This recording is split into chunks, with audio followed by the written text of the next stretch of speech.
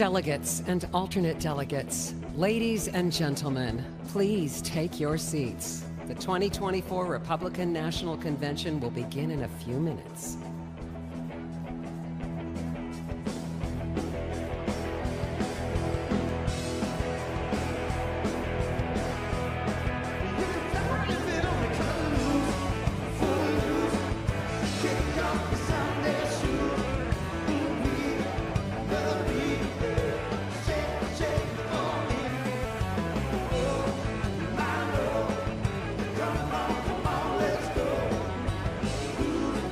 Your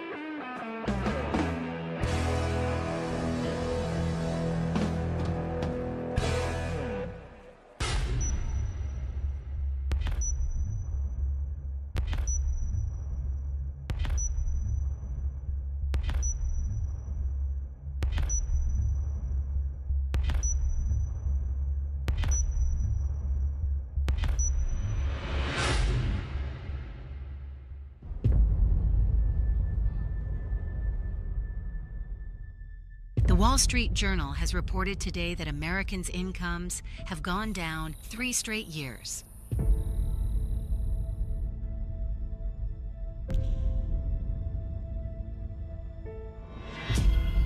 Inflation at a 40-year high under Biden presidency. Putting up with this anymore. Putting up with what? I can't talk to people.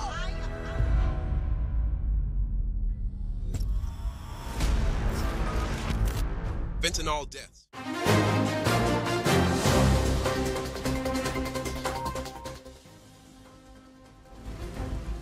Under Biden, the number of illegals that have entered the U.S. is greater than the population of 40 of our states. Biden's failed Afghan withdrawal leaves 13 service members killed.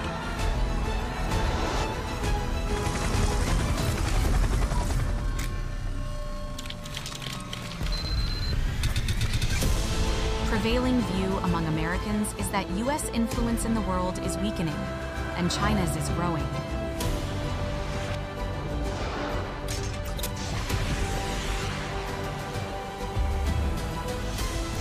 Nearly 70% of Americans are living paycheck to paycheck.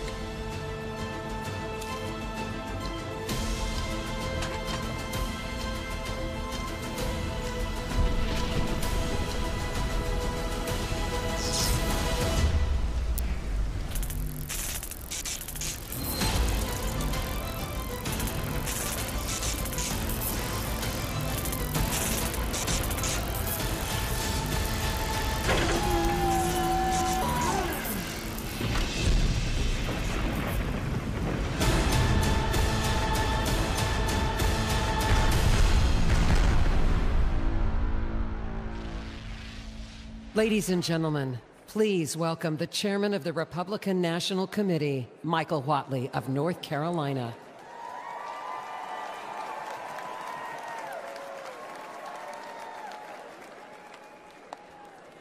Good evening. As we prepare to open our final session for the 2024 Republican National Committee, I feel compelled to note this has been a pretty awesome convention.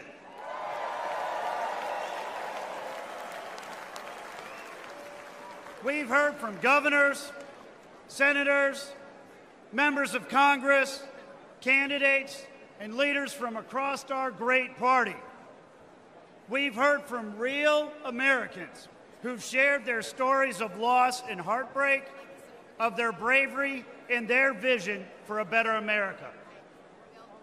We've heard from the Trump family, Donald Trump Jr., Laura and Tiffany. You have all been incredible. Almost as good as the president's granddaughter, Kai.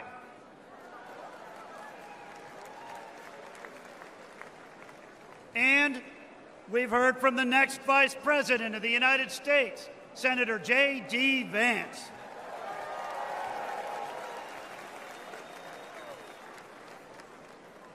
I also feel compelled to note once again that it is a miracle that we are here tonight.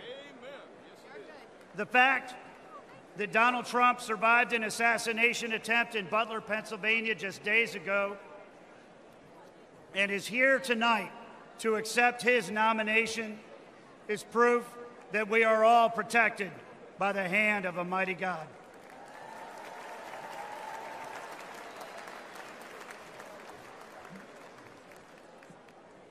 We have a lot of work to do in this election cycle.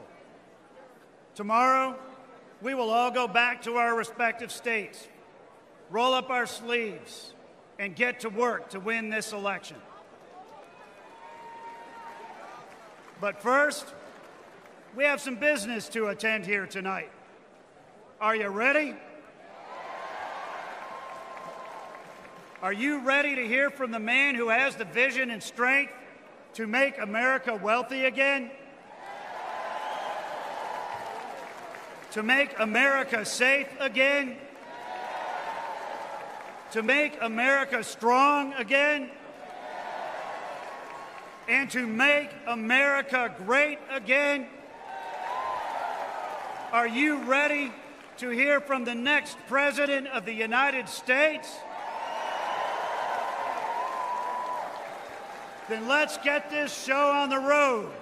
I hereby open the final session of the 2024 Republican National Committee.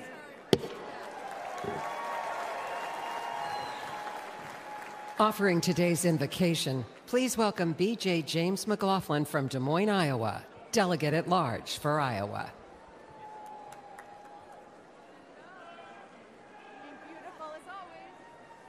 Good evening. If you bungle raising your children, nothing much matters.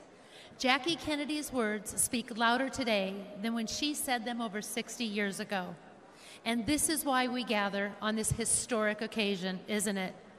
We as parents and grandparents would move heaven and earth to protect our children and the opportunities that a strong, free America offers them. Raising our children is the single most important job we have, which is why we dedicate endless hours organizing, volunteering, and advocating on behalf of President Trump. We owe it to our children to give them the kind of America we all remember growing up in, the proud, patriotic, and safe America that President Trump wants for all of us. Thank you.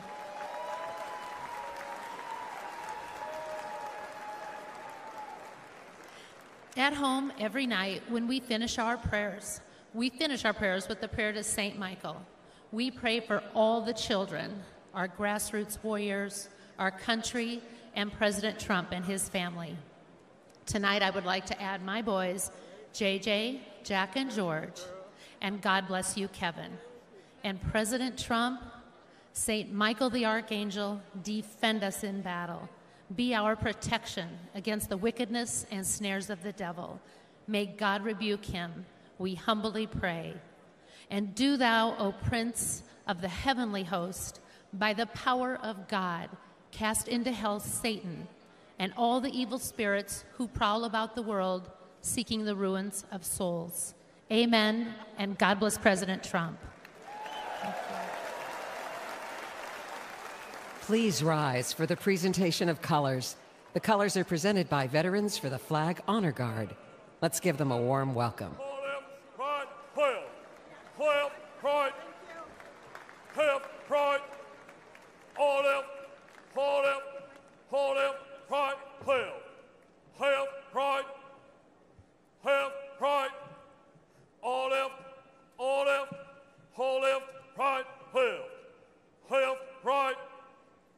Color guard. Mark time, mark. Detail, halt. Left, peace. Please remain standing for the Pledge of Allegiance and the National Anthem. Halt.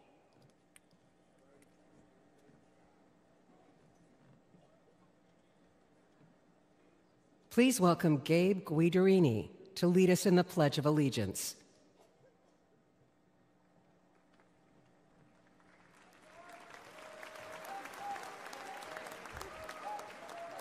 Ladies and gentlemen, please join me in the Pledge of Allegiance.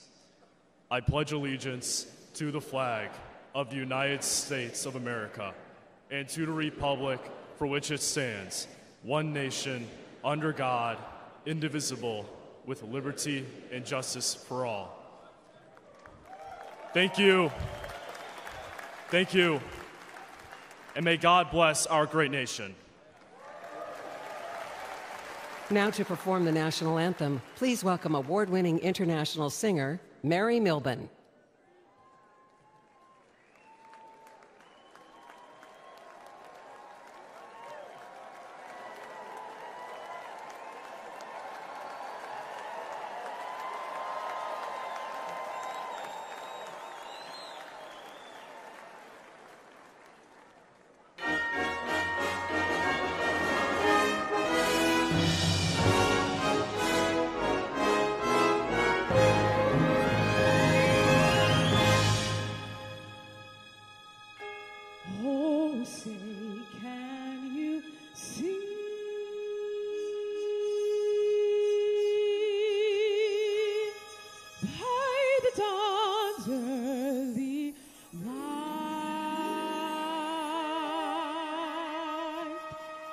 but so proudly we hail.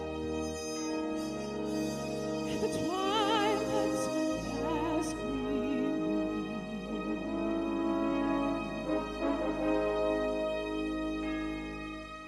whose broad stripes and bright stars through the perilous fight, by the ramparts we watched were so gallantly streaming.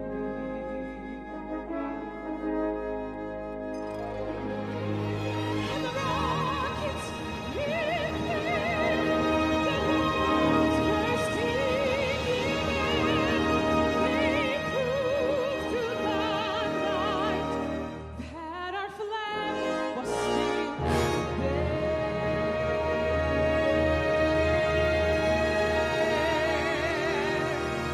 Oh, saved us that star-spangled banner yet wave. For the flag of the free.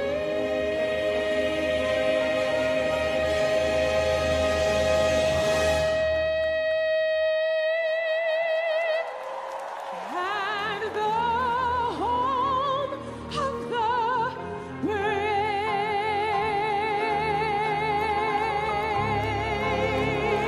Oh, America, it is the greatest country in the world. I said, America, it is the greatest country in the world. Yes, it is.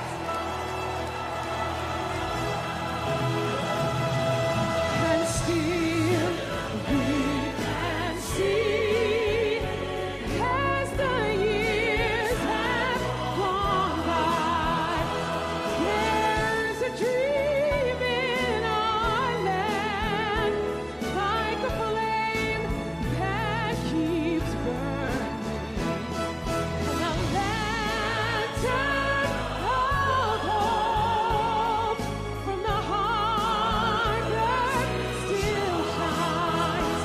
Those who seek freedom's dream to its light are still turning. Now we look to the sky and we lift up our eyes, for we know in the dawn we shall see our flag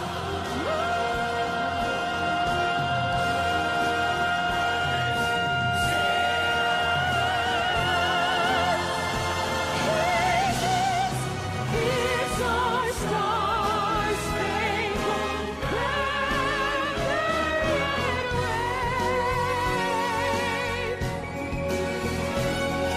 For the land of the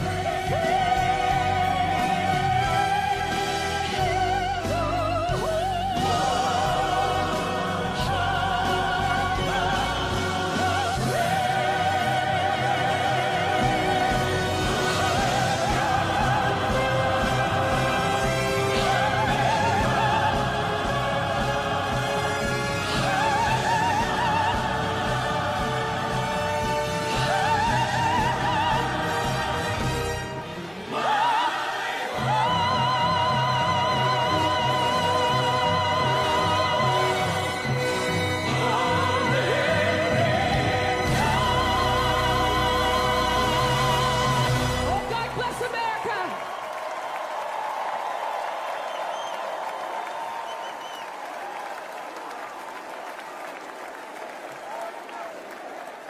Please remain standing while the colors are retired.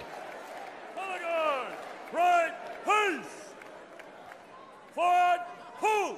Hold left, hold left, hold left, right. Left, right. All left, hold left, right, left. Left, right. Left, right. All left, hold left, right, left. Left, right. Ladies and gentlemen, please welcome Chairman of the National Republican Senatorial Committee, United States Senator Steve Daines of Montana.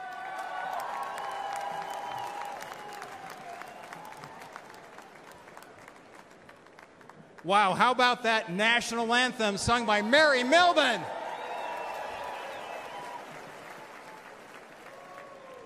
I'm U.S. Senator Steve Daines, and I represent the great state of Montana, right over there. You know, when I was a kid growing up in Montana, my grandma taught me an important lesson, and that is to have a thankful heart, to count your blessings. So this morning, as I was headed down to breakfast, I thanked God for my sweet wife, Cindy, of 37 years. I thanked God for our 4 children and their spouses. I thanked God for our 6 grandchildren. And then I thank God that in 6 months, Joe Biden will no longer be president of the United States.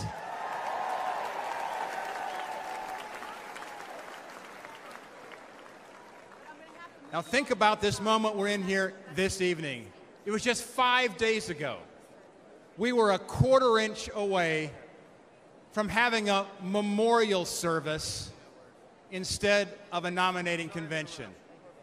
And we thank God here tonight for protecting President Trump. But we have important work to do, because going forward, we must fight, fight, fight. And I will tell you, as chairman of the National Republican Senatorial Committee, I'm working with President Trump to win the Senate majority and to fire Chuck Schumer.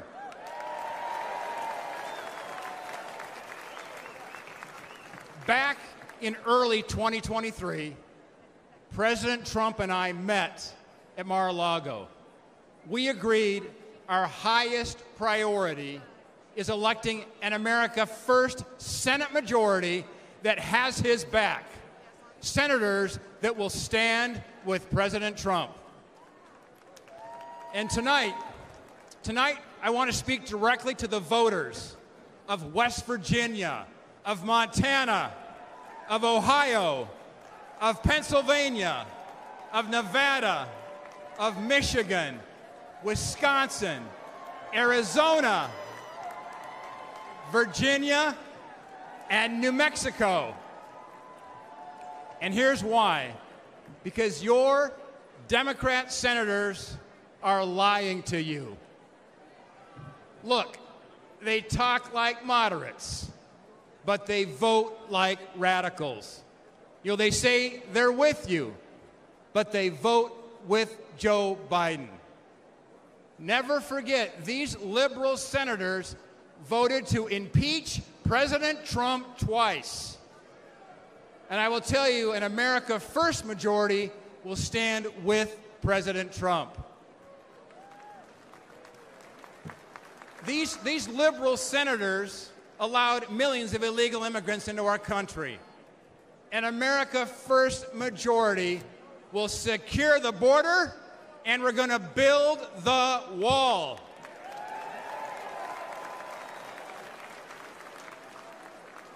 These liberal senators shut down the Keystone Pipeline. An America First majority, we're going to drill, baby, drill.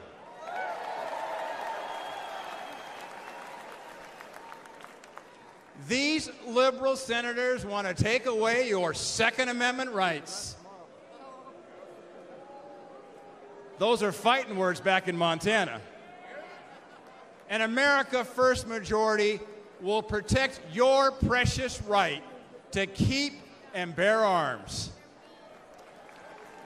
These liberal senators covered for Biden after 13 American service members were killed during his botched Afghanistan withdrawal.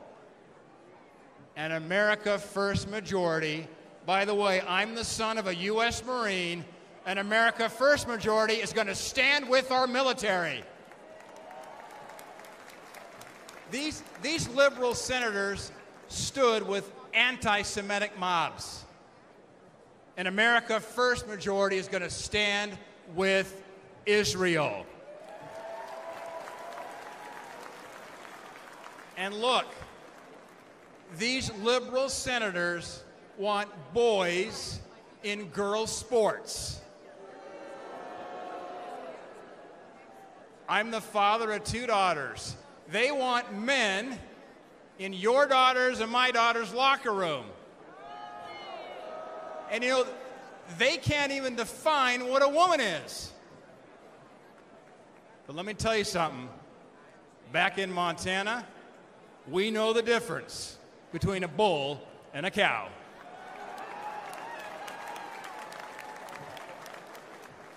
We must replace these liberal senators with great Republican leaders like Jim Justice and Baby Dog in West Virginia, like Tim Sheehy in Montana, like Bernie Moreno in Ohio,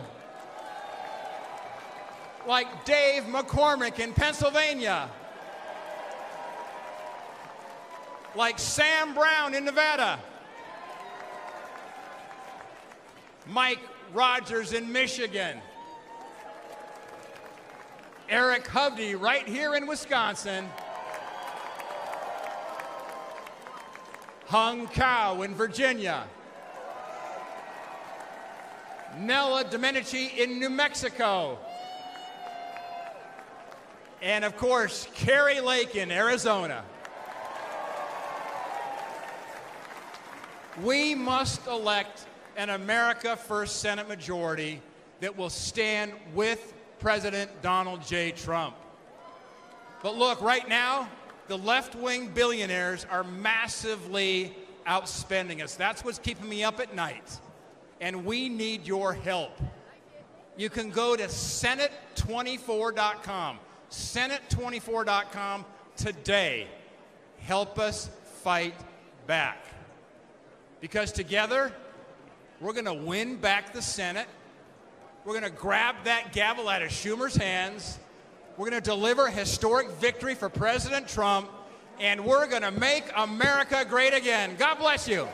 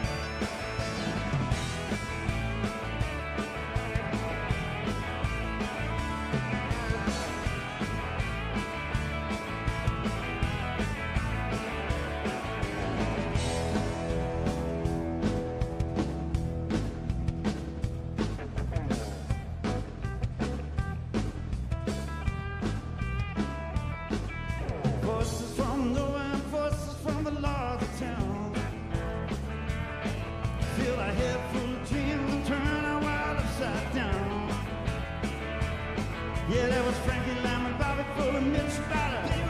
Jackie was a single as a young rascal. Spotlight on Martha Reed with don't forget James Brown. Rocking in the USA.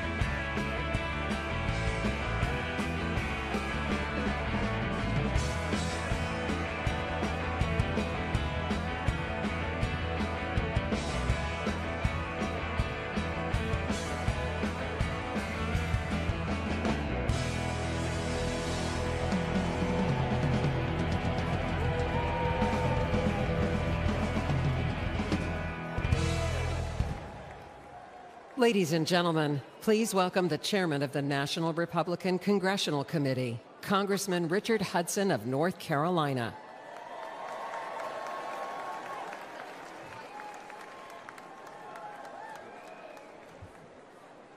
My name is Richard Hudson, and I'm a congressman from North Carolina.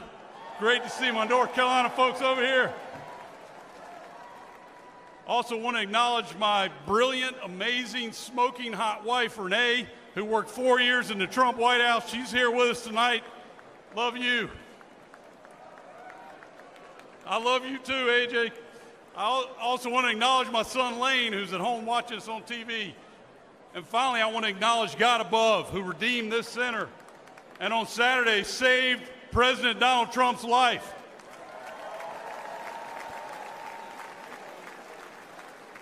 Now, my job as NRCC chairman is to grow the House majority. But in my district in North Carolina, we have the largest military base in the world, Fort Bragg, home of the Airborne and Special Forces. The men and women there, the men and women at Fort Bragg are willing to give their lives for the flag. And if they make that ultimate sacrifice, that same flag accompanies them home on that final journey. They deserve a commander-in-chief who respects them and who honors their service. Ladies and gentlemen, Donald Trump is that commander-in-chief.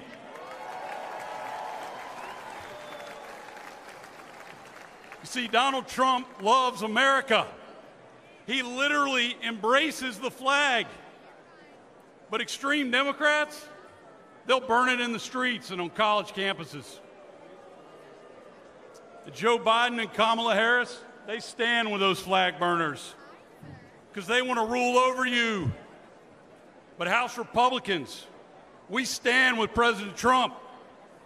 We stand for America, and we stand up for the flag. Because House Republicans understand we don't rule over you. We work for you. In just the last 2 years, House Republicans have passed an historic border security bill that would lock down Biden's open border.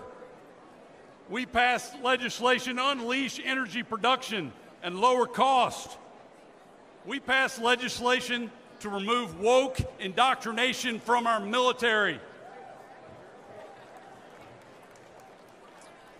We passed the Parents' Bill of Rights because we think parents ought to make decisions about how their children are educated. And we impeached Biden's failed border chief, Alejandro Mayorkas. But Joe Biden and Chuck Schumer killed those bills and blocked any progress for the American people. For the last 2 years, House Republicans have fought alone. Ladies and gentlemen, we need backup. To save America, we need to grow our majority. And we need President Donald Trump back in the White House.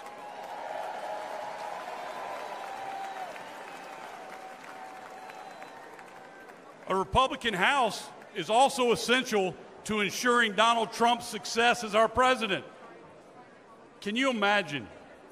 Can you imagine what Nancy Pelosi's protege, Hakeem Jeffries, would do if he was Speaker of the House to undermine Donald Trump? If Democrats control the House, they'll block every tax cut, budget, border bill, and crime bill that he proposes. They'll hold sham investigations and hearings to bog down his agenda. They'll impeach him for doing his job. But we're not going to let that happen. Together, a Republican House and President Donald Trump will preserve the historic Trump tax cuts and eliminate taxes on tips. Together, a Republican House and President Donald Trump will fund the police. We will rebuild our military.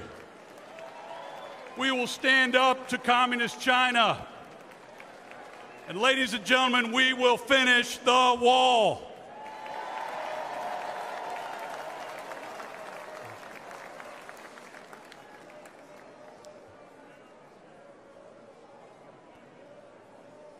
A House majority will make Donald Trump's second term even more successful than his first.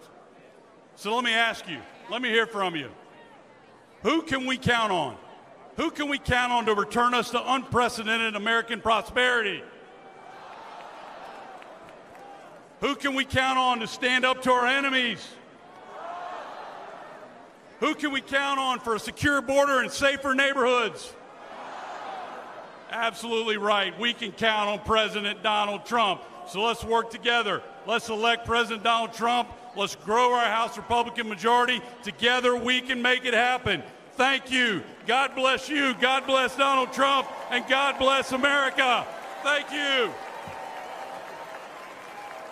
Ladies and gentlemen, please welcome American businesswoman Diane Hendricks.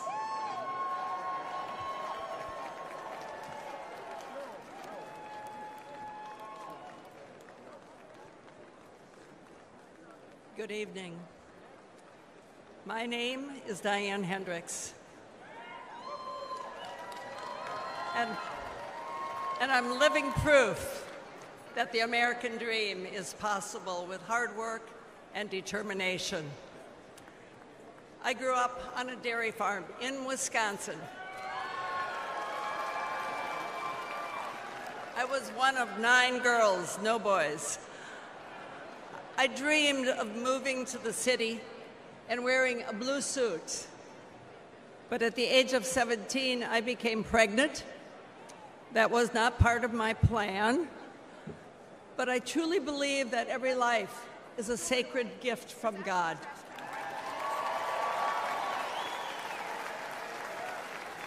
And I give thanks every day for my son. As a single mom, I worked 2 jobs to pay the bills.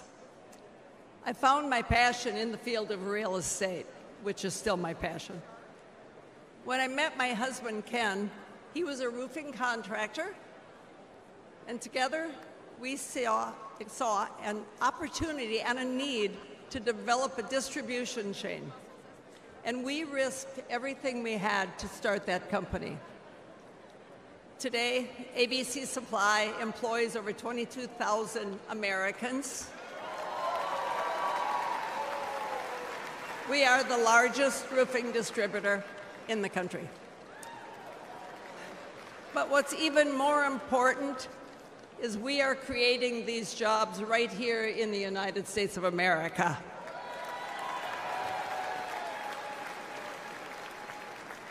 I lost my husband 16 years ago. It was the toughest time in my life. Thank God I had our 7 children to be my support. But I had to decide whether to fight or fold, and I chose to fight.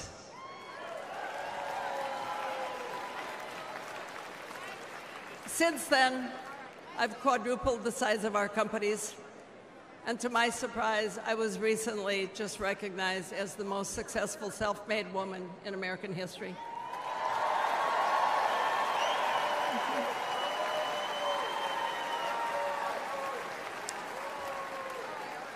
So to all of you aspiring entrepreneurs out there, if I can make it, you can make it too.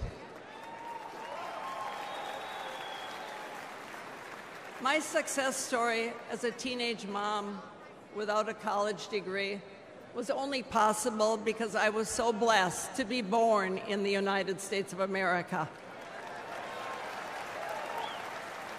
But today, the American dream is under threat. Since Joe Biden and Kamala Harris took over the offices, prices have risen over 20%. Aspiring entrepreneurs can't afford to take out a loan at 7, 10, 15% interest. Regulations have surged, and the administration has proposed $7 trillion in tax increases. I know how hard it is to build a company from nothing. And we need a president who understands that too. We need a builder back in the White House.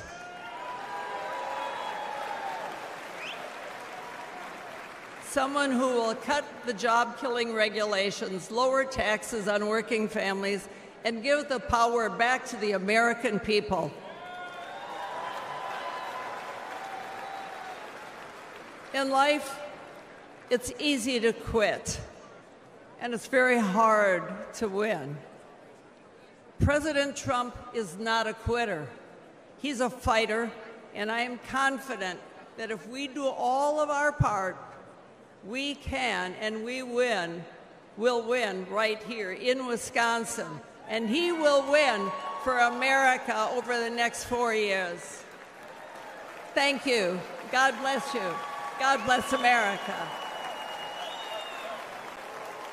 Ladies and gentlemen, please welcome Miss Diane Evans, volunteer and Republican Executive Committee woman from Palm Beach, Florida.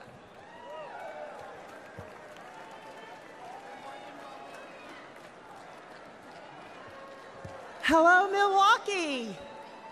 My name is Diane Evans. I'm a volunteer with more than 1,000 hours working for the Trump campaign since last year. If you told me I'd be here 5 years ago, I'd have said you're crazy. But here I am, and I'm very excited to re-elect Donald Trump as President of the United States this November.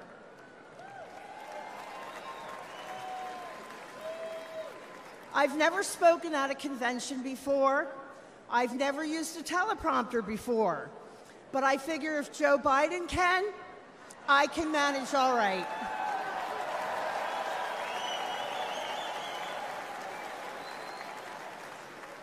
I'm pretty new to politics. I voted my whole life, but I've never got involved as a volunteer.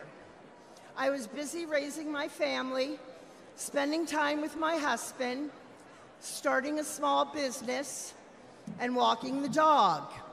Moms are busy people.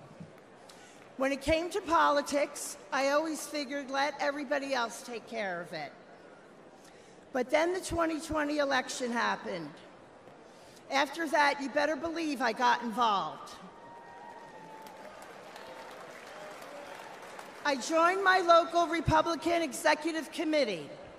And when Trump headquarters asked for a volunteer to help with office staff, I started showing up whenever they needed me, or if they didn't need me, I showed up anyway.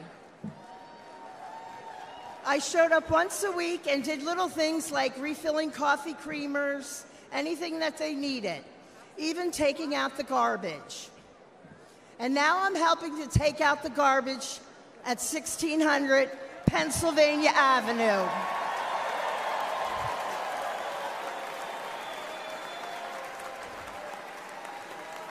As long as I can remember, these politicians have said what they think we want to hear, then they do just what the hell they want.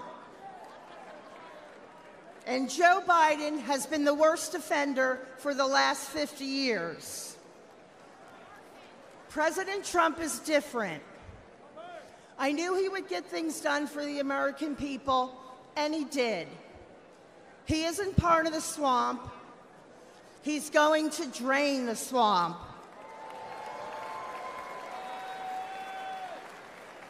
The Democrats are going to do everything in their power to stop him. We can't rest for a minute. If you're not sure how to get involved, reach out to your local Republican Party. And most important, get out and vote Republican on November 5th. Tell 20 people to tell 20 people to vote. That's how we can get our landslide. And they can't cheat or rig their way out of a landslide. I know that together we can win. We can all take out the garbage in Washington, D.C. And we can make America great again. God bless President Trump, and God bless Team Trump, and thank you so much. I'll see you all out there.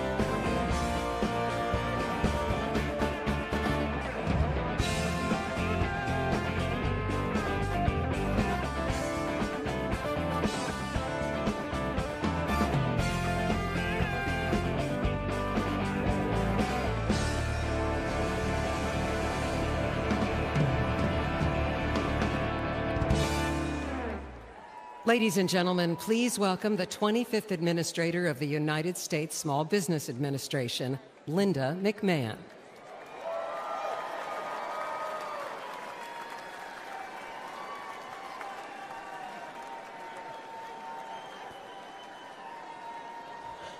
Thank you.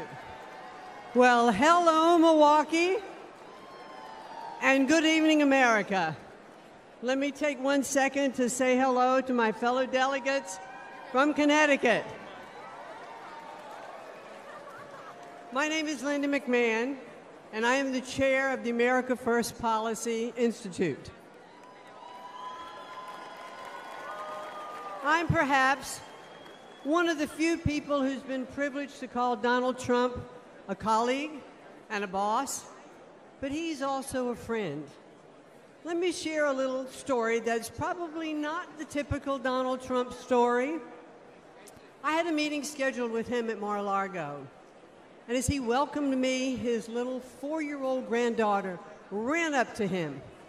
He scooped her up with delight and asked her, "Who's the most beautiful girl in the world?" And she said, "Me." Then he asked, And who do you love the most in the world? And she said, you, Grandpa.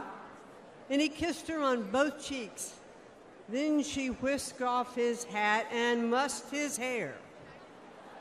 And he smiled with the love that only a grandfather could have given.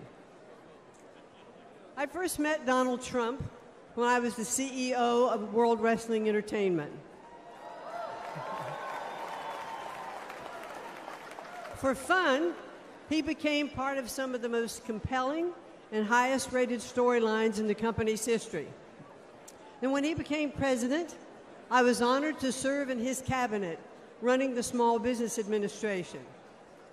I traveled the country, talking to business owners and job creators. They knew they had a president who understood them and fought for them. He knew that small businesses are the engine of the American economy, and the Trump tax cuts proved to be like rocket fuel for them. Almost every business owner I spoke with was using their tax savings to grow their businesses. And ladies and gentlemen, the U.S. economy was flourishing.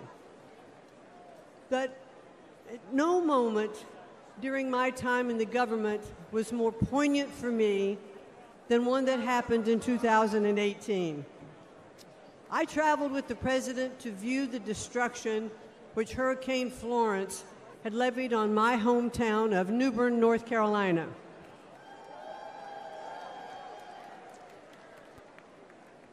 I stepped off of Air Force One and walked side by side with the President of the United States through the hangar where my father had been a shop foreman and my mom had been a budget analyst.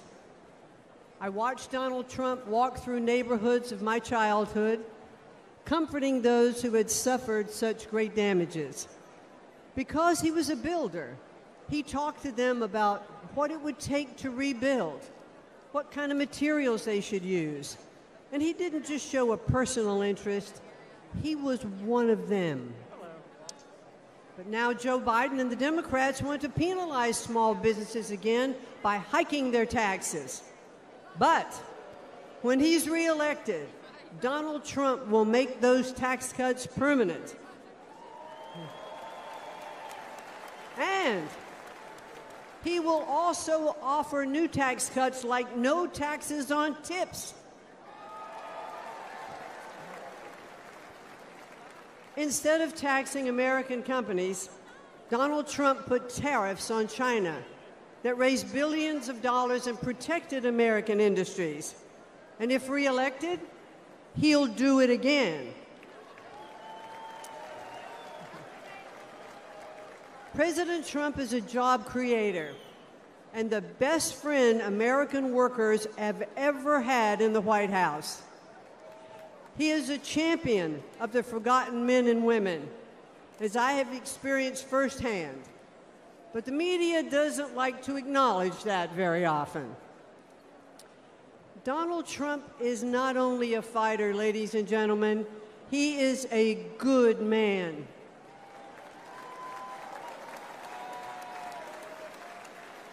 He has the heart of a lion and the soul of a warrior. And I believe that if necessary, he would stand at the gates of hell to defend our country. He loves this country, and he would do anything to defend it and to protect us from all harm. I am confident that he will make America great again. And why? Because he did it before. So I ask all of you here tonight, and those of you who are watching from home, to re-elect Donald J. Trump as the 47th President of the United States. Thank you, and good night. Everywhere you look, the Trump economy crushes the Biden economy. Gas prices, they were low under President Trump, then skyrocketed under Biden. And credit card fees have increased 50% under Biden. Grocery store prices, everything from meats and vegetables to apples, now astronomical under Biden. Take-home pay, up $6,000 under President Trump. Under Biden, Americans' income has gone down 3 straight years. Mortgage rates? They were low under President Trump. Now they're punishing under Biden. And personal and retirement investments? Up 40% under Trump. Under Biden, your investments fell, along with other things. President Trump, he'll make America's economy strong again.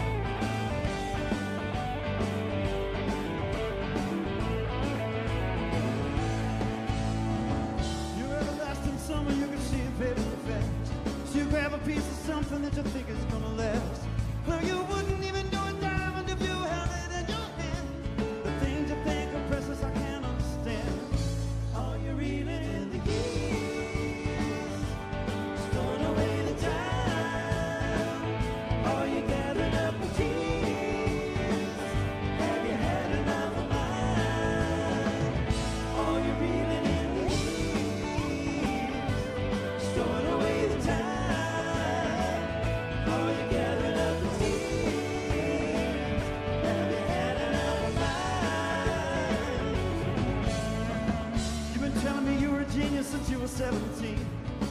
All the time I've known you, I still don't know what you mean. The weekend at the college didn't turn out like you planned. The things that pass for knowledge I can't understand. Are you reeling in the years? Storing away the time. Are you gathering up the tears? Have you had enough of mine? Are you reeling in the years?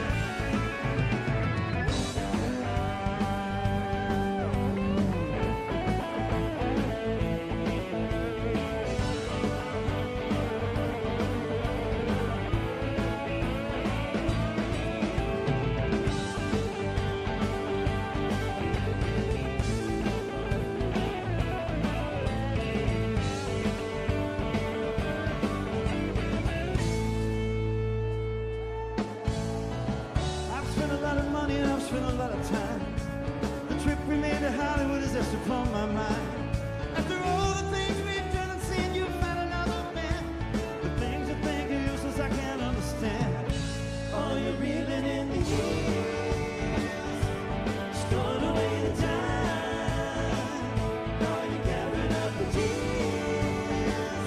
Have you had enough of mine? Are you reeling in the years? Storing away the time. Are you gathering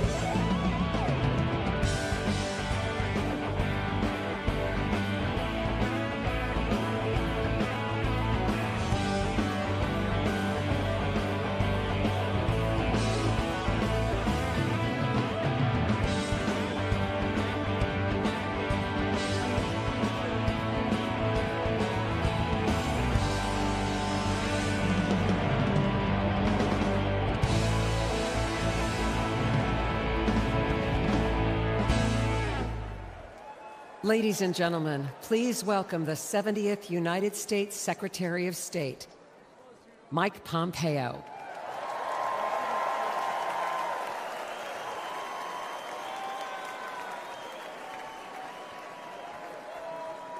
Good evening. Good evening, my fellow Americans. It's great to be with you. A special shout out to Kansas over there, my good friends from Kansas. You know, I had the incredible privilege to serve as President Trump's CIA director and Secretary of State. It was my greatest honor to work with him every single day to serve you, the American people. Now you all are paying attention, so you know what the Trump administration achieved, but it's worth going through a few of these accomplishments. Let's start with this. There were no new American wars.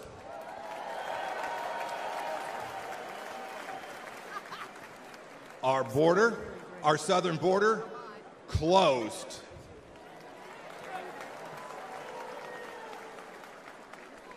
It may seem like a long time ago, but when we took office, there were people's heads being cut off at the beaches. We destroyed ISIS and its caliphate. And you know, here's another fun fact. We never lost our Secretary of Defense for 2 weeks either.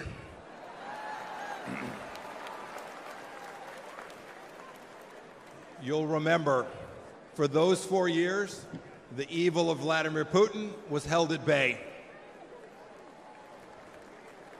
When we walked out, January of 2021, the Iranian regime was afraid, and the people of Israel were strong and secure, and we treated them like the friend and ally that they need to be. Everywhere we went, religious freedom was protected. We held 3 summits in North Korea, and North Korea was quieted. We'd begun an honorable exit from Afghanistan, and not a single Chinese spy balloon flew across the United States of America. 4 years.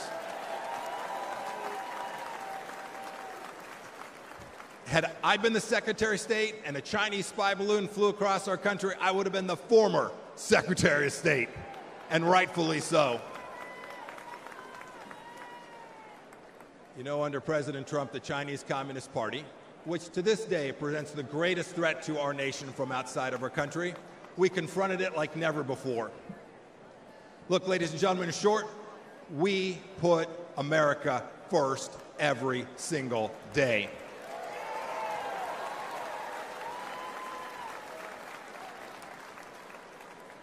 "42 months on, what has Joe Biden and Kamala Harris done?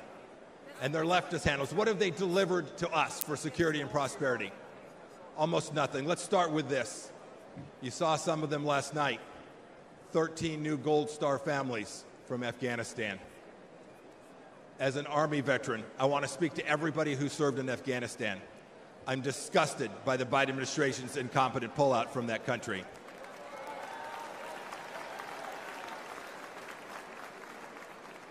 To those of you who served there, know this. Know that your service was honorable, that you saved American lives, and that the Pompeos love and admire you for what you did for America. Thank you, and God bless each and every one of you.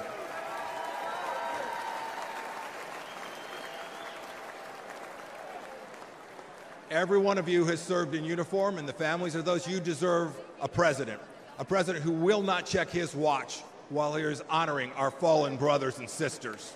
It was indecent. And of course, it was that very weakness we saw in Afghanistan that prompted Putin's butchery in Ukraine. Last week, we saw what it meant.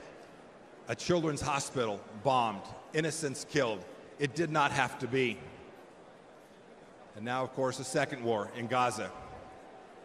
President Biden won't even talk about the fact that Americans are still being held there by the Iranian regime.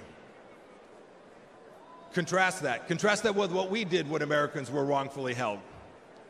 President Trump sent me to North Korea to bring home 3 American pastors. We brought them home. We brought them home along with dozens of others, dozens of other hostages, and we did so without paying 1 single penny to the terrorists.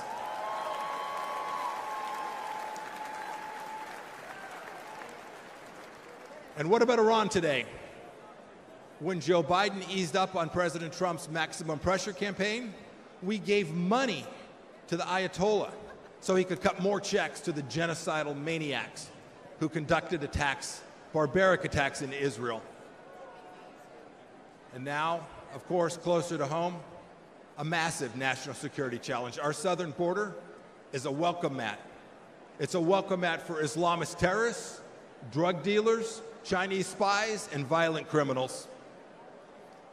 Ladies and gentlemen, President Biden sold out our citizens and our security and our sovereignty, and we need to get it back, and I am confident that we will get it back.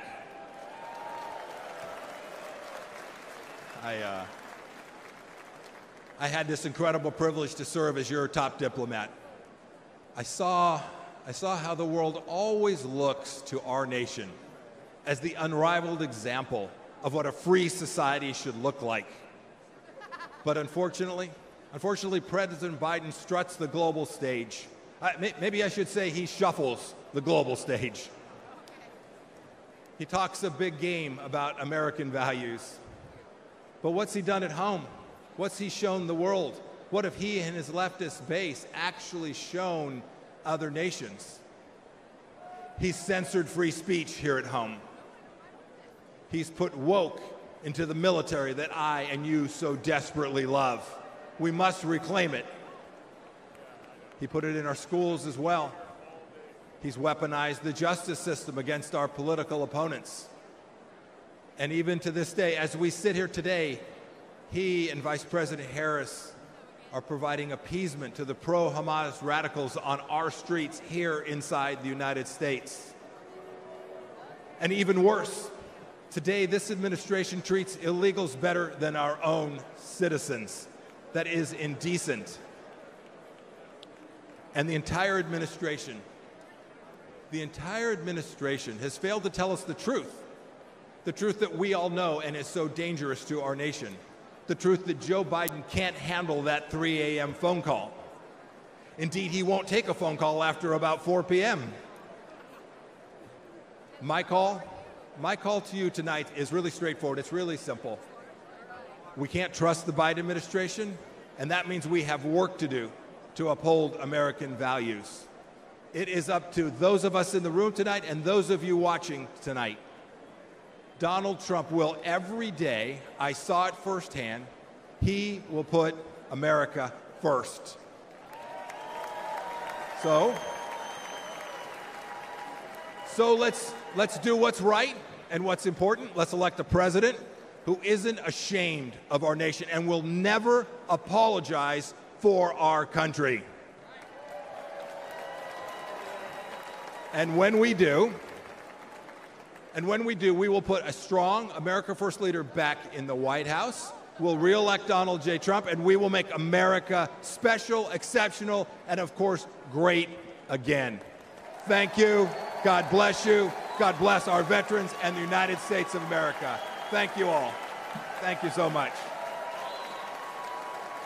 Ladies and gentlemen, please welcome Pastor Lorenzo Sewell from Michigan.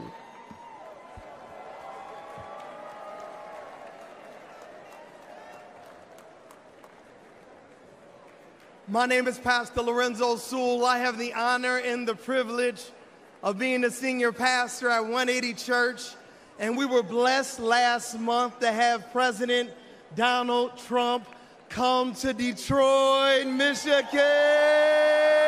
Let's go! Can you imagine it? Can you imagine President Donald Trump coming to a city and calling a pastor like me, a pastor who was born and raised on the east side of Detroit, I was mentored by murderers. I was a student of the street. But I had a radical experience with Jesus Christ that changed my life forever. Come on, if you believe that Jesus still changed lives, come on, put your hands together and give our great God great glory.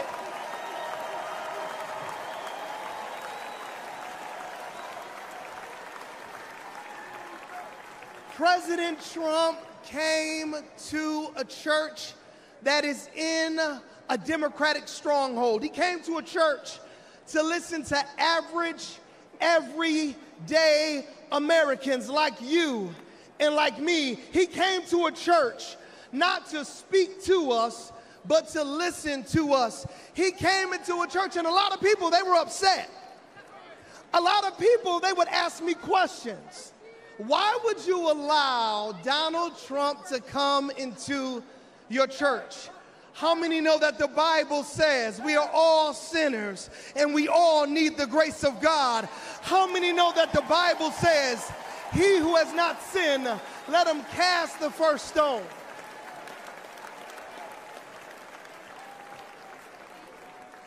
President Donald Trump, he came during his birthday weekend. Let me ask you a question. Grand old party, what would you do for your birthday if you were worth $6.7 billion? What would you do for your birthday? Would you come to Detroit? Would you come into the hood? He came to the hood because he cares about average, everyday Americans.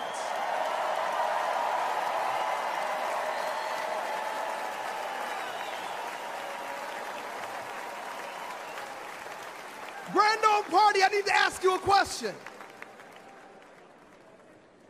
What would you ask for your birthday?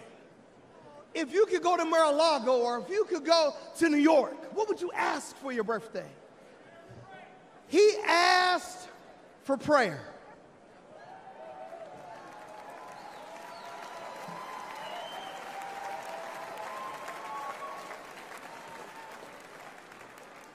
I believe that prayer is preventative and prayer is proactive. I believe that praying in the name of Jesus changes everything.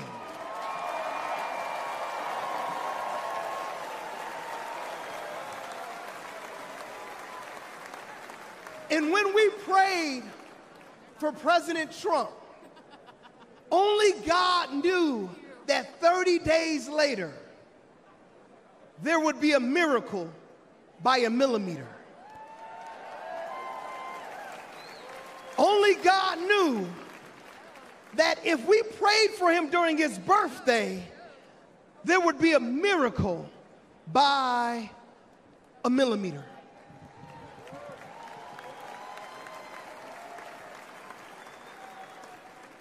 If President Trump had moved 1 millimeter, he wouldn't have been here on Monday to talk to us about how America was going to be made wealthy again.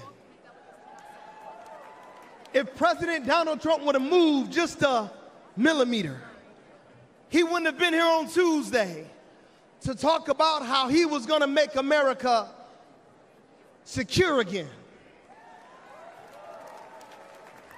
If President Donald Trump would have moved just a millimeter, he wouldn't have been here on Wednesday to tell us how he was going to make America strong again. And if President Trump would have moved just a millimeter, we would not be hearing tonight how he was going to make America great again.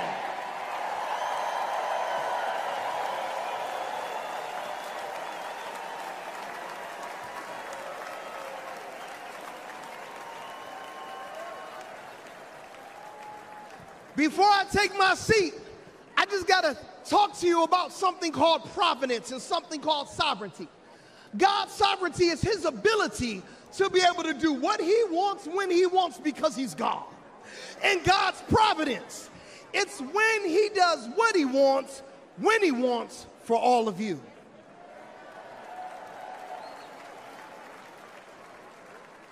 Did you know that President Trump was shot on 6/11? And do you know that Ephesians chapter number 6, verse number 11 says, be strong in the Lord and in his mighty power?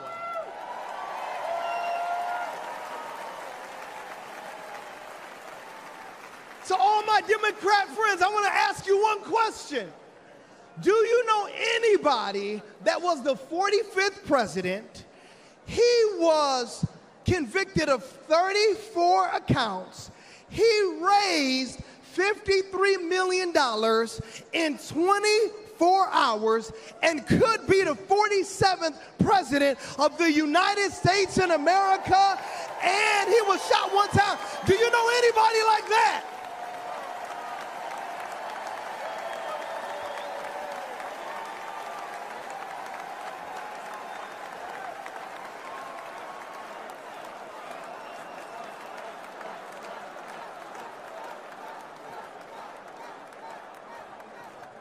So all my friends back in Detroit who are Democrats, I want to ask you just one simple question.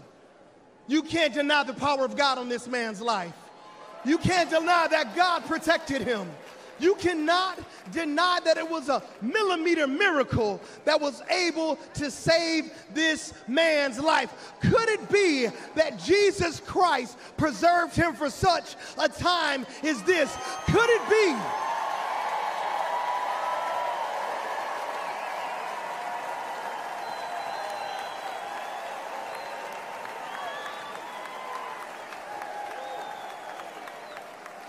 Could it be that when we prayed for him when he came to the round table in Detroit, that Jesus asked and he received, that we sought him and then he found protection? Could it be that the King of glory, the Lord God strong and mighty, the God who is mighty in battle, protected Donald Trump because he wants to use him for such a time as this? If you believe that, come on, put your hands together and give our great God great glory.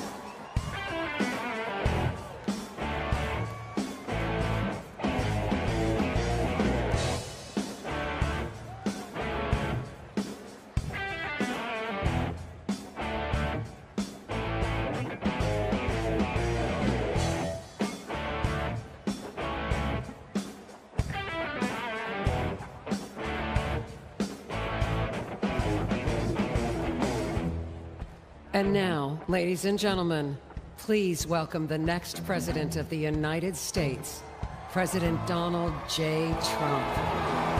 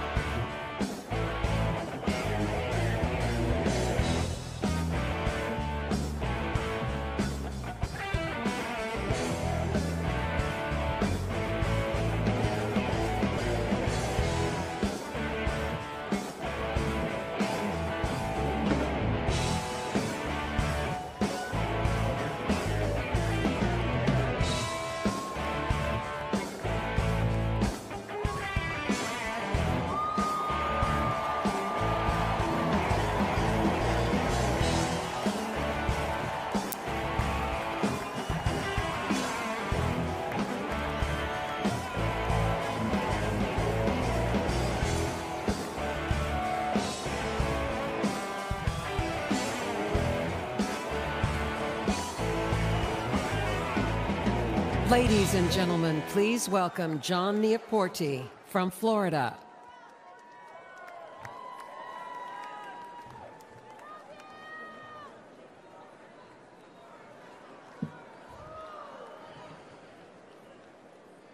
It's an honor to be here this evening. I'm the PGA head golf professional at Trump International Golf Club in Palm Beach, Florida.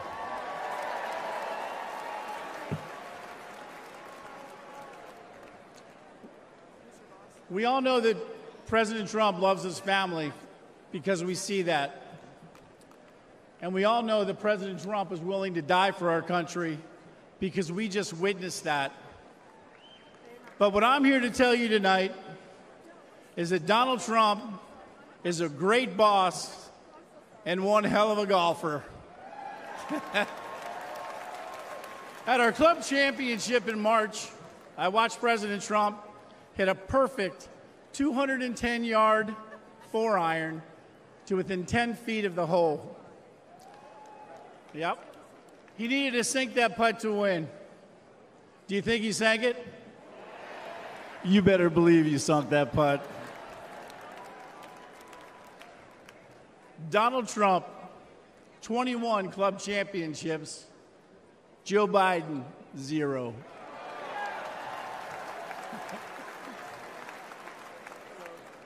For non-golfers out there, that's a pretty good record. That's real good. That's not good, that's great. 25 years ago, I was working multiple jobs, and one of those jobs was caddying at Trump International, and that's where I met Mr. Trump. My caddy job eventually would turn into a full-time job. One day, I was out caddying for Mr. Trump when he mentioned to me that he needed to find a teaching pro. He knew I could play, so he said, tomorrow, dress like a golf pro and come out and play golf with me. So in true Mr. Trump fashion, on the first tee the next day, he tees up his ball, whacks it right down the middle of the fairway.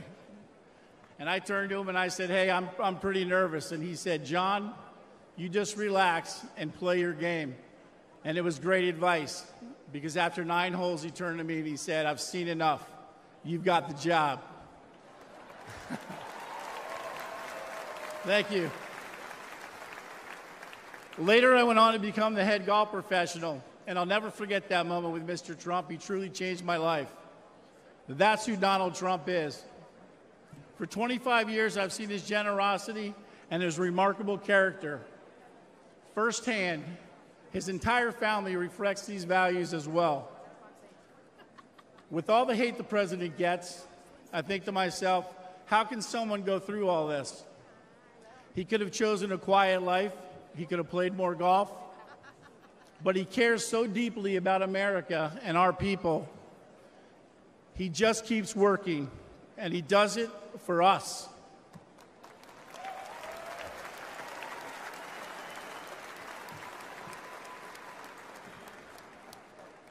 Now it's our turn to support him.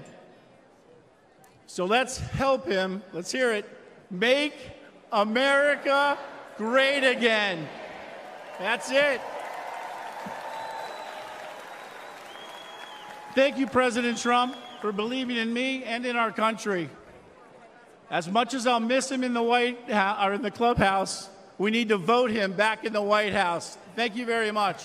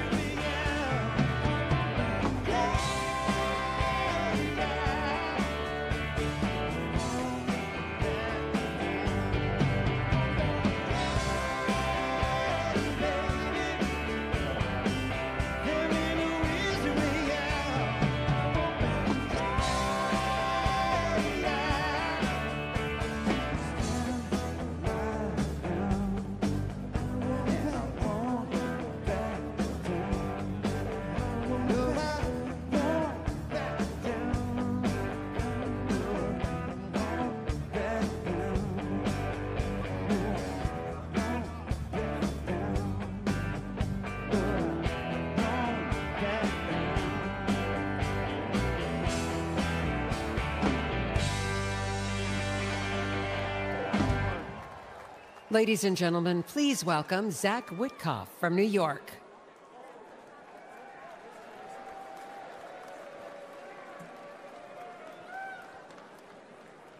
Good evening, Milwaukee. I'm Zach Witkoff. I am deeply honored to stand before you tonight and introduce my father. This moment holds special significance as I'm about to become a father myself. Thank you.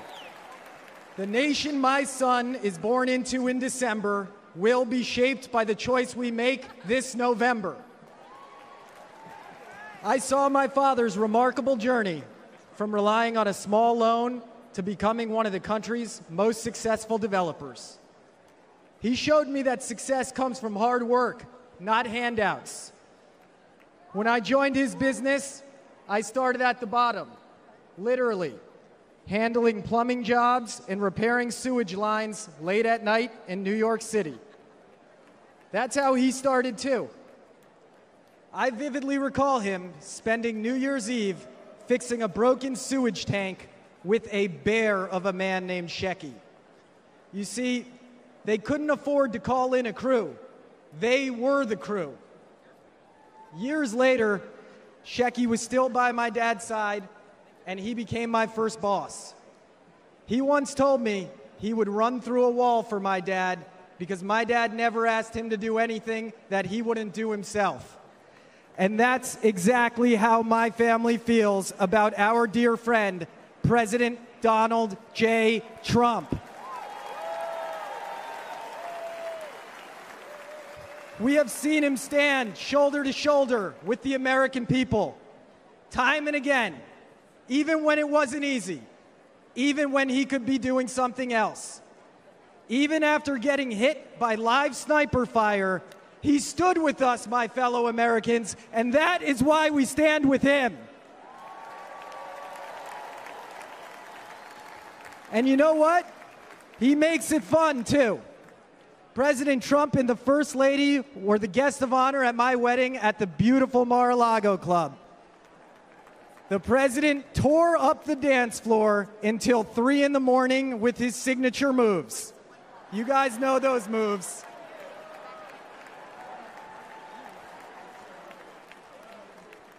The essence of what my dad taught me, hard work, unwavering loyalty, and perseverance, that is the essence of Donald Trump.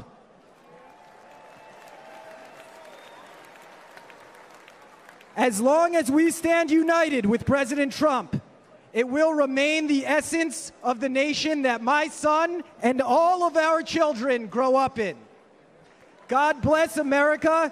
God bless Donald Trump, and God bless the greatest nation on earth, the United States of America.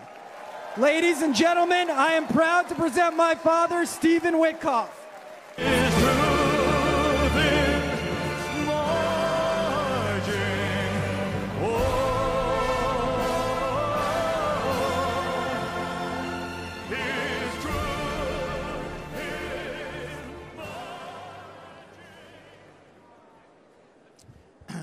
Good evening, everybody. That song that you just heard was American Trilogy by Elvis. It was playing for a reason. A lot of people don't know this about my dear friend, President Trump, but he's a big music guy. And he's got a playlist, and he's the DJ wherever he goes.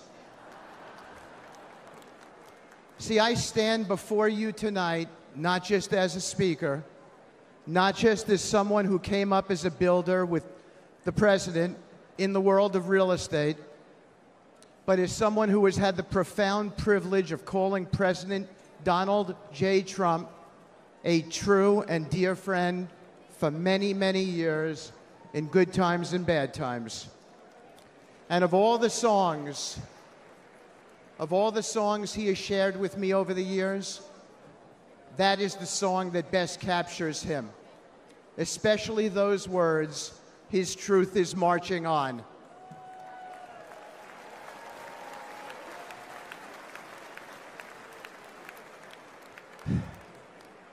I thought of that song after my dear friend was shot a few days ago. I gave him a call. I expected to leave him a voicemail, so it surprised me when he answered the phone. His first words surprised me as well. He'd just come within an inch of his own life ending, but he picked up the phone and said, "Hi, Steve. I'm really glad you called. How are you? How are your kids?" It surprised me, but it shouldn't have. I know this man very well. President Trump is as kind and compassionate a man as I've ever met in my lifetime.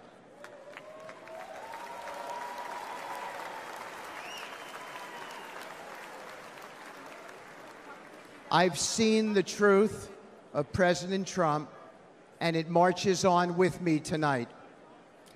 I know that many here and watching at home have felt that kind of a connection with the president. It's real. I have never seen him refuse a question from somebody, decline a photo, or ignore someone's story or concerns. Everyone he meets gets a family member's embrace from him. I have felt that warmth so many times over the years. Just last week, I told the president about a moment I had with his 3 sons and how impressed I was with them. He looked at me with a wistful smile, blowing a kiss, and it was a special moment between us as fathers. When my dad fell gravely ill, President Trump didn't just send a note. He didn't just offer words of comfort. He showed up as he always does. He was there, treating my parents with kindness and respect.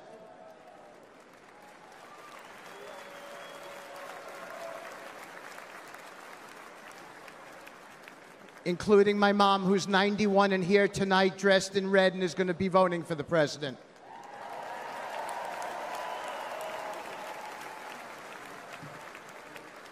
Many Americans have only witnessed his leadership on TV, but I have seen his humanity in the quiet moments, away from the spotlight, in hospital rooms he didn't have to be in, where his presence brought real solace in a dark hour for my family and many other families.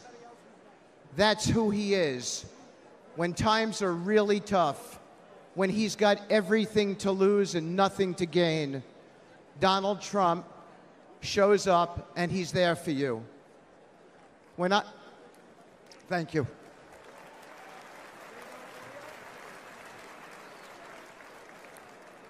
When I lost my boy Andrew to an opioid overdose, the pain was unbearable. But as usual, Donald Trump showed up. After he became the President Trump, even amid all the responsibilities of his office, he reached out and invited me to speak about Andrew at a conference on opioids hosted by the First Lady, providing a platform to honor my son's memory.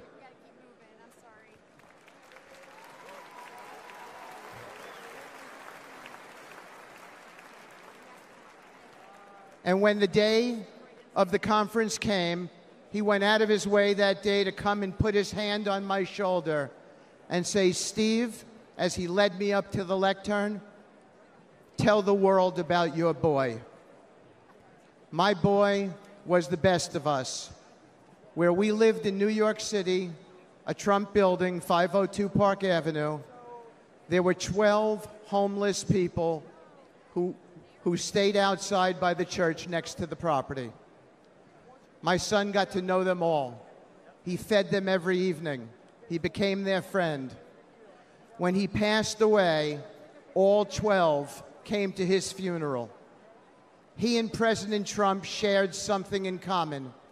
My boy stood up for people, no matter which side of the train tracks they came from, exactly as the president does for everybody.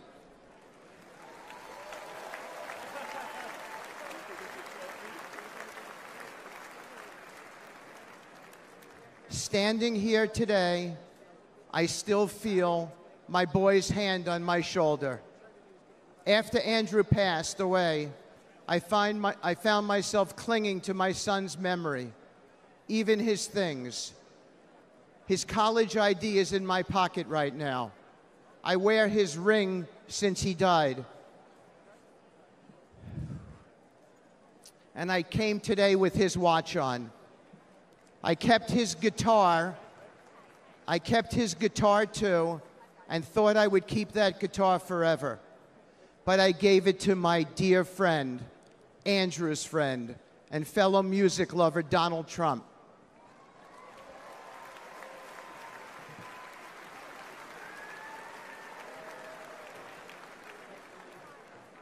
I wanted President Trump to have something with which to remember my son.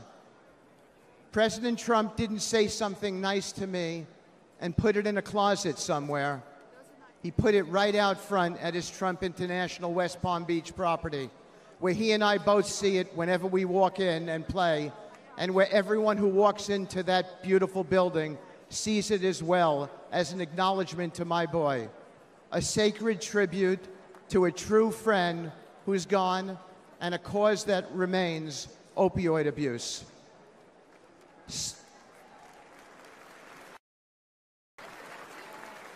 Thank you. Standing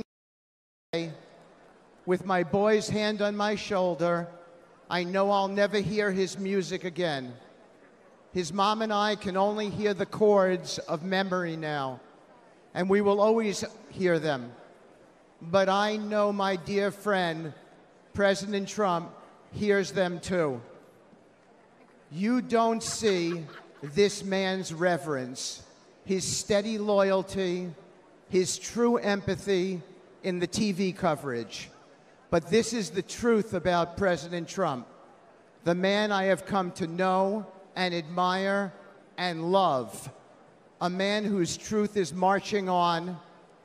It is a dark hour for America, but there's nobody I trust more in this moment than this man.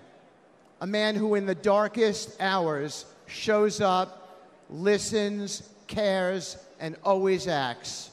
The kind of man we need now to be the 47th President of the United States.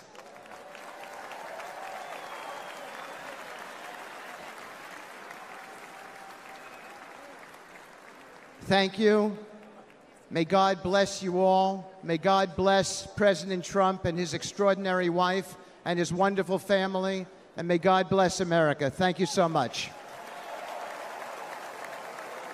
From the very first day that we take back the White House from crooked Joe Biden, the worst president in the history of our country, I believe that we're going to have 4 of the greatest years in the history of our country. I will once and for all secure our elections. We're going to go to paper ballots. We're going to have same-day voting, voter ID. We're going to do it properly. We're going to have good, secure, beautiful elections. We never want what happened in 2020 to happen again. But until then, Republicans must win. And we must use every appropriate tool available to beat the Democrats. They are destroying our country. Whether you vote early, absentee, by mail, or in person, we are going to protect the vote. That's the most important thing we have to do, is protect the vote. Keep your eyes open, because these people want to cheat, and they do cheat. And frankly, it's the only thing they do well. We will make sure your ballot is secure and your voice is heard. Many Republicans like to vote on Election Day, and we must swamp the radical Democrats with massive turnout on Tuesday, November 5th. The way you win is to swamp them. If we swamp them, they can't cheat. It just doesn't work out. But if you can't make it, you need to make a plan, register, and vote any way possible. We got to get your vote. So with your vote, we will win a victory the likes of which no one has ever seen before. We will evict crooked Joe Biden from the White House, and we will take back our country on November 5th, 2024, the most important day in the history of our country. That's what it's going to go down as. Thank you. Ladies and gentlemen, please welcome attorney and senior advisor for President Donald J. Trump, Alina Habba.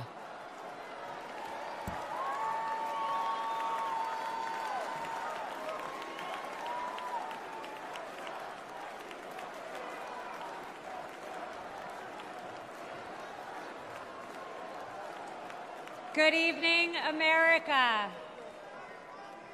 My name is Alina Habba, and I have had the great privilege of representing President Donald J.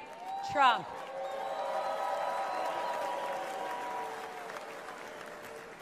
Now, I know you're all used to hearing me shouting outside a courthouse, but tonight, I want to take you behind the law and behind the headlines and share with you a side of President Trump that reveals his character, his kindness, and his commitment to saving this great country.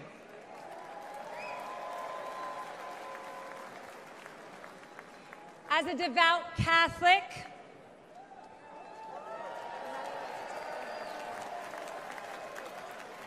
a proud first-generation Arab-American woman,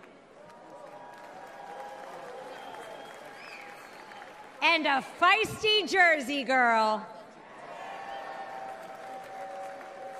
who is fed up with far-left corruption in Washington.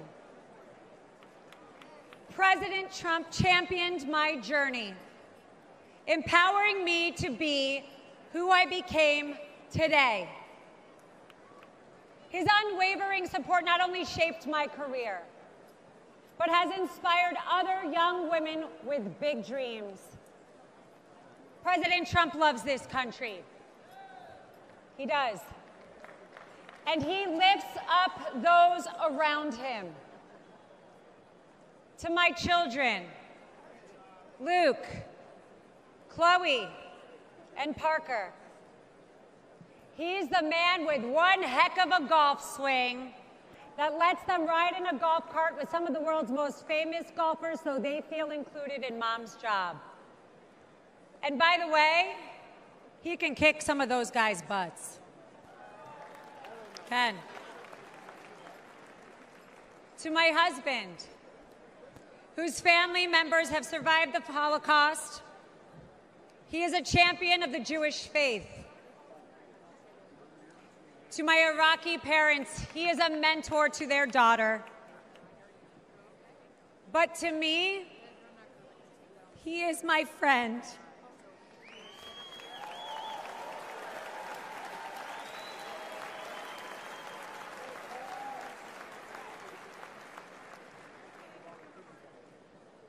Not too long ago, a supporter shouted, "God bless you and President Trump," in the middle of Manhattan after one of our trials.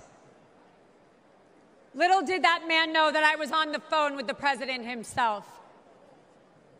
And he immediately asked me to pause, give the man my phone, and spent time speaking to him and thanking him for his support.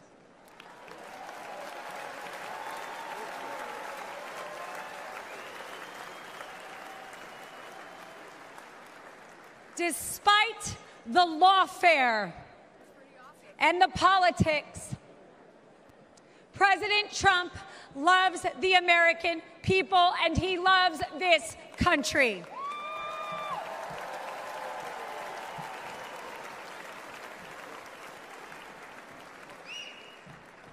For decades, the Trump Organization transformed skylines and created thousands of jobs. His buildings and businesses are a testament to his commitment to excellence and his drive to turn dreams into reality. But his greatest construction project was yet to come. The left has tried to demolish President Trump, but there is no bulldozer big enough or strong enough to remove the legacy that he has built or the future he is creating.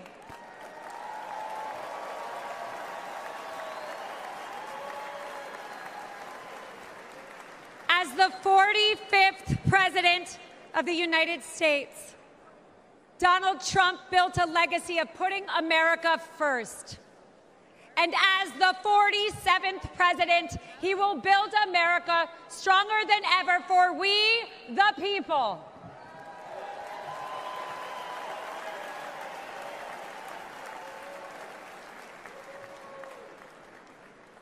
As we stand on the brink of a new chapter in America's story, I am reminded of the country my family fled 4 decades ago. A place marked by religious persecution, oppression, and a lack of freedom. They came here because America is a beacon of liberty and opportunity.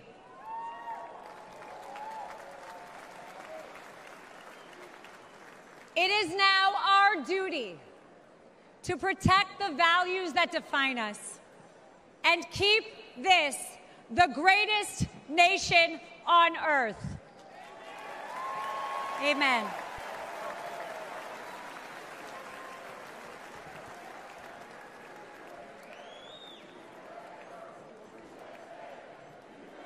That's right.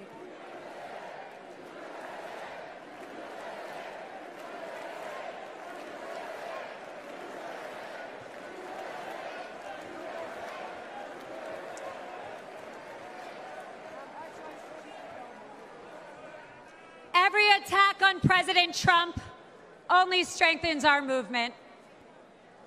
The left's madness is only a sign of desperation. Sham indictments and baseless allegations will not deter us, because the only crime President Trump has committed is loving America.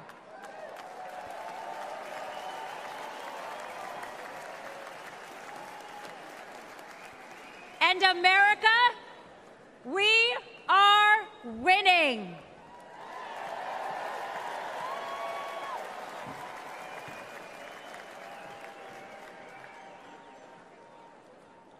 Outside of his family and our country, President Trump also has another love: music. A few years ago, he wanted me to hear a new song he had selected for an upcoming rally.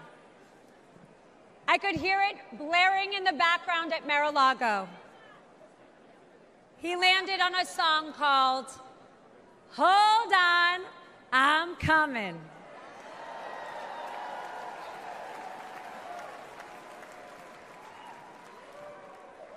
America, we no longer have to hold on. We just have to show up.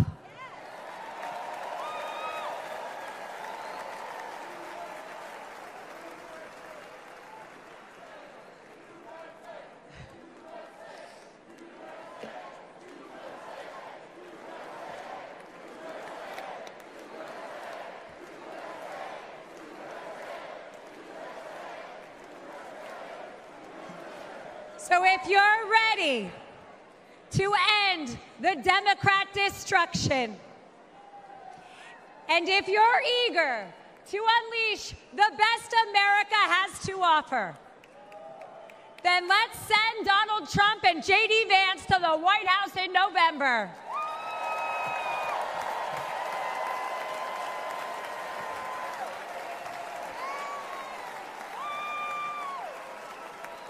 The future of America and the world is bright, and it begins with the unwavering spirit of each and every one of us. Because of the resilience and the leadership of my friend, President Donald J. Trump.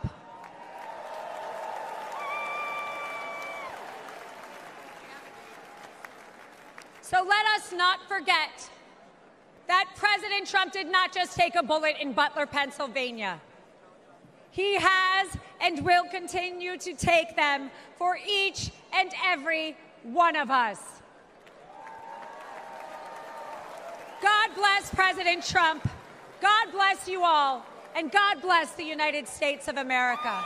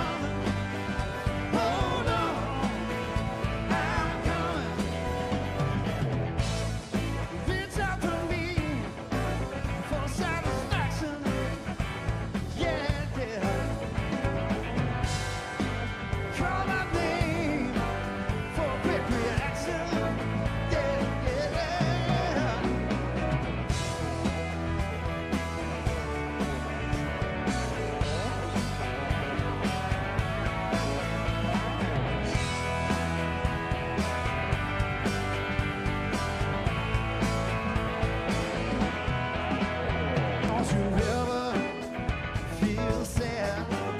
Lean on me when times are bad. When the day comes and you're down in a river of trouble now, and you're bound to drown, just hold on. I'm coming. Hold on. I'm coming. Hold on. I'm coming. Hold on. I'm coming. Reach out to me for satisfaction. Yeah, yeah, yeah.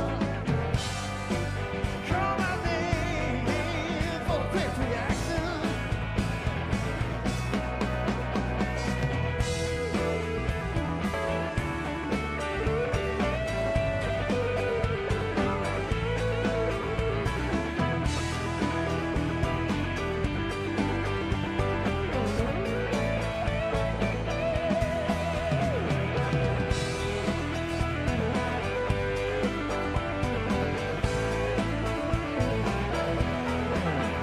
Don't you ever feel sad? Lean on me when times are bad. When the day comes and you're down in a river of trouble now, and you're about to drown. Hold on, hold on. I'm coming. Hold on. I'm coming. Hold on. I'm coming. Hold on, I'm coming.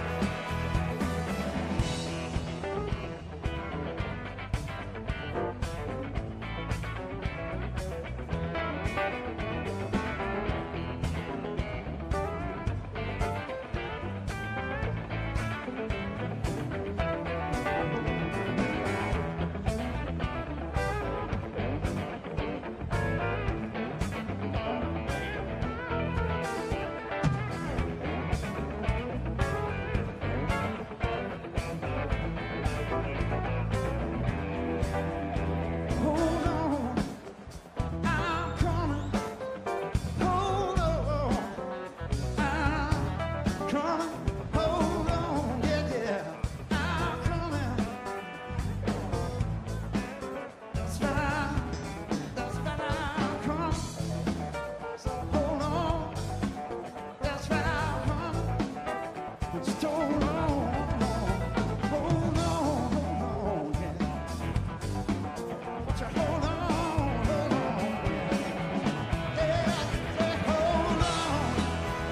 I'm coming. Hold on, I'm coming. Hold on, I'm coming. Hold on, I'm coming. Hold on, I'm coming. Hold on, I'm coming. Hold on, I'm coming. Hold on,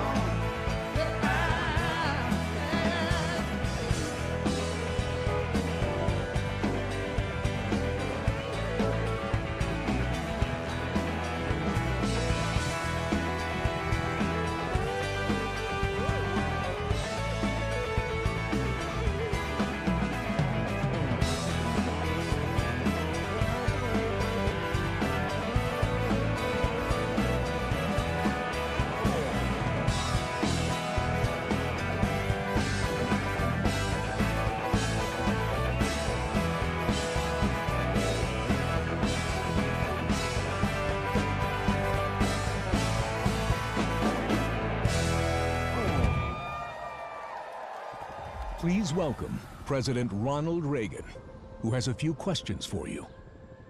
All of you will go to the polls, will stand there in the polling place and make a decision. I think when you make that decision, it might be well if you would ask yourself, are you better off than you were 4 years ago? Is it easier for you to go and buy things in the stores than it was 4 years ago? Is there more or less unemployment in the country than there was 4 years ago? Is America as respected throughout the world as it was? Do you feel that our security is as safe, that we're as strong as we were 4 years ago. If you don't think that this course that we've been on for the last 4 years is what you would like to see us follow for the next 4, then I could suggest another choice that you have. President Trump. He'll make America great again.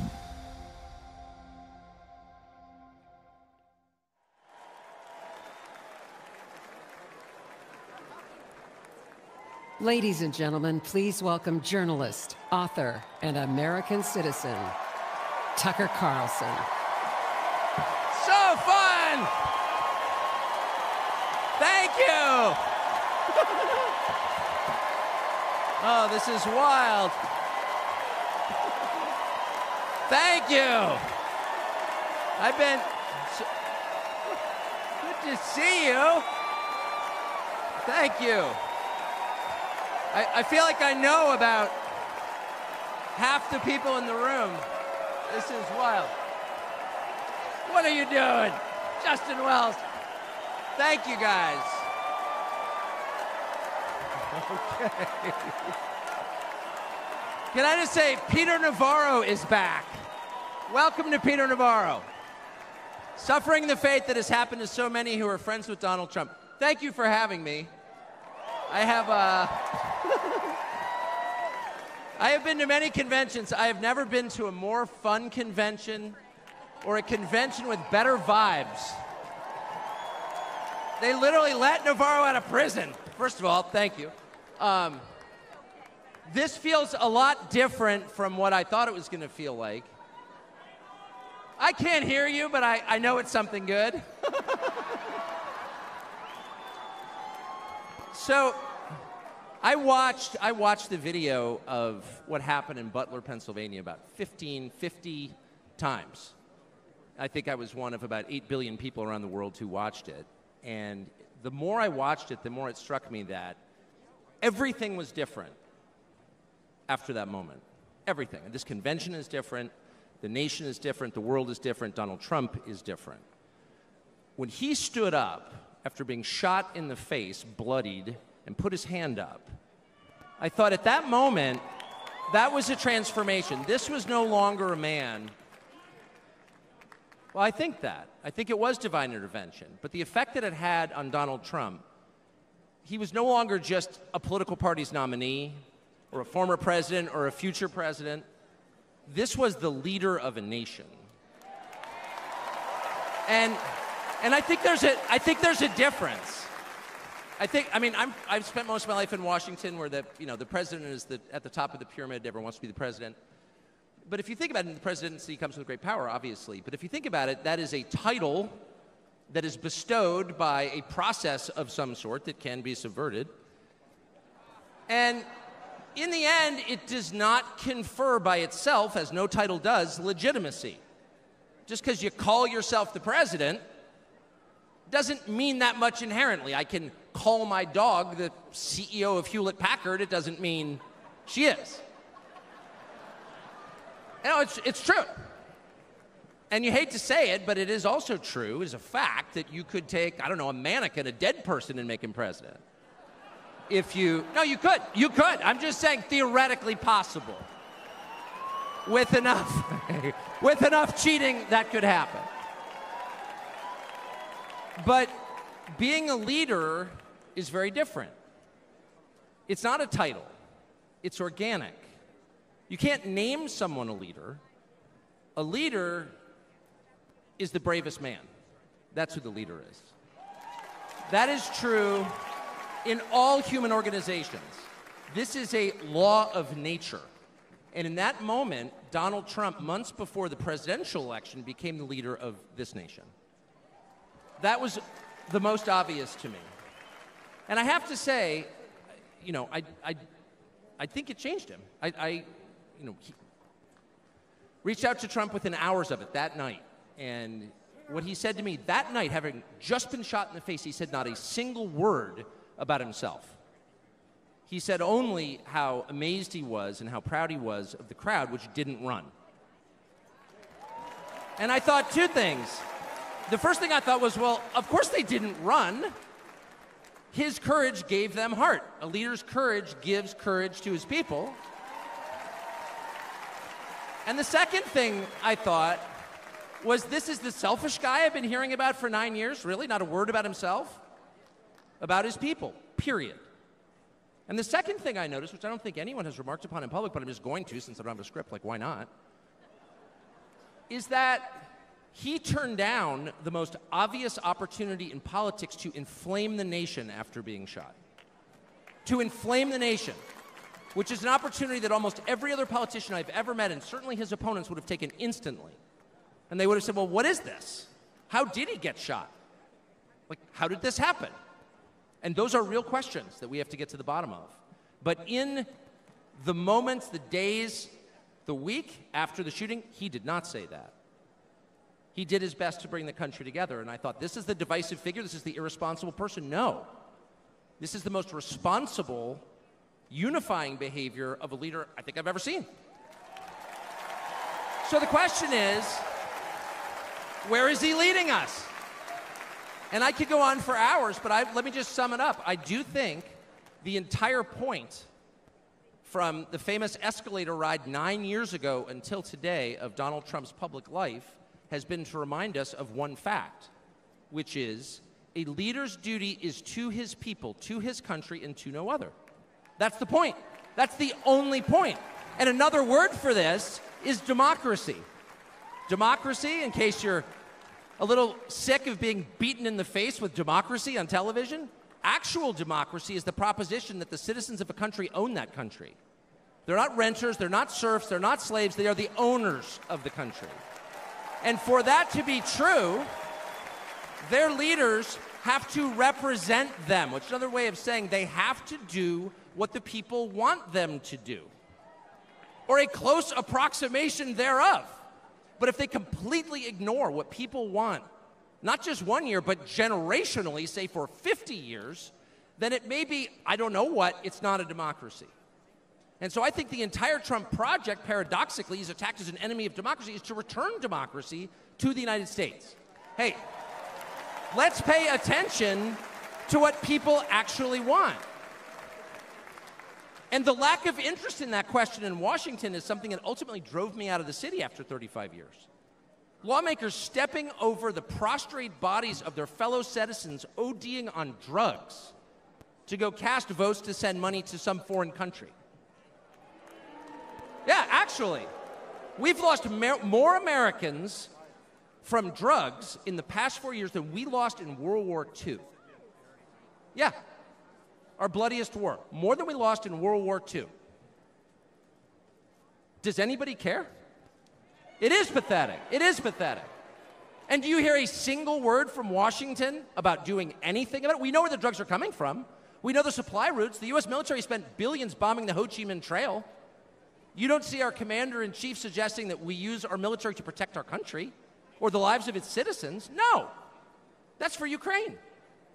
And it's too much, actually. It's too insulting. It's too insulting. It's a middle finger in the face of every American. It's a very clear statement, which is unmistakable. And that is, we don't care about you.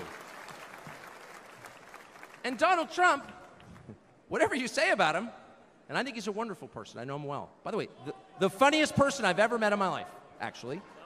You can't be funny without perspective or without empathy, which is true.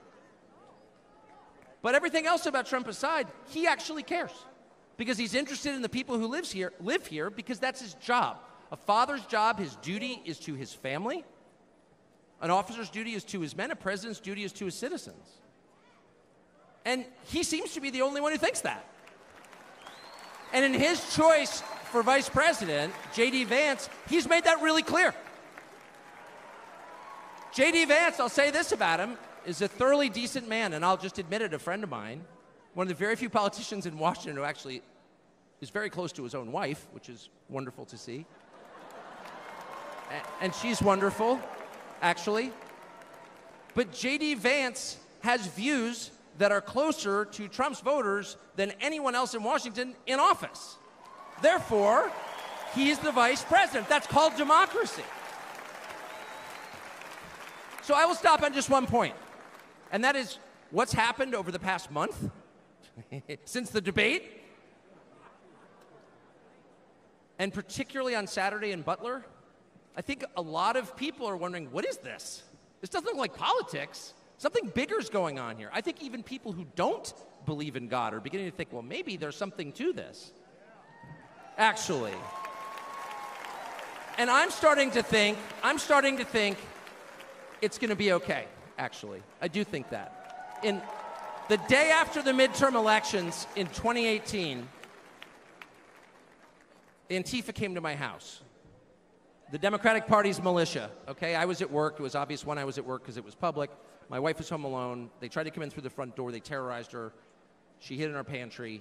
It was on television. It was horrible, actually. It was, I mean, I'm not whining about it. I wasn't getting shot in the face, but it wrecked our day. And the next morning, we're lying in bed, and the phone rings for my wife, and it's Donald Trump, who's not like a regular text buddy of Donald Trump's. She picks it up. Hello? Susie, it's Donald Trump. And it's coming through. I could hear it. You know, I'm lying in bed. Whoa. And the first thing he says is, I'm going to stand guard outside your house. And she goes, no, it's so nice. And he says, I'll never forget this as long as I live. He says, you know, there's a lot of hate out there. And she said, you know, there is, Mr. President. And then he says, but there's a lot of love. There's a lot of love. And we are seeing that love. I don't think it's human love. And I'll just stop with this. I'm not always convinced that I'm on the right side. I've been on the wrong side many times. You'll never hear me say, I'm on God's side, or God's with me, or even I'm with God. I want to be. Not sure I am. But I will say this unequivocally and conclusively. God is among us right now. And I think that's enough. God bless you. Ladies and gentlemen, please welcome Golf General Manager, Trump National Doral, Carrie Tomasco Ruiz.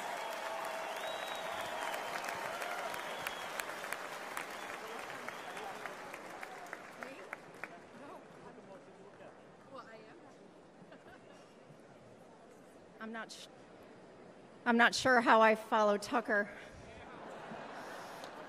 but I'm going to give it a go. Good evening, everyone. My name is Carrie Ruiz, and like some people on this stage this evening, I am not a politician. I am not a public figure. I'm a mom of 3 and a woman of faith who's been fortunate to work side by side with Donald Trump and his amazing family.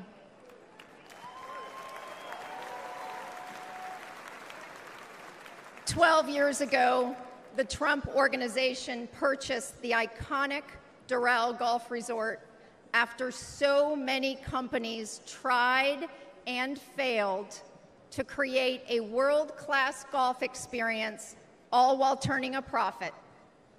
With his keen eye for business and uncanny ability to make things better, Donald Trump got to work. He poured hundreds of millions of dollars and his own sweat and tears into the property.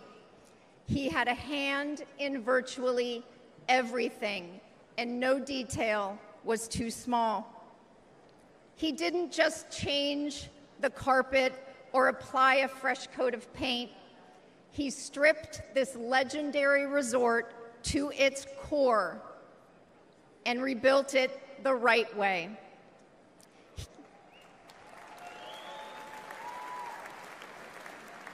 He did the hardest things to make it great again. He also built up the resort's people. Thank you, boss.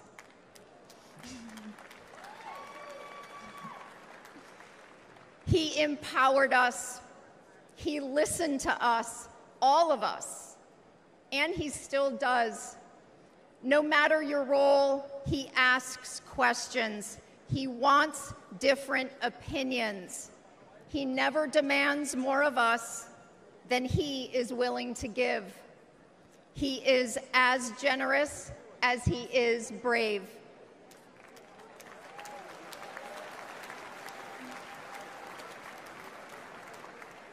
And to those who work for him, he provides unwavering support.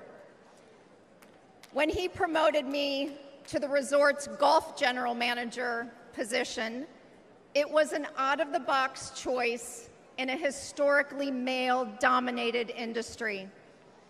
I am not a golf professional. I cannot break 90 yet.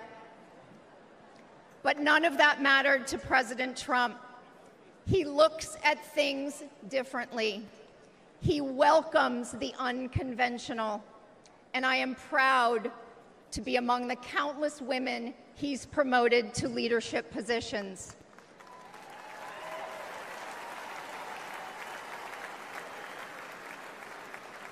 I might add, he did it all while no one was looking. The simple truth is, no one can match President Trump's vision and unrelenting drive to make things better.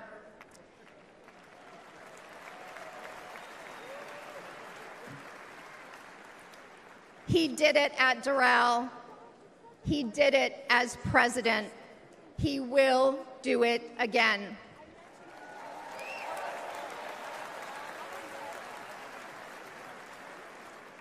May God continue to bless President Trump, and may God bless the United States of America. Thank you.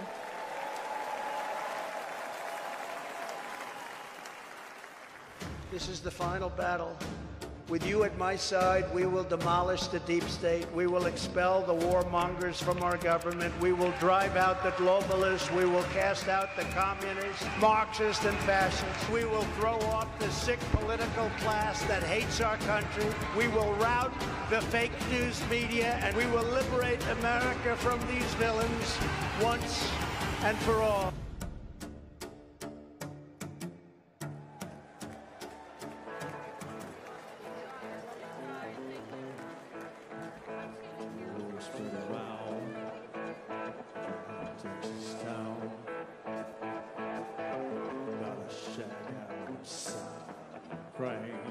You know what I'm talking about? Just let me know if you want to go to that home out in the Grange. They got a lot of nice girls out there.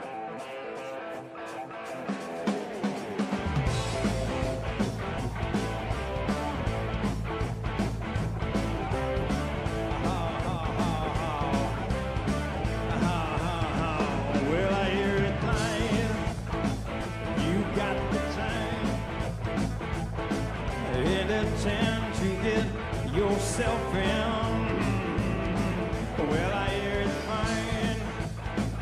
You got the time. Well, I might be mistaken.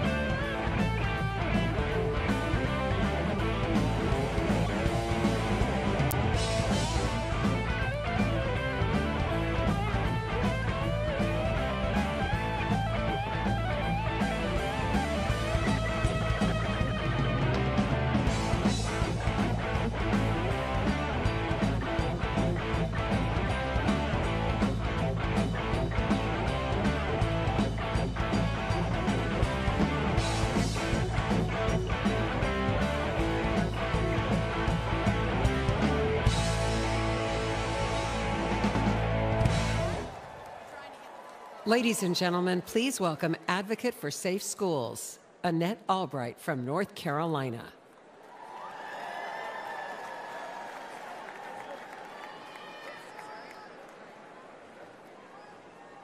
Thank you. Thank you so much. Good evening. My name is Annette Albright. I grew up in the small town of Mount Airy, North Carolina. North Carolina!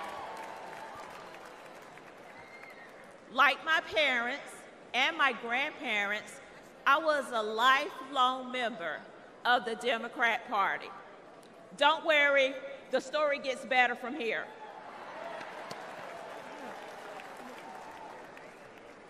After completing a degree in criminal justice, I started a career working with the North Carolina Department of Corrections.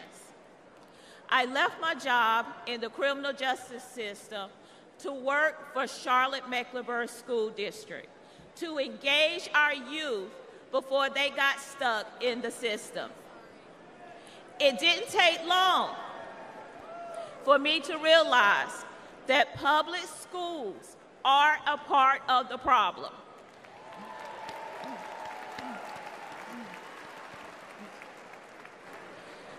Sadly, too many of our schools are more like prisons than places of learning.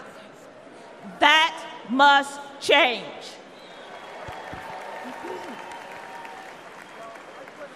In one public high school, I witnessed a full-blown riot. I saw many violent altercations between students and physical attacks on staff. During my 14 years working with the Department of Public Safety, offenders never laid a hand on me. Yet, I was violently assaulted by a group of students in a public high school.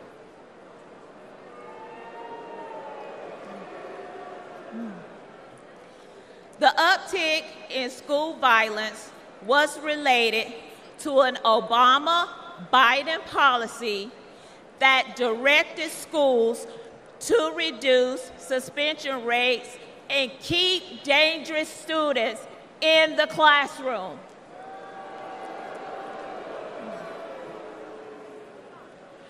President Trump reversed the Obama policy and put the safety of our kids first.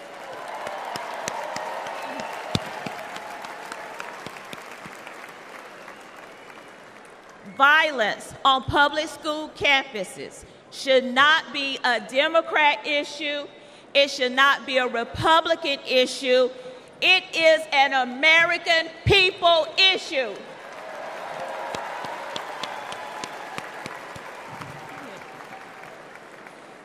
Sadly, I've repeatedly seen that the Democrat Party cares more about appeasing the teachers' union than they do about prioritizing the needs of our kids.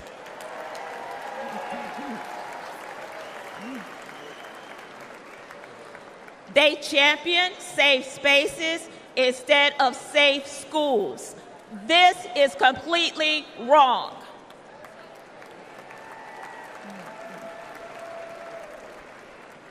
Little by little, I began to see the truth. While Democrats spend more money on a broken system, Republicans are empowering parents and fighting for school choice.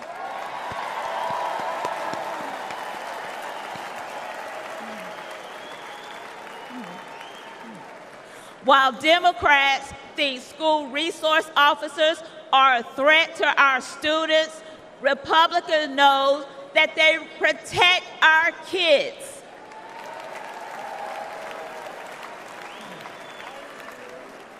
While Democrats won't admit that our schools are failing, Republicans will fix the system and make our schools safe.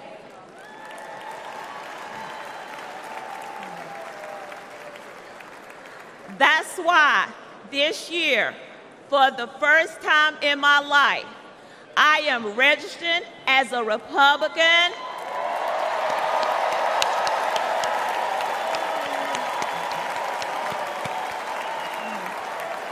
Thank you. Thank you. And in November, I will proudly cast my vote for Donald J. Trump.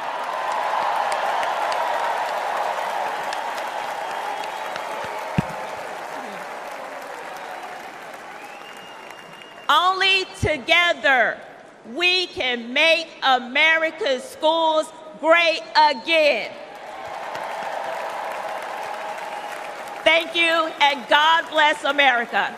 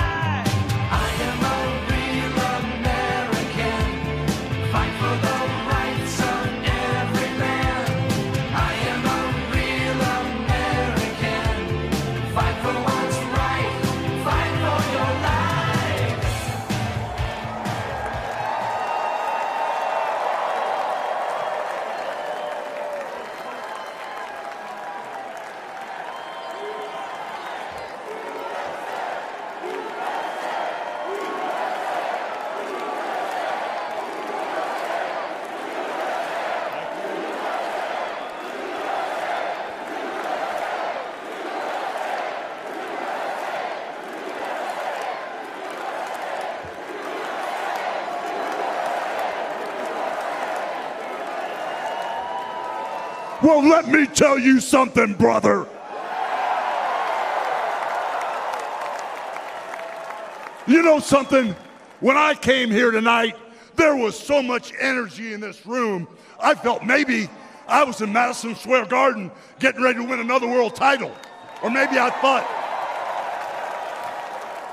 the vibe was so intense, the energy was so crazy, it felt like maybe I was going to press that no-good, stinky giant over my head and slam him through the mat, brother. But what I found out was I was in a room full of real Americans, brother. And at the end of the day, with our leader up there, my hero, that gladiator, we're gonna bring America back together.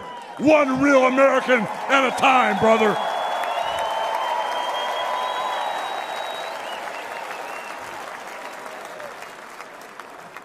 You know something? I've seen some great tag teams in my time. Hulk Hogan and, ooh yeah, the Macho Man Randy Savage. But you know something?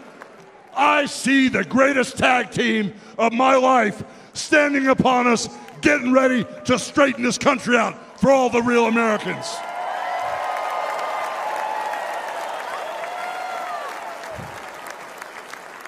You know, even though you guys are real Americans, you better get ready. Because when Donald J. Trump becomes the President of the United States, all the real Americans are going to be nicknamed Trumpites. Because all the Trumpites are going to be running wild for 4 years. So with the power of Donald J. Trump and all the Trumpites running wild, America is going to get back on track. And like Donald J. Trump said, America is going to be great again.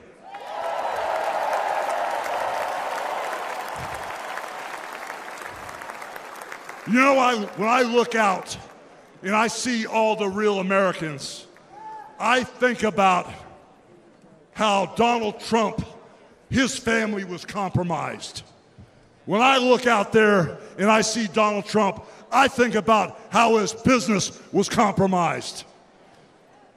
But what happened last week when they took a shot at my hero and they tried to kill the next President of the United States? Enough was enough. And I said, let Trumpomania run wild, brother. Let Trumpomania rule again. Let Trumpomania make America great again.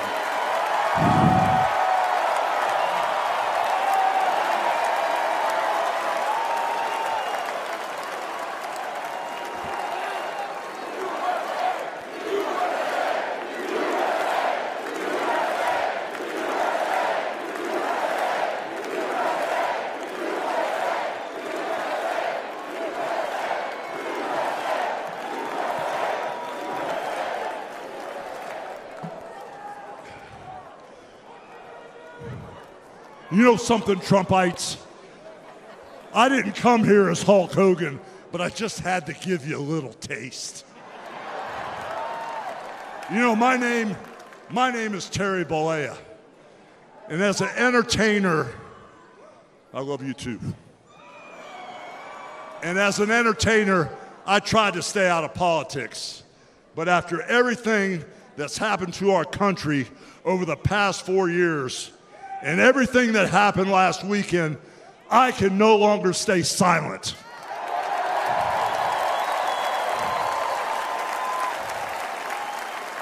I'm here tonight because I want the world to know that Donald Trump is a real American hero. And I'm proud to support my hero as the next President of this United States.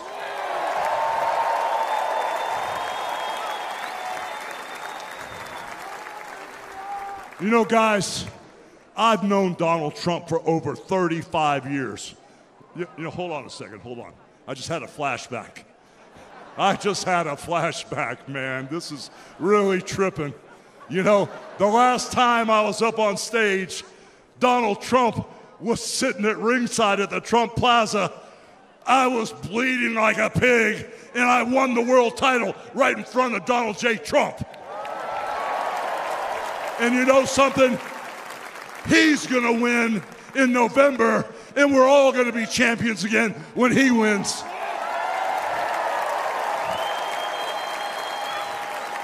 And like I said, I've known that man for over 35 years, and he's always been the biggest patriot, and he still is. He's always told you exactly what he thought, and he still does, brother. And no matter the odds, he always finds a way to win. And when he's back in our White House, America is going to start winning again.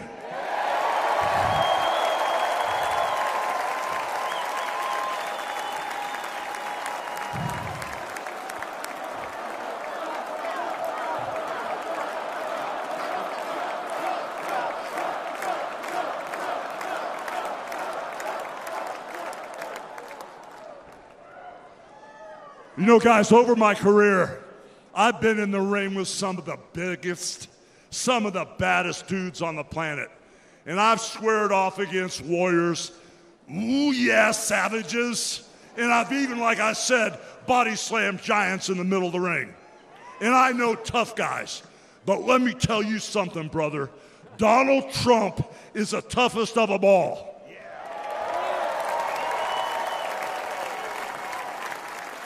They've thrown everything at Donald Trump.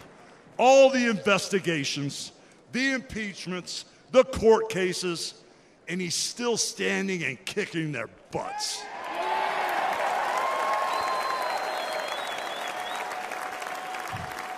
You know, we never had it better than the Trump years. Back then, we had a thriving economy. We had strong borders. We had safe streets. We had peace and respect around the world. But then we lost it all in a blink of an eye. Crime is out of control. The border is out of control. The price of food and gas and housing is out of control. And the only person who can clean this up is Donald Trump.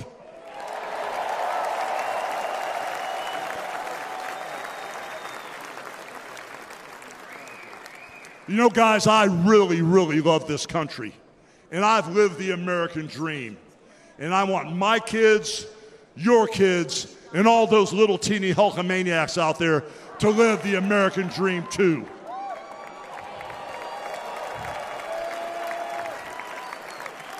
This November, guys, we can save the American dream for everyone. And Donald Trump is the president who will get the job done. So all you criminals, all you lowlifes, all you scumbags, all you drug dealers, and all you crooked politicians need to answer one question, brother. What you gonna do when Donald Trump and all the Trumpomaniacs run wild on you, brother? God bless you, and thank you.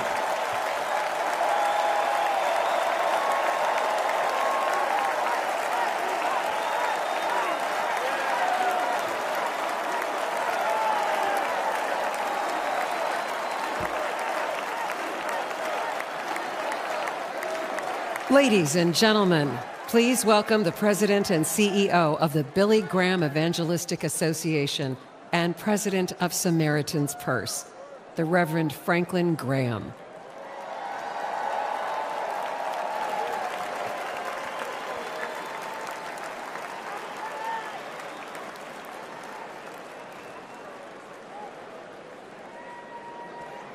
Good evening. I've got the hardest job tonight. I have to follow Hulk Hogan.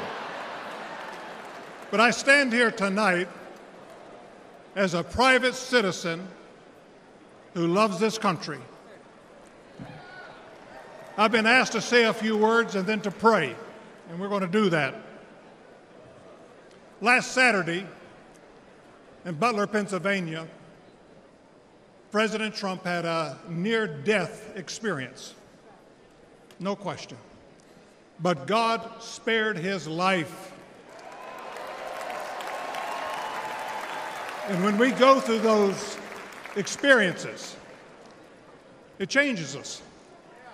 It can cause us to examine our lives and to reevaluate our priorities, as you should. When President Trump rose from that platform, he rose with his fist raised in strength, showing America his unshakable resolve to fight for them in this nation.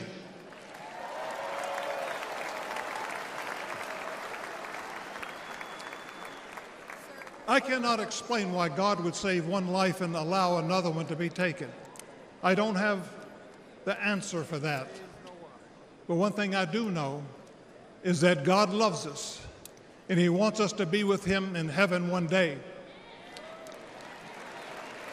And that's through faith in his Son, Jesus Christ.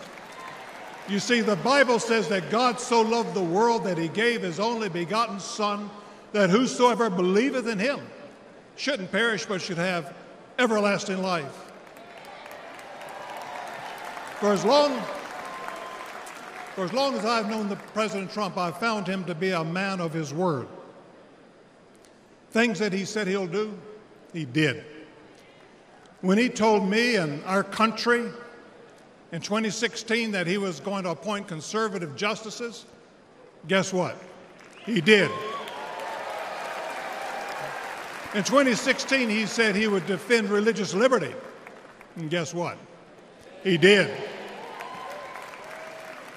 In 2019, I was with him at the United Nations when the first president of history of this country stood there to advocate for religious liberty worldwide.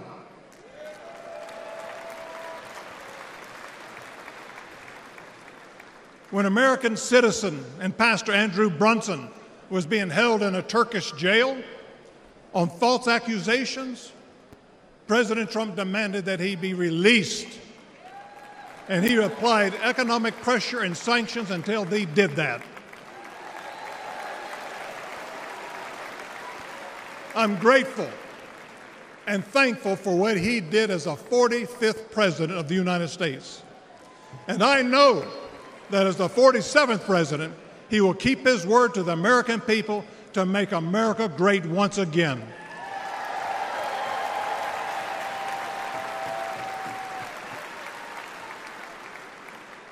It's an honor for me to be asked to pray for Donald Trump this evening. And so what I'd like to do, I'd like us to pray, but I'd like us all to stand as we call upon the name of the God of heaven.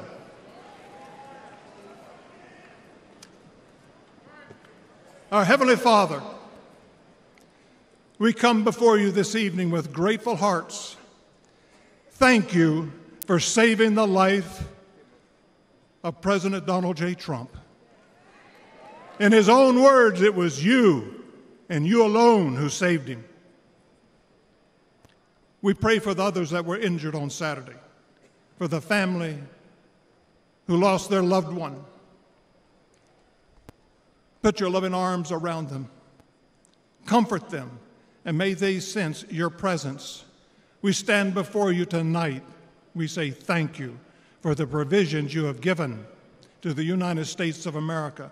You have blessed this country more than any country in the world. Sadly, as a nation, we have forgotten who is responsible for all the freedoms, the liberties, and the bounty that we enjoy. It has all come for you. Thank you. This evening, our nation is in trouble. We're divided politically, racially, economically, with millions of people seeking refuge and hope in our dry and thirsty land. You're the only one who can fix the complexity of the problems that we face today. We pray for President Trump, that you would give him wisdom, strength, and a clear vision for the future of this nation and the task that is at hand.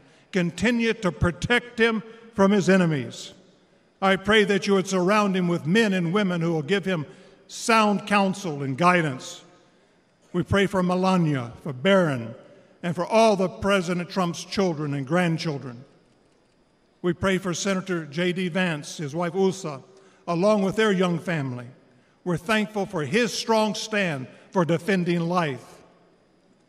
As your word instructs, we also pray for the leaders of our nation, whether they're Republican, Democrat, or Independent. We know that all authority comes from you. You are a great God, and we ask that if it be thy will that you will make America great once again. And we ask that you'll unite our hearts, bring us together, one nation under God, indivisible, with liberty and justice for all. And we pray this in the mighty name of my Lord and Savior, Jesus Christ, the King of Kings and the Lord of Lords. Amen.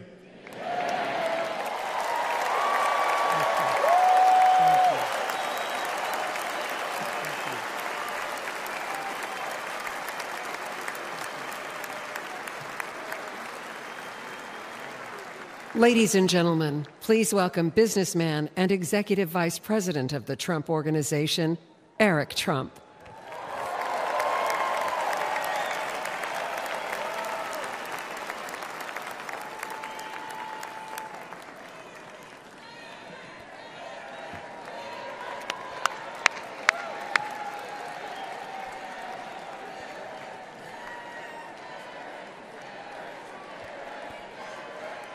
Good evening, America.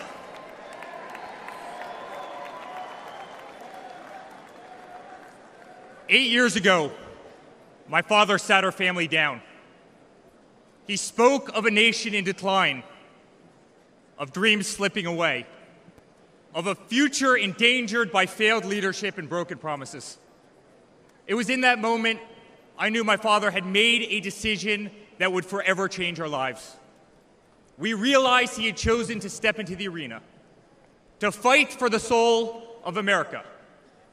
He had decided to leave behind the comforts of an unbelievable business empire, to leave behind everything he had ever built, to answer the call to serve our nation. Unlike his predecessor, it was not a decision born out of necessity. Unlike the current president, it was not a decision that would enrich his family. Rather, it was a decision made out of love for this country and a deep concern for America's future.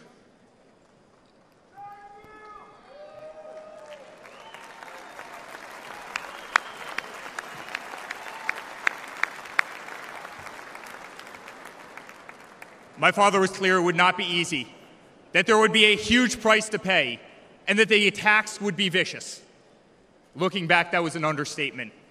The made-up Russia hoax, the sham impeachments, the efforts to destroy an unbelievable company, a company that I run today, the efforts to cancel us, to silence him, to gag his free speech, and to drag him through every radical left courthouse in America, to take his life. Yet through it all, he's shown unwavering courage and determination, not just in public, but in every private conversation with me and our family.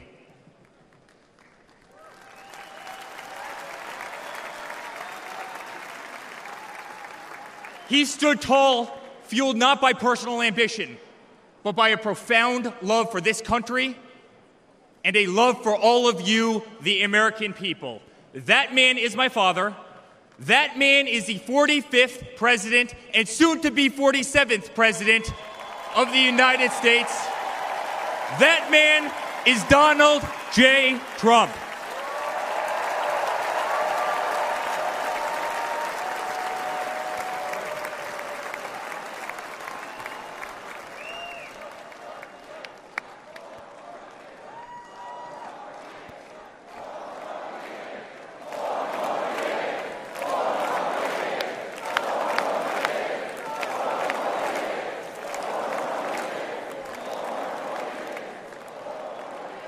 Each time I've stood on this stage, America has been at a dire crossroads. In 2016, many people began to doubt the promise of America. Our economy was struggling, jobs were scarce, our standing on the world stage was weak at best. Veterans were forgotten. Our military was in shambles. Our educational system was broken, ranked 30th in the world.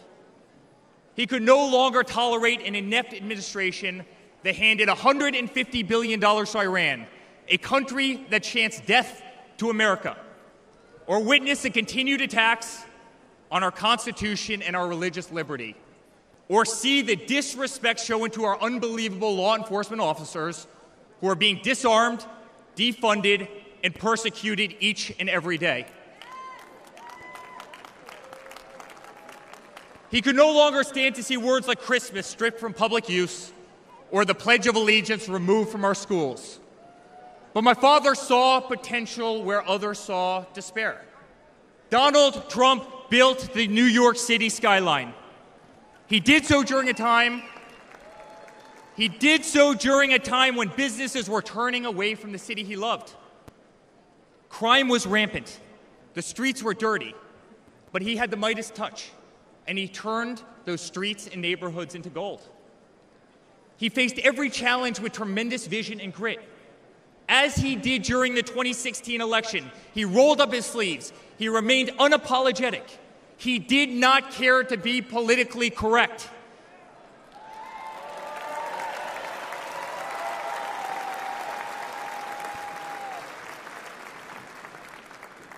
He restored hope. He restored a voice to millions of Americans who had been ignored. He restored the American dream. Under my father's leadership, the economy climbed to record heights. Jobs were created at an unthinkable pace. Unemployment reached historic lows across all demographics. Wage growth soared. He cut taxes for hardworking families and businesses. He slashed regulations. We saw the greatest 401k increase in American history.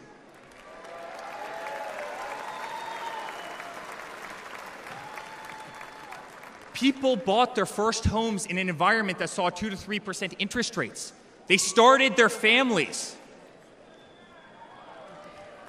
My father made the United States energy independent with the lowest gas prices in decades.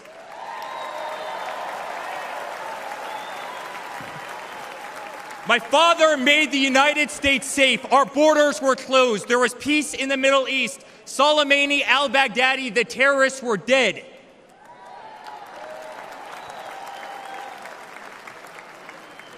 My father made the United States respected again, with the courage to walk into countries like North Korea, with the courage to impose tariffs on China, and with the courage to tear up trade deals that cost Americans their jobs.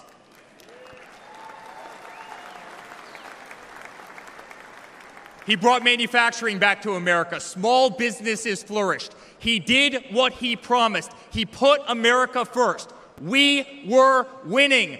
Donald Trump made America great again.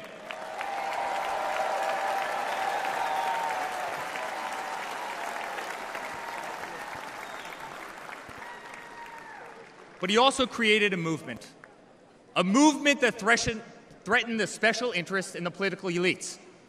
A movement that cast a bright light on the institutions weaponized against the American people.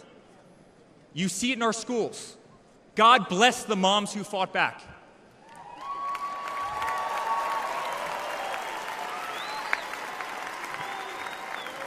You see it in your workplace. You see it on every news station, in every newspaper. You see it in the military. The most iconic military installations on planet Earth are stripped of their identity and renamed. Fort Bragg, Benning, Fort Hood. You see it in Hollywood. You see it in our two-tier judicial system. They don't even hide it anymore. My father has been censored. The former president ripped off to Twitter, Instagram, and Facebook, while terrorist organizations remain intact. My father has been persecuted, targeted by far-left Democrats, funded by special interest groups, and hand-picked judges. My father has been pulled off the ballots of states, radical justices attempting to defy the will of millions of Americans who adore who he is and what he stands for. My father even became the target of an assassin who almost killed America's single greatest hope for our future. The swamp is terrified of this incredible movement. They're terrified of it. They're terrified of you and the tens of millions of people watching us on TV right now. They've tried everything to keep him from you, everything, to destroy his legacy, to destroy his family. They have failed, and they will not win.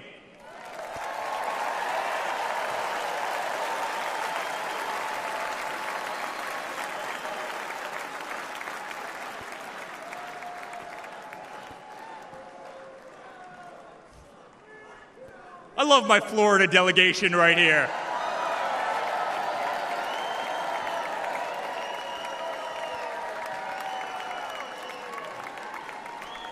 Thank you, guys. My father stands before you with the most votes of any Republican candidate in the history of our nation. He has defied the predictions of every political pundit. He fills stadiums across our country. He energizes Americans to the issues facing this nation and does so with unvarnished honesty. He is not a threat to democracy. He is a threat to those who despise our republic, many of whom are bought and sold, bribed and coerced, people who have never signed the front of a check and who have been dependent on the government their entire adult lives.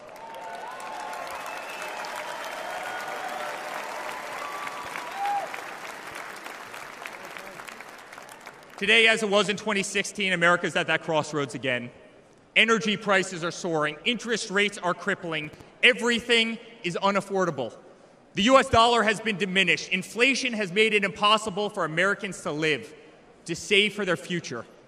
Our infrastructure is crumbling. Our border is out of control. Millions are dead and displaced in Russia and Ukraine, a war that has no end and a war that we are funding. The Middle East has become a hornet's nest. Our greatest ally, Israel, totally under siege. Fentanyl is killing our youth and destroying families, while the current administration stands idly by, hoping their inaction will import illegal votes.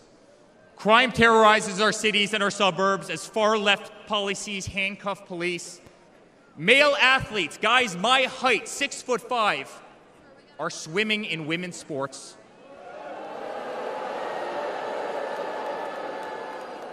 Destroying the dreams of young girls who have trained every minute of their lives. We no longer trust our elections. We no longer trust our judicial system, and we no longer believe that our government is working in our best interest.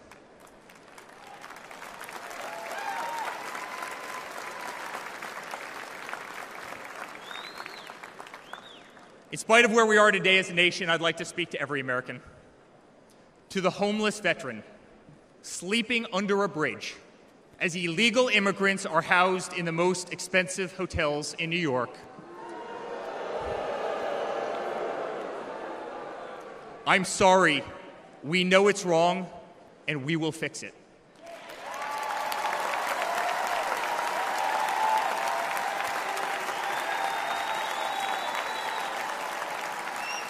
To the single mother who can no longer afford her rent, afford groceries, and has been forced to work 3 jobs, I'm sorry. It does not have to be this way. To the parents who lost a son or daughter to fentanyl, including the incredible woman that spoke the other night, while an administration does absolutely nothing, I'm sorry. Your government can do so much better, and it will.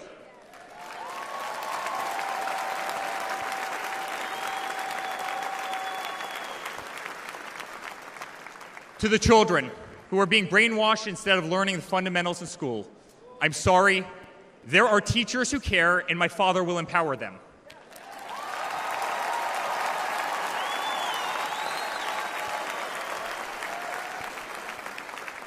To the law enforcement officers, our brave Border Patrol, Secret Service agents who work every single day to protect our communities, knowing damn well that the system will throw you under the bus, I'm sorry.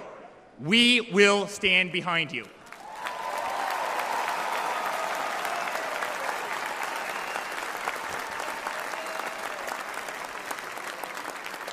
To commuters often petrified to take a bus, take a train, or walk the streets in cities across our nation, I'm sorry. That man right there will fix this.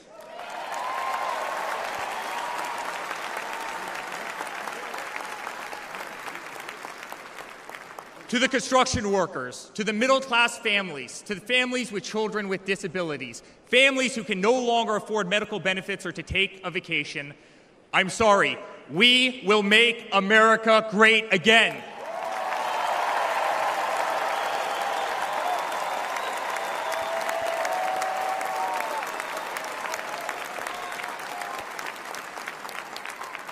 And to my father, who has been ruthlessly silenced, slandered, and attacked by a corrupt administration, I'm sorry.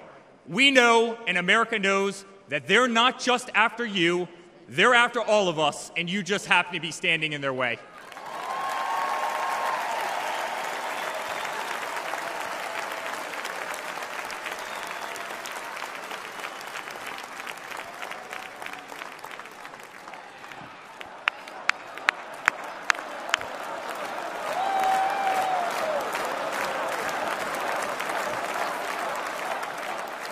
To all Americans watching tonight, the greatest retribution will be our success. Success not just for ourselves, but for our grandchildren and our children. Under President Donald J. Trump, the swamp will be drained. America will be respected. Our cities will be safe. Our streets will be clean. And our border will once again be secure.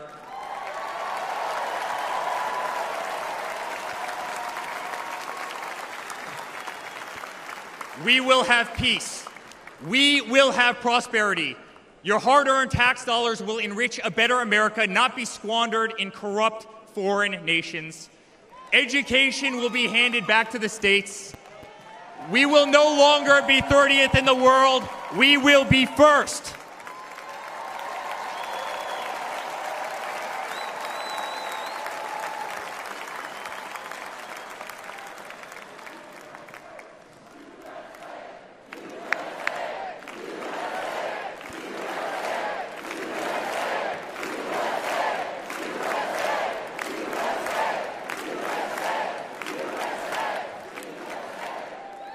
Our children will understand family, our children will have values, and our children will love God.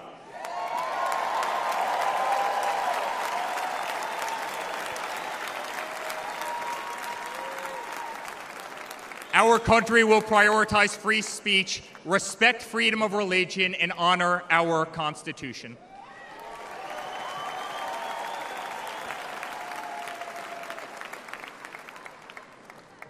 As his son, I've never been more proud of a person in my life.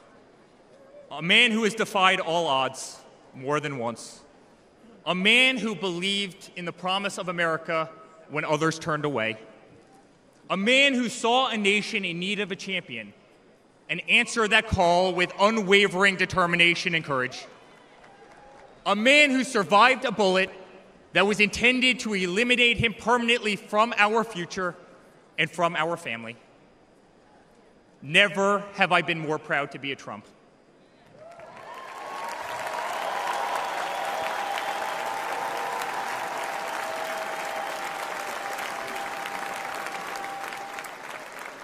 Never have I been more proud to stand by my father's side.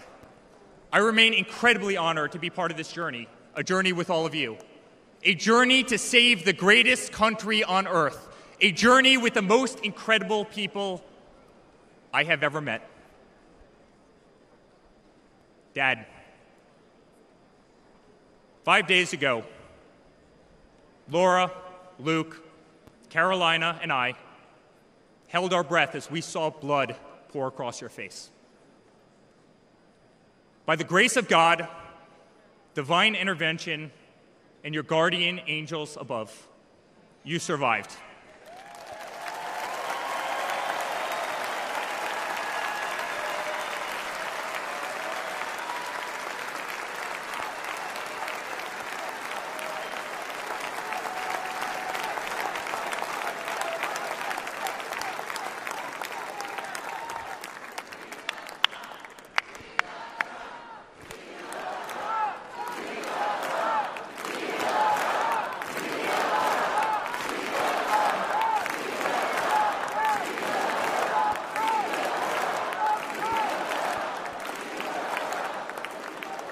You are the greatest fighter I have ever seen.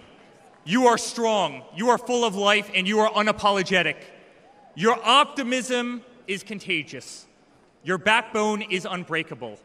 Your conviction to fight for what is right and against all that is wrong is truly next level.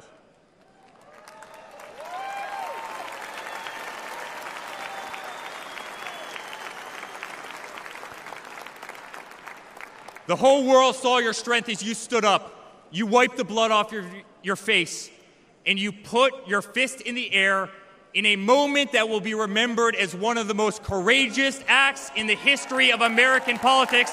You shouted, "Fight! Fight! Fight!"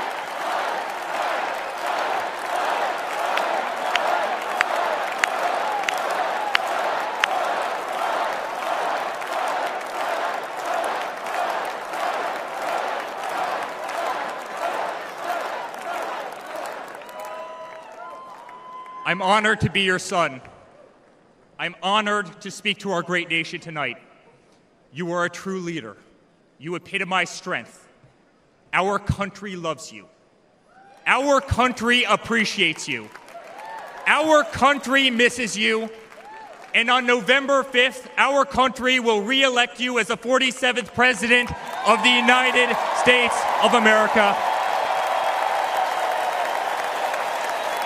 Good night, Milwaukee. God bless you all.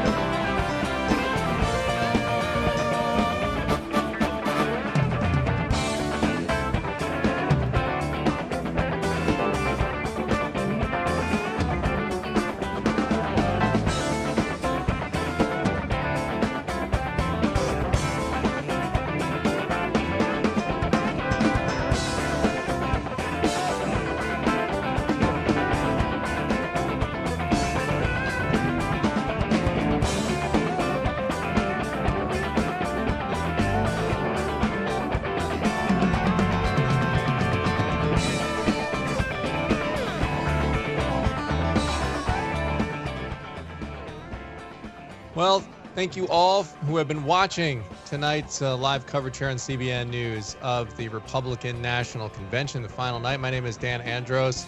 I want you to stay tuned former President Trump will be speaking here momentarily after Dana White leads into him here, and so they're just getting ready for that. Have a little music intermission going on right now. I'll be joined by David Brody and John Stolnis. Gentlemen, so far, interesting night here. I mean, Hulk Hogan really brought the crowd to its feet. I mean, you got music's going. It feels high energy. Yeah, there's no doubt about that. Anytime you have Hulk Hogan and Franklin Graham within 30 minutes of each other, I mean, that's called running the gamut, I believe. Or I guess in politics, we call that the Big Ten. We're definitely waiting for President Trump to speak. And of course, John, all eyes, ears, both are on, I said ears. I can't believe I actually said ears. I didn't mean to make a joke. But all eyes are on President Trump tonight, specifically, what does unity look like under President Trump in terms of substance, in terms of policy, in terms of tone? Are we going to hear Crooked Joe? Are we going to hear Sleepy Joe? I don't think so. I'd be very surprised at this. But we'll see what he has to say, John. Yeah, and I think it's going to be interesting when we talk about unity. We're not talking about unity of ideas necessarily, but unity as a country, the things we all believe are central tenets of America and all that. We're hearing that we will not hear President Biden's name mentioned in President Trump's speech tonight, and that it's going to be a much different tone to the speech that we hear than from previous Trump speeches. It can't possibly match the energy of Hulk Hogan. So let's just we'll just clear the decks of that idea right now. I like Franklin Graham's line when he came after that, and he said, "Look, I got the hardest job in the building right now. I've got to follow that." I thought that was a pretty funny line right before he went. But there's Melania Trump. I'm just glad that Franklin Graham didn't rip off his shirt. That would have been a moment. Yeah. But, And there you go. There's Melania Trump making her entrance now. We haven't seen her on the campaign trail really at all. So this is kind of her first appearance on the campaign trail here in 2024.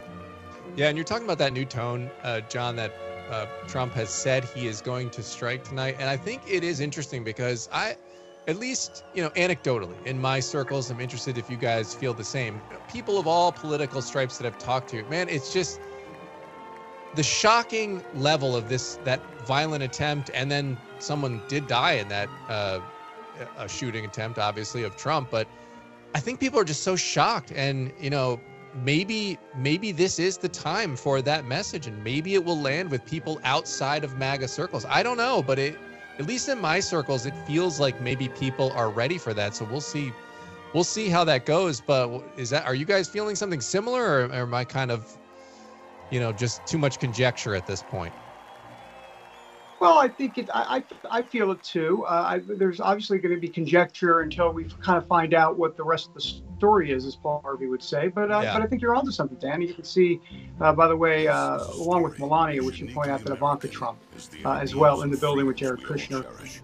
So they're there. I believe we're watching what now? A video? Yeah, they got a video package here. Why don't we take a look at this? Giving back to the people in his beloved city. But most of all, this is a story about putting his country first. And it's a story best told in pictures. Young and confident, Donald Trump wasn't afraid to think big and build even bigger. And he left his mark on the New York skyline that greeted visitors from around the world. But he wasn't just an American entrepreneur. He became a folk hero. Celebrities and sports stars wanted to be seen with him. Politicians sought his approval. And New Yorkers just loved him. And he loved them back. And he gave back. Just one example, saving the Woolman skating rink.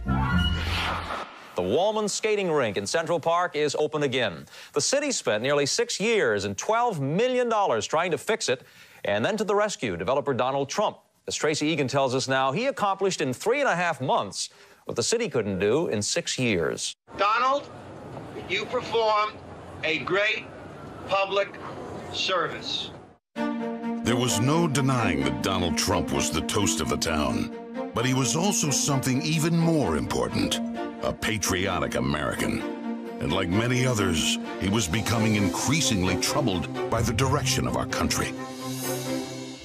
because I really am tired of seeing what's happening with this country, how we're really making other people live like kings, and we're not. You've said, though, that if you did run for president, you believe you'd win.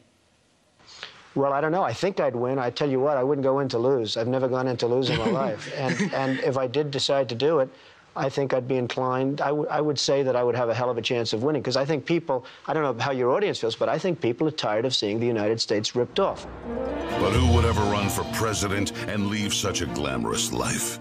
Appearances in movies, best-selling books, a widely popular TV show. But for Donald J. Trump, the calling to save his country was even stronger. The mission, more important.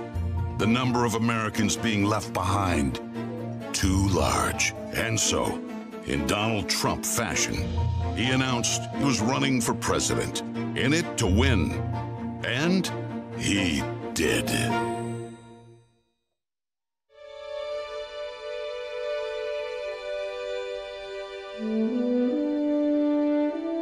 From his first day in office, the Washington politicians learned something about President Trump.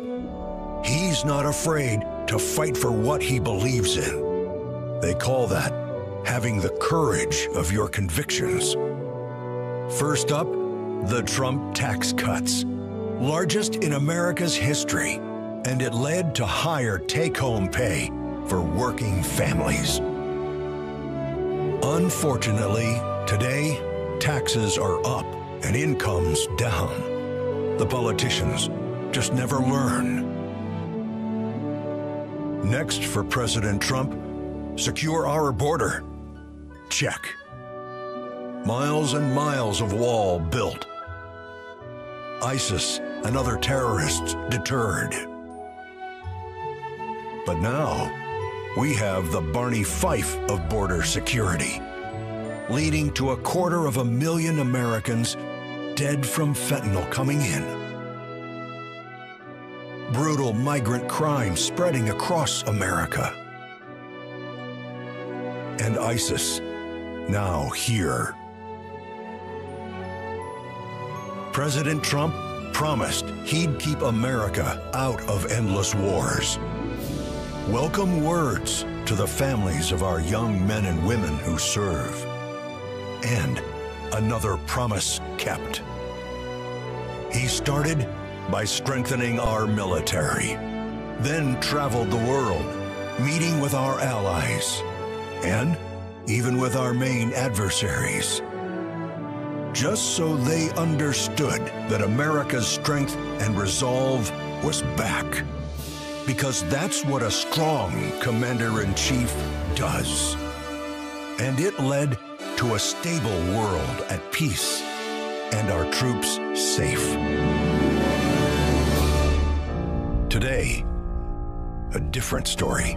Our enemies smelled weakness, then set the world on fire. Putin saw it, then invaded Ukraine. Hamas saw it, then started a war in the Middle East.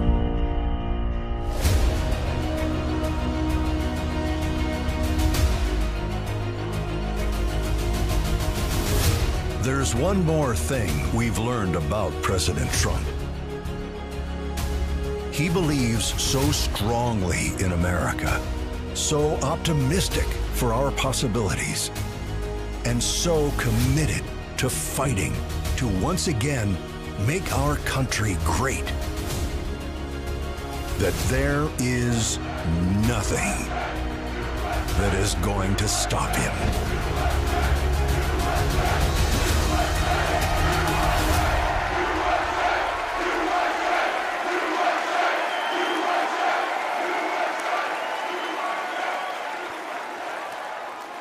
Ladies and gentlemen, please welcome Kid Rock.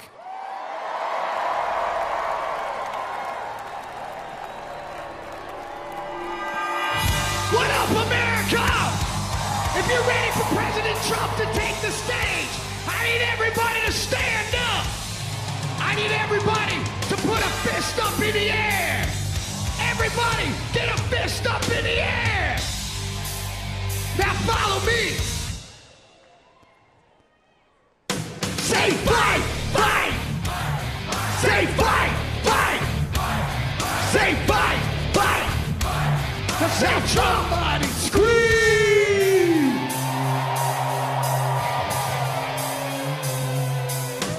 The devil without a cause. I'm back with the beaver hats and Ben Davis slacks. 30-pack of strolls, straight rock and roll. No Rogaine in the propane flow. The chosen one, I'm the living proof. With the gift to gab from the city of truth. You know I jab, stab, and knock critics back. And I did not stutter when I said that. I'm going platinum, selling rhymes. I went platinum 7 times. Still they ill and wanna see us fry. I guess because only God knows why. Oh, they call me cowboy. I'm the singer of black. Throw a fist in the air. Let me see where you're at. Say fight, fight. Say fight, fight. Say fight, fight. I say Trump, Trump.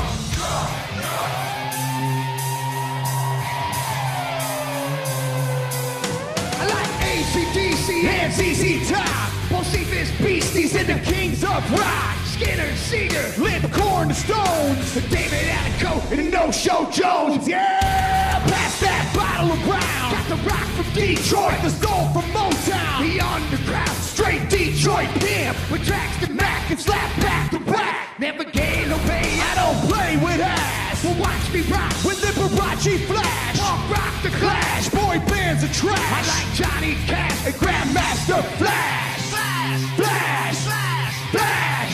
Oh, they call me cowboy. I'm a singer of black. Throw a fist in the air. Let me see where you're at. Say fight, fight. Say fight, fight. Say fight, fight. I say Trump, Trump.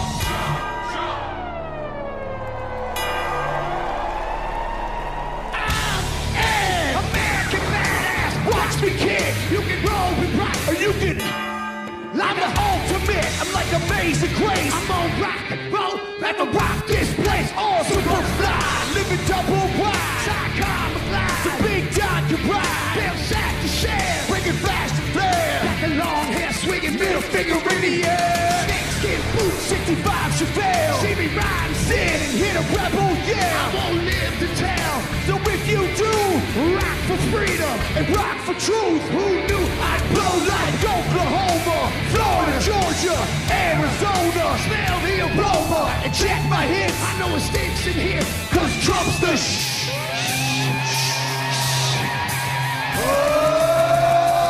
They call me cowboy, I'm a singer of black. Throw a fist in the air, let me see where you're at. Say Trump, Trump. Say Trump, Trump. Say Trump, Trump. Say Trump, Trump. I need to hear you louder than that. One more time. I'm a cowboy, badass and black. You're singing Trump, Trump. From side to side, from front to back. Come on, Trump, Trump. I put Detroit City back on the map. We singing Trump, Trump. King Rock's in the house. This is where I'm at. Ladies and gentlemen, get ready for the most patriotic American badass on earth, President Donald J. Trump. But first, another American badass, my brother, Dana White. God bless America.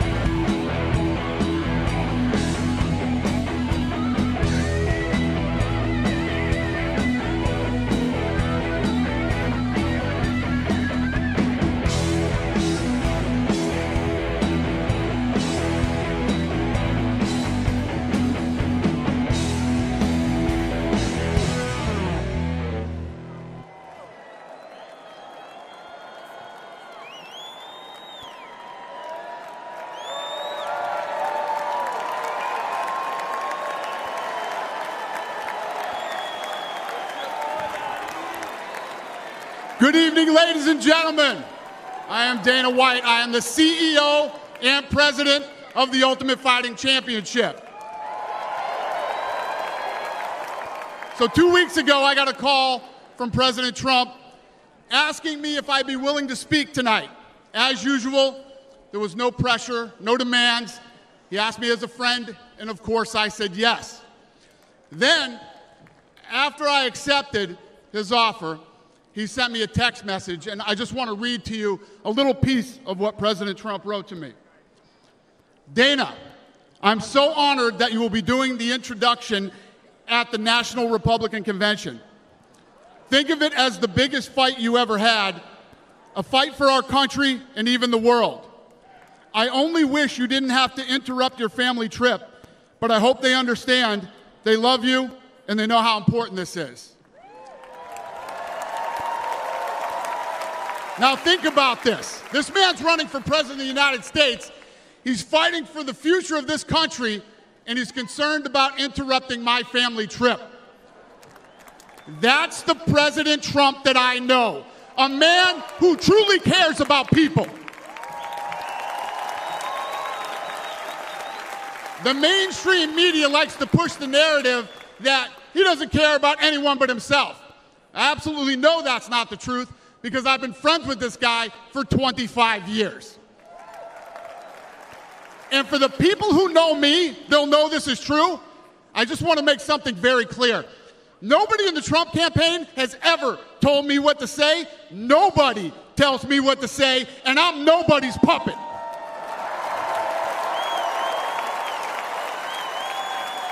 And I'm not telling you what to think.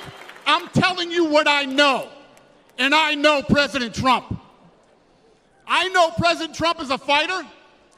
I've been saying this since 2015. Now look at what's happened over the last 10 years.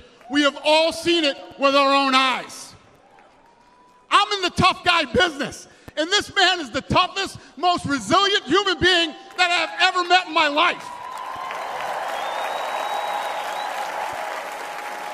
The higher the stakes, the harder he fights, and this guy never, ever gives up. So what's at stake here? The answer is in President Trump's text, and I quote, "A fight for our country." I know why he's running for president again. Why else would he put himself through everything he's dealt with just to get back here? We all know he doesn't need this. This guy's got a great life, he has a beautiful family, and he has achieved everything that you could possibly achieve in life. I know President Trump is literally putting his life on the line for something bigger than himself, and he's willing to risk it all because he loves this country.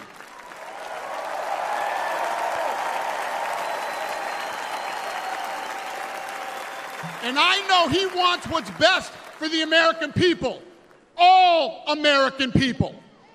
I know he's running for president to save our American dream. I'm living the American dream, and I know the American dream is very real. Whether you were born in this country or came here from someplace else, this is the last real land of opportunity. President Reagan once said, "Government's first duty is to protect the people, not run their lives." And if you're buried in government red tape, how will you ever start your own business? If you're struggling to pay your bills, how can you ever afford to start a family? And if you don't feel safe in your own town, why would you ever buy a house? I know that President Trump is fighting to save the American dream, and that's what's at stake in this election. We are choosing who we want to lead us in this fight. I know President Trump is a proven leader, a fearless leader, and this country was in a much better place when he was in the Oval Office. In my mind, the choice is clear. But this election, we all get to choose. I know I'm going to choose strength and security. I know I'm going to choose opportunity and prosperity. I know I'm going to choose real American leadership and a real American badass.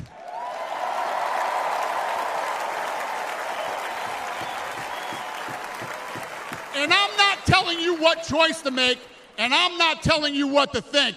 I'm telling you what I know. I know America needs a strong leader, and the world needs a strong America.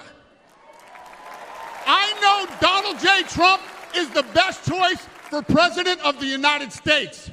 My fellow Americans, it is my honor to introduce the 45th and soon-to-be 47th President of the United States, Donald J. Trump.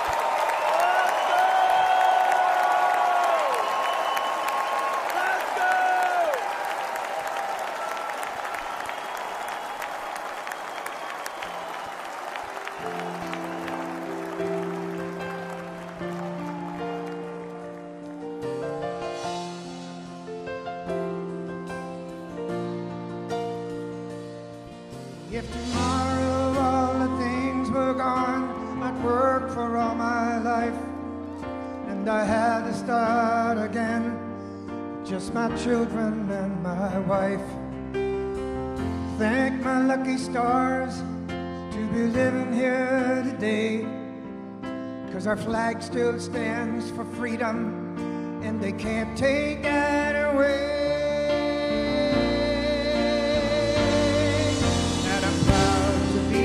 American, where at least I know I'm free, and I won't forget the men who died, who gave that right to me, and I gladly stand up next to you and defend her still today, 'cause there ain't no doubt I love this land. Sing it. God bless the USA.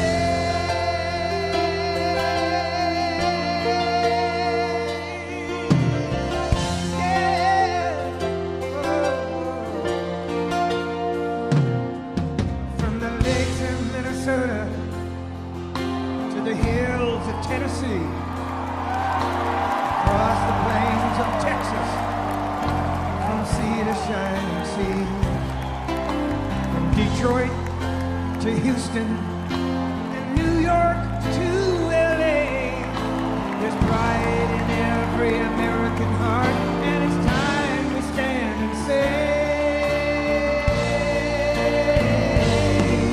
that I'm proud to be an American, where at least I know I'm free, and I won't forget the men who died, who gave that right to me, and I gladly stand up next to you and defend her still today, 'cause there ain't no doubt I love this land.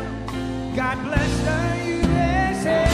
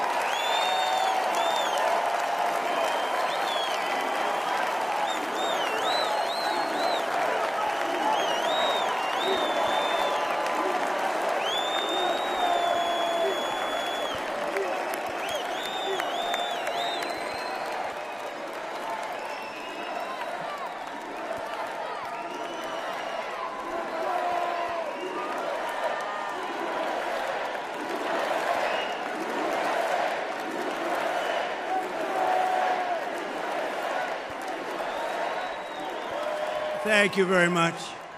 Thank you very, very much. Wow. And thank you, Dana.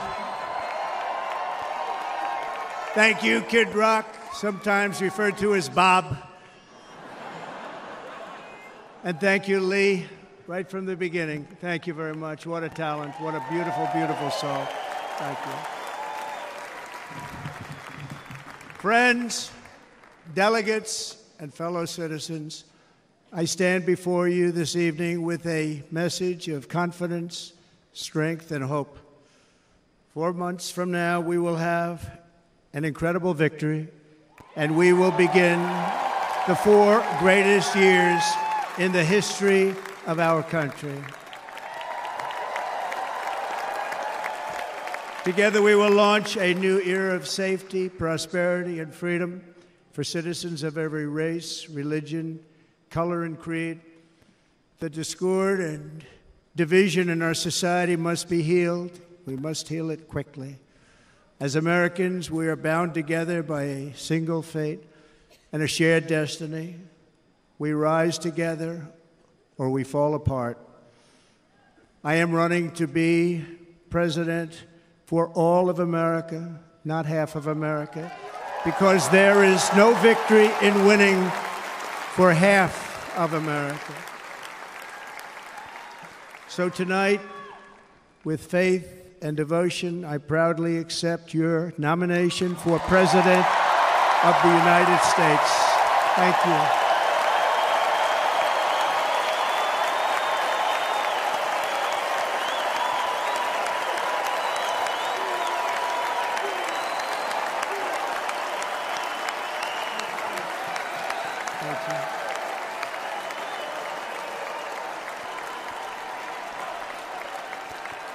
Thank you very much.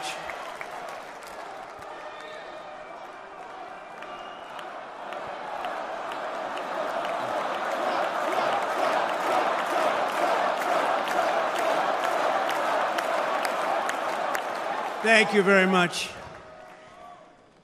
And we will do it right. We're going to do it right.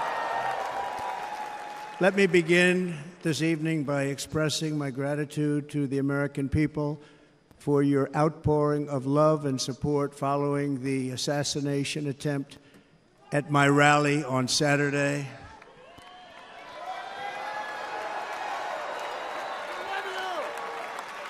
As you already know, the assassin's bullet came within a quarter of an inch of taking my life. So many people have asked me, what happened? Tell us what happened, please.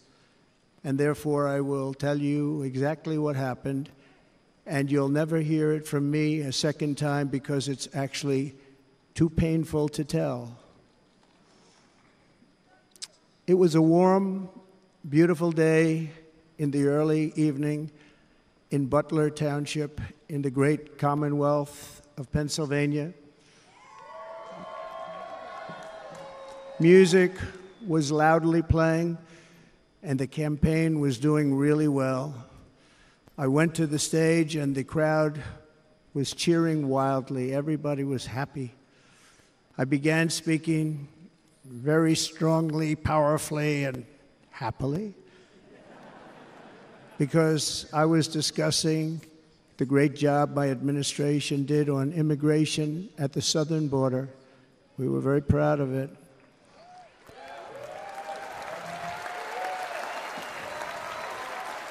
Behind me and to the right was a large screen that was displaying a chart of border crossings under my leadership. The numbers were absolutely amazing. In order to see the chart, I started to, like this, turn to my right and was ready to begin a little bit further turn, which I'm very lucky I didn't do, when I heard a loud whizzing sound and felt something hit me really, really hard on my right ear. I said to myself, wow, what was that? It can only be a bullet. And moved my right hand to my ear, brought it down. My hand was covered with blood, just absolutely blood all over the place. I immediately knew it was very serious, that we were under attack, and in one movement proceeded to drop to the ground. Bullets were continuing to fly. as very brave Secret Service agents rushed to the stage, and they really did. They rushed to the stage.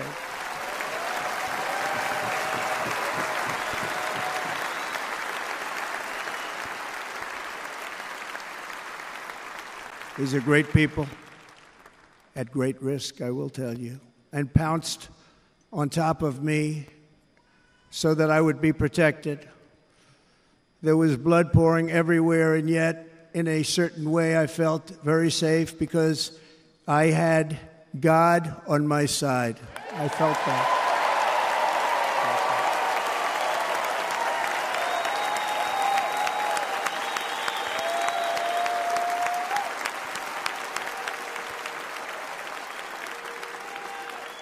The amazing thing is that prior to the shot, if I had not moved my head at that very last instant, the assassin's bullet would have perfectly hit its mark, and I would not be here tonight. We would not be together. The most incredible aspect of what took place on that terrible evening in the fading sun was actually seen later. In almost all cases, as you probably know, and when even a single bullet is fired, just a single bullet, and we had many bullets that were being fired, crowds run for the exits or stampede, but not in this case. It's very unusual.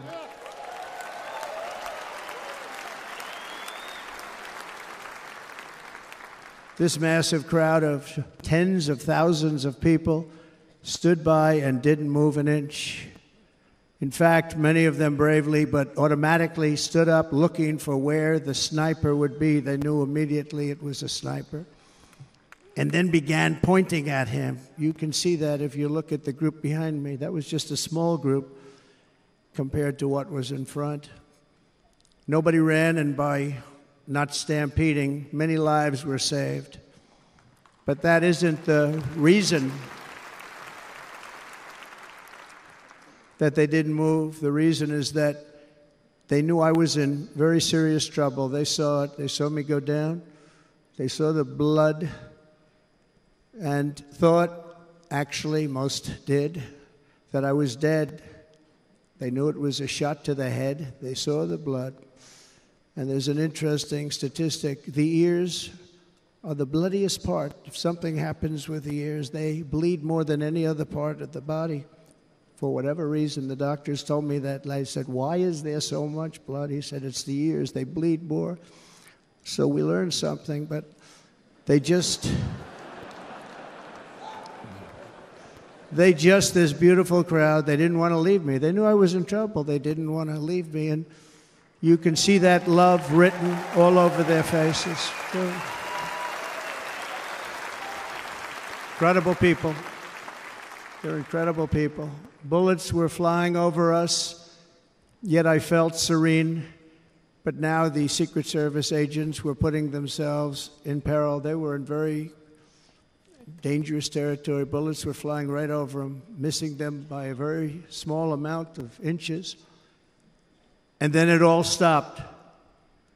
Our Secret Service sniper, from a much greater distance and with only one bullet used, took the assassin's life, took him out.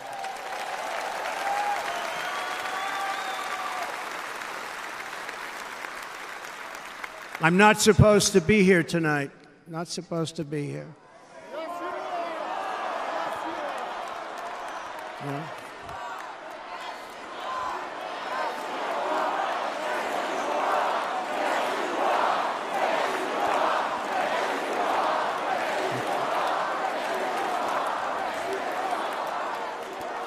Thank you. But I'm not. And I'll tell you, I stand before you in this arena only by the grace of Almighty God.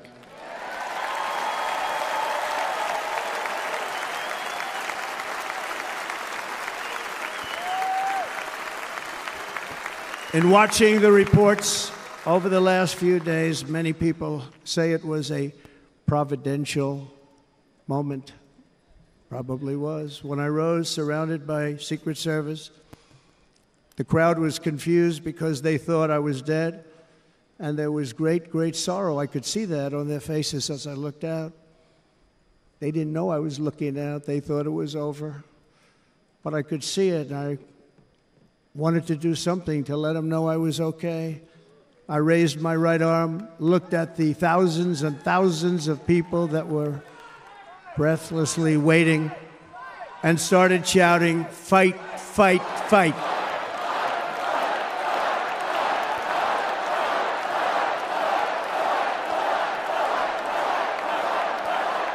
Thank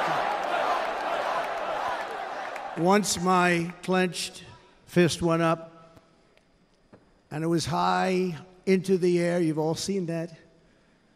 The crowd realized I was okay and roared with pride for our country like no crowd I have ever heard before.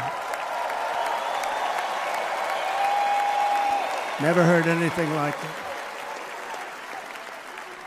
For the rest of my life, I will be grateful for the love shown by that giant audience of patriots that stood bravely on that fateful evening in Pennsylvania.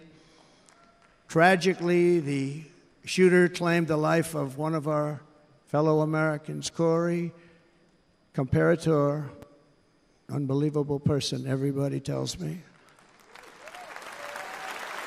Unbelievable.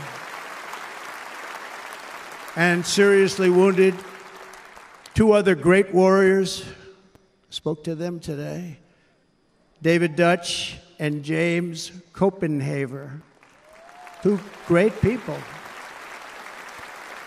I also spoke to all three families of these tremendous people. Our love and prayers are with them, and always will be. We're never going to forget them. They came for a great rally. They were serious Trumpsters, I want to tell you. They were serious Trumpsters, and still are. But Corey, unfortunately, we have to use the past tense. He was incredible. He was a highly respected former fire chief, respected by everybody. Was accompanied by his wife, Helen, incredible woman. I spoke to her today, devastated, and two precious daughters. He lost his life selflessly acting as a human shield to protect them from flying bullets. He went right over the top of them and was hit. What a fine man he was.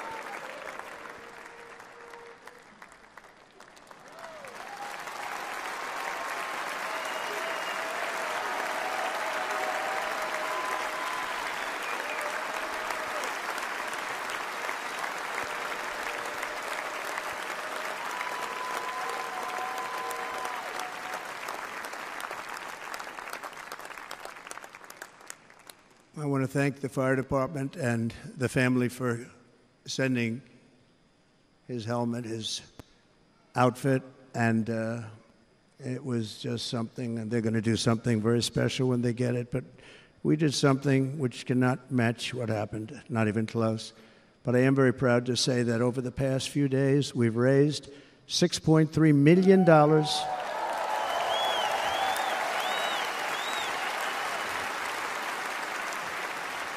for the families of David, James, and Corey, including from a friend of mine just called up. He sent me a check right here. I just got it. $1 million from Dan Newland. Thank you, Dan.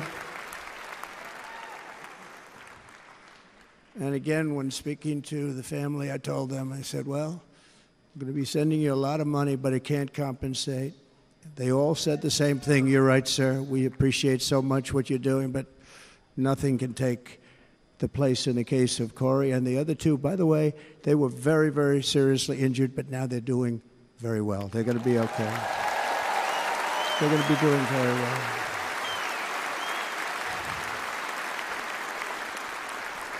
They're warriors. So now I ask that we observe a moment of silence in honor of our friend Corey.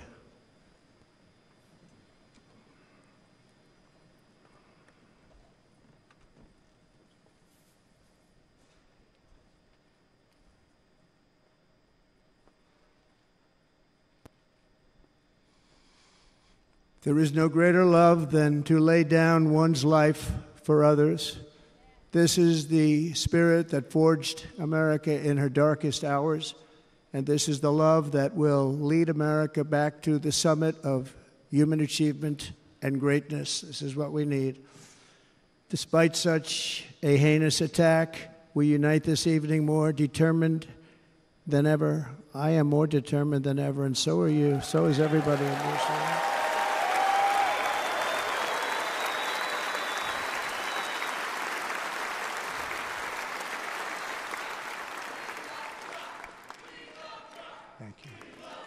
Thank you very much.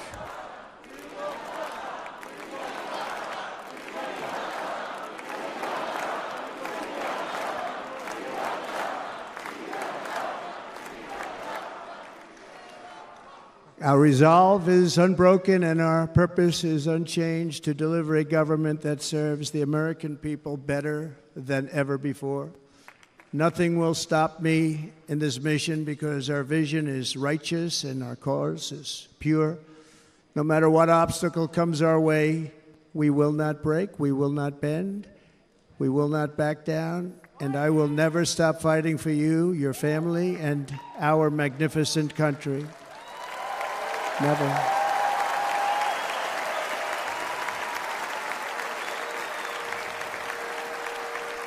And everything I have to give with all of the energy and fight in my heart and soul, I pledge to our nation tonight. Thank you very much. I pledge that to our nation.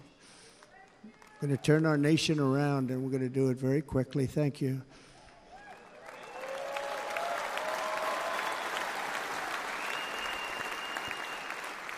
This election should be about the issues facing our country and how to make America successful, safe, free, and great again.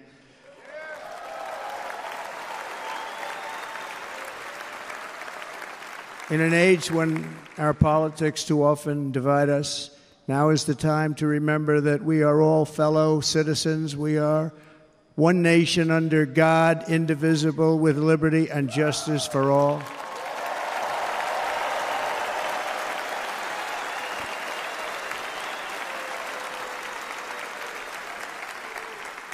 And we must not criminalize dissent or demonize political disagreement, which is what's been happening in our country lately at a level that nobody has ever seen before. In that spirit, the Democrat Party should immediately stop weaponizing the justice system and labeling their political opponent as an enemy of democracy. Especially since that is not true. In fact, I am the one saving democracy for the people of our country.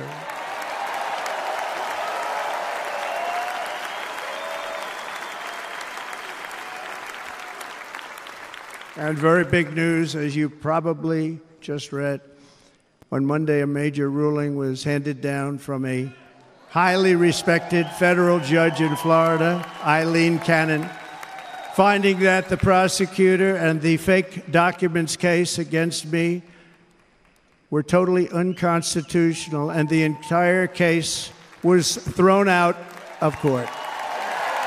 With all of that publicity, thrown out of court. If Democrats want to unify our country, they should drop these partisan witch hunts, which I have been going through for approximately 8 years. And they should do that without delay and allow an election to proceed that is worthy of our people. We're going to win it anyway, but worthy of our people. On this journey, I am deeply honored to be joined by my amazing wife, Melania.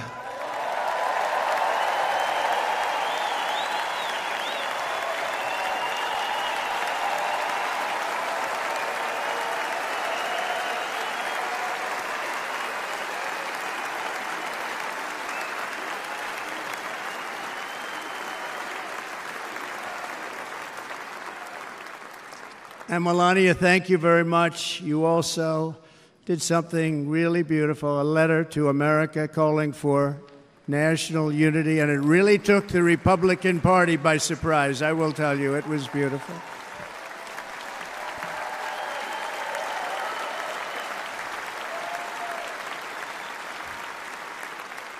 fact, some very serious people said that we should take that letter and put it as part of the Republican platform. That would be an honor, wouldn't it?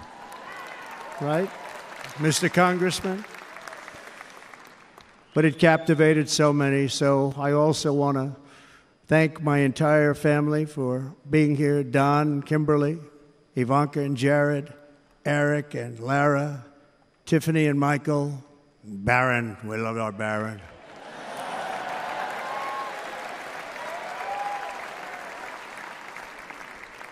And of course, my 10 wonderful grandchildren. You saw a few of them up there on my lap before.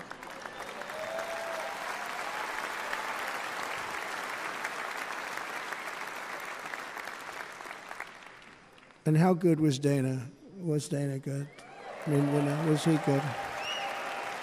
You know, he was on probably the only vacation he's had in about, maybe ever, because he works, but about 10 years with his wife, very far away. I won't tell you where, but very, very far away, beautiful place. And my people called, and he said, yeah, I won't be able to do it. This is many, many years. I promised my wife I can't do it. And they came in, they said, Dana won't be able to do it, because he was my first, second, and third choice. I said, well, you know, that's too bad, but I understand he's away, and it's good. It's good for him. And that was it. About 30 minutes later, she came back in, sir, Dana just called. He's going to do it. And his wife, she said, you can't turn him down. You just can't do it. You have to go. That's a good wife.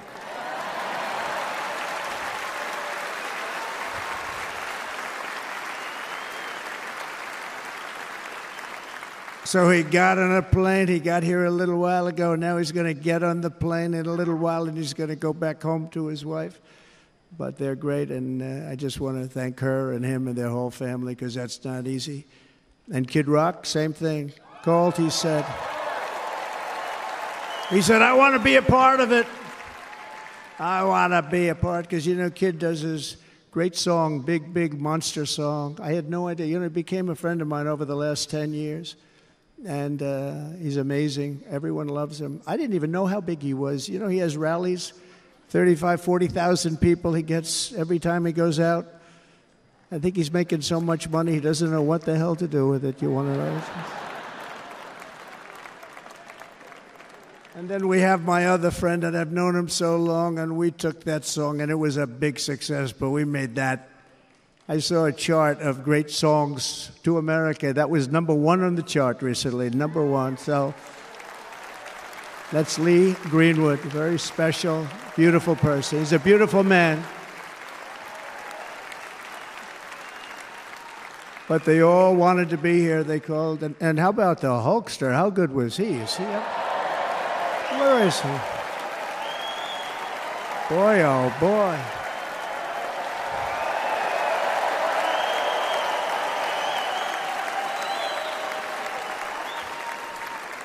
You know, they may call that entertainment. I know about entertainment, but when he used to lift a 350-pound man over his shoulders and then bench press him 2 rows into the audience, I say, maybe entertainment, but he is one strong son of a gun. I will tell you, I watched it many times.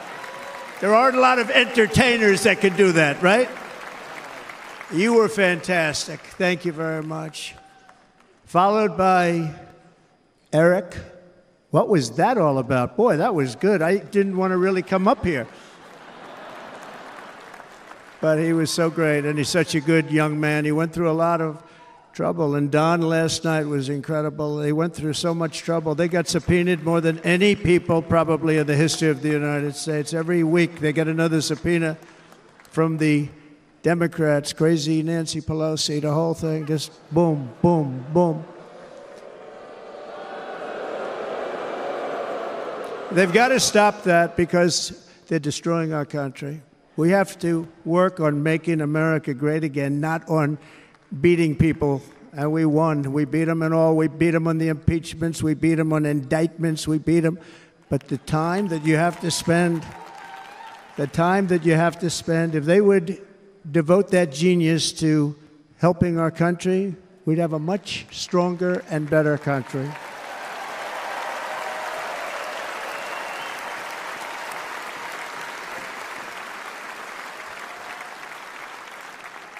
And Jason, the biggest star in country music. Jason, thank you for being here. Jason, thank you very much. Jason Aldean, he's good. I like his wife even better, by the way. She's here. Thank you, Jason. But I'm thrilled to have a new friend and partner fighting by my side. The next Vice President of the United States, the current Senator from Ohio, J.D. Vance, and his incredible wife, Usha.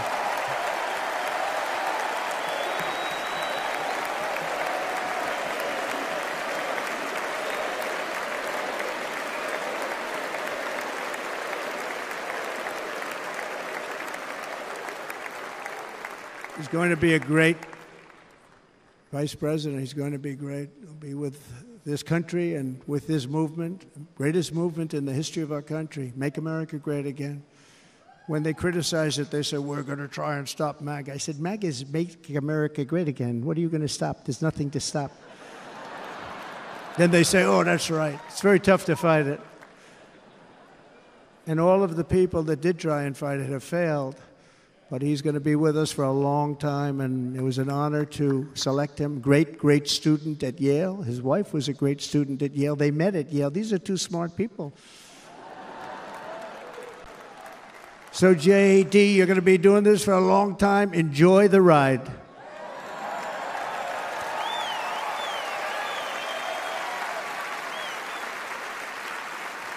And a very special thank you to the extraordinary people of Milwaukee and the great state of...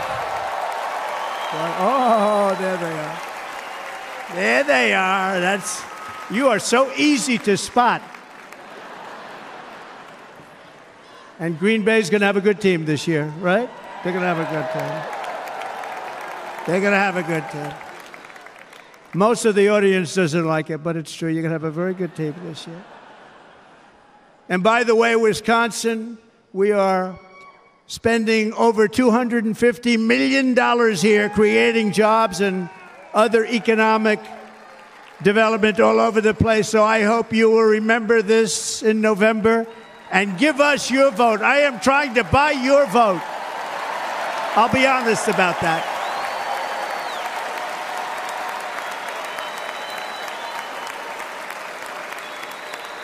And I promise we will make Wisconsin great again. We're going to make it. Thank you, Mr. Governor. Thank you very much. Thank you. I'm here tonight to lay out a vision for the whole nation. To every citizen, whether you're a young or old man or woman, Democrat, Republican, or independent, black or white, Asian or Hispanic, I extend to you a hand of loyalty and of friendship.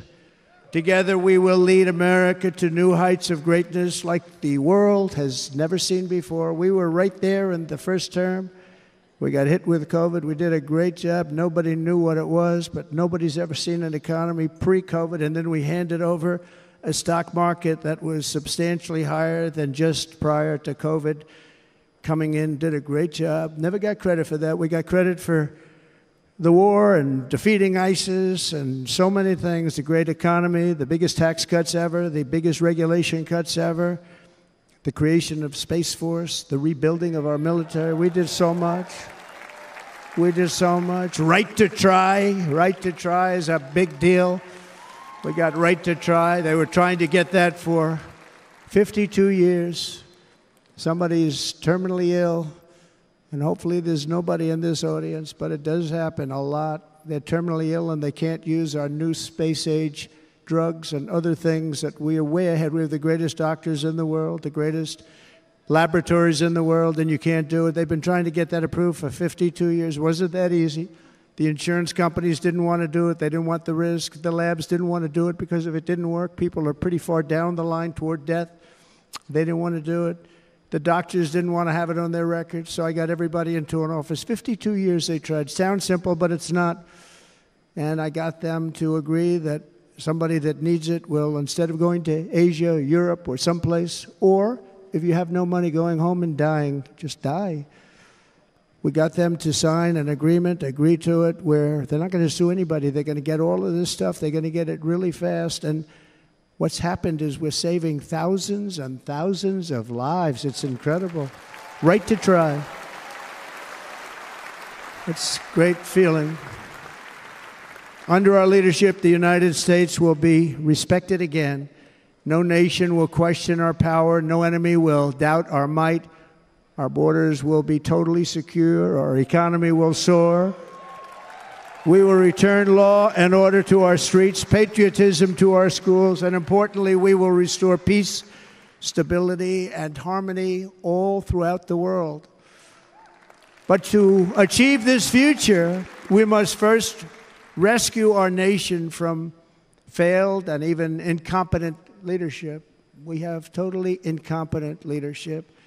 This will be the most important election in the history of our country. Under the current administration, we are indeed a nation in decline. We have an inflation crisis that is making life unaffordable, ravaging the incomes of working and low-income families, and crushing, just simply crushing our people like never before. They've never seen anything like it. We also have an illegal immigration crisis, and it's taking place right now as we sit here in this beautiful arena.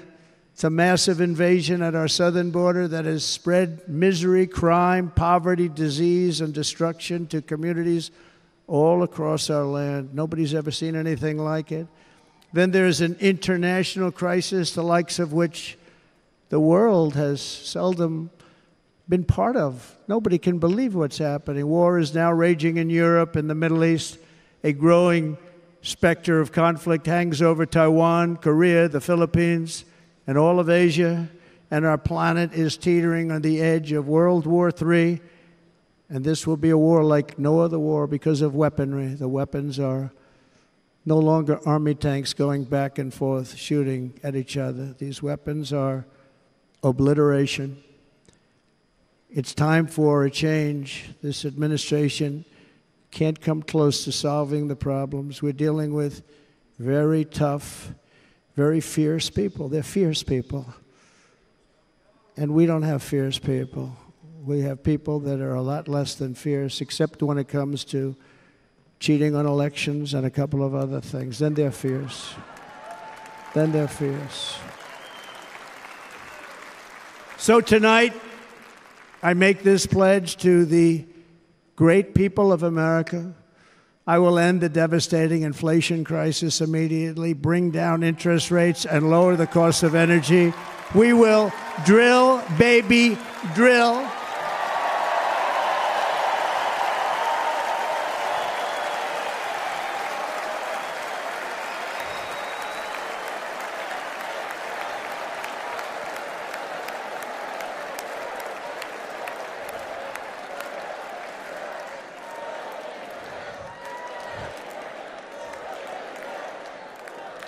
Can you believe what they're doing? But by doing that, we will lead a large-scale decline in prices. Prices will start to come down. Energy raised it. They took our energy policies and destroyed them. Then they immediately went back to them, but by that time, so much was lost. But we will do it at levels that nobody's ever seen before, and we'll end lots of different things. We'll start paying off debt and start lowering taxes even further. We gave you the largest tax cut. We'll do it more. You know, people don't realize I brought taxes way down, way down, and yet we took in more revenues the following year than we did when the tax rate was much higher. Most people said, how did you do that? Because it was incentive. Everybody was coming to the country. They were bringing back billions and billions of dollars into our country. The companies made it impossible to bring it back. The tax rate was too high, and the legal complications were far too great. I changed both of them, and hundreds of billions of dollars by Apple and so many other companies were brought back into our nation, and we had an economy the likes of which no nation had ever seen. China, we were beating them at levels that were incredible. And they know it. They know it. We'll do it again, but we'll do it even better. I will end the illegal immigration crisis by closing our border and finishing the wall, most of which I've already built.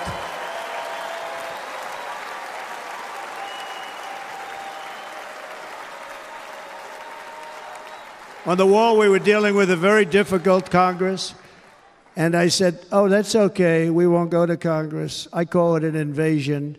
We gave our military almost $800 billion. I said, I'm going to take a little of that money because this is an invasion, and we built, most of the wall is already built, and we built it through using the funds because what's better than that? We have to stop the invasion into our country that's killing hundreds of thousands of people a year. We're not going to let that happen. I will end every single international crisis that the current administration has created, including the horrible war with Russia and Ukraine, which would have never happened if I was president, and the war caused by the attack on Israel, which would have never happened if I was president. Iran was broke. Iran had no money. Now Iran has $250 billion. They made it all over the last 2.5 years. They were broke. I watched the other day on a show called Deface the Nation. Has anyone seen it? And they had a congressman who was a Democrat say, well, whether you like him or not, Iran was broke dealing with Trump. I told China and other countries, if you buy from Iran, we will not let you do any business in this country, and we will put tariffs on every product you do send in of 100% or more. And they said to me, well, I think that's about it. They weren't going to buy any oil.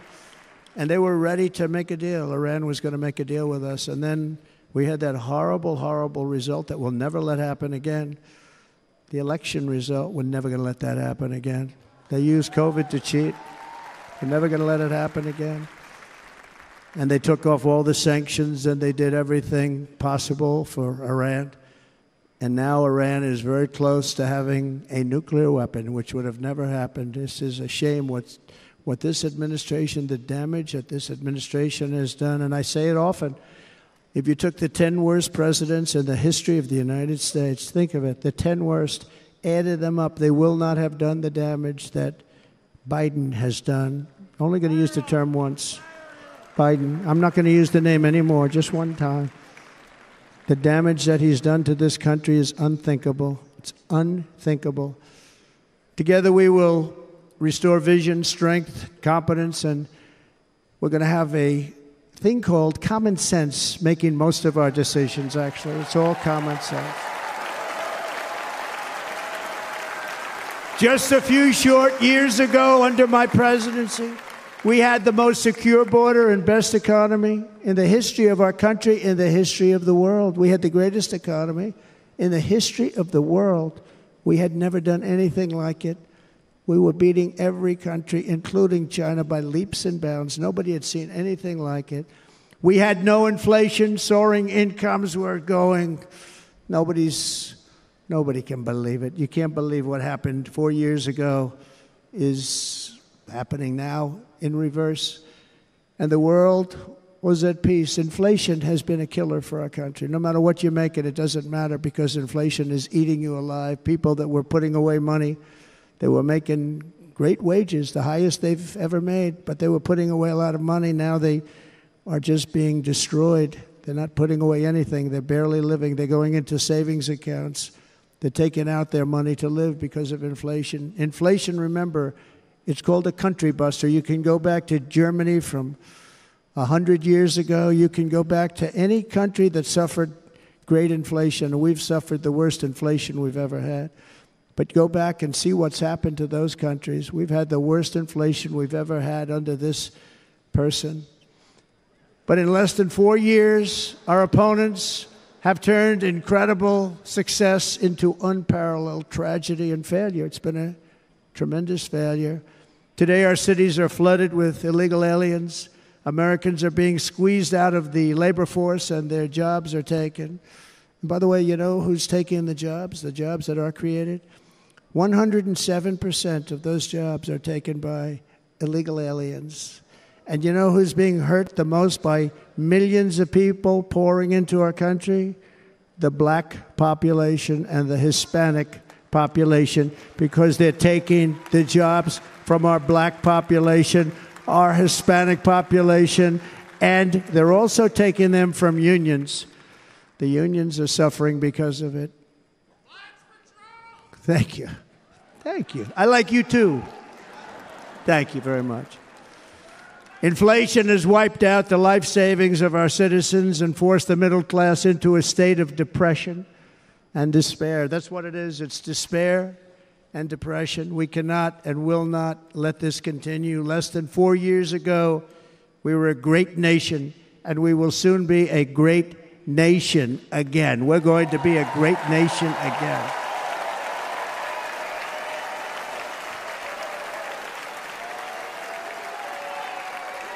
Thank you. With proper leadership, every disaster we are now enduring will be fixed, and it will be fixed very, very quickly. So tonight, whether you've supported me in the past or not, I hope you will support me in the future, because I will bring back the American dream. That's what we're going to do. You don't even hear about the American dream anymore.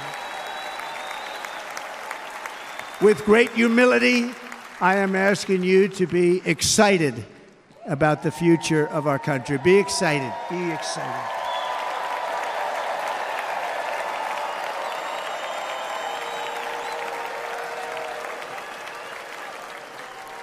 And by the way, the news reports, look at all of those big networks. Look at them. They're all here. But every one of them has said this could be the most organized, best run, and most enthusiastic convention of either party that they've ever seen. Every single one.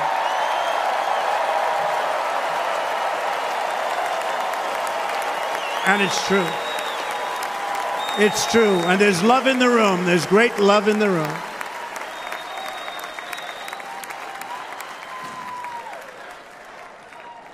So I better finish strong. Otherwise, we'll blow it, and we can't let that happen. Now, this was great. All of the great people that spoke, and everybody hit a home run. I mean, there's not one that I can think of where I said, oh, gee, that wasn't great. Every single person. I refuse to be the only one. Don't do that to me. They're already getting ready. See, I gave them an idea. Now, this was a great convention. This was, I think we're actually going to go home and miss it. You know, usually with a first of all, look at these crowds. You'd never have this at a convention. Look at these crowds.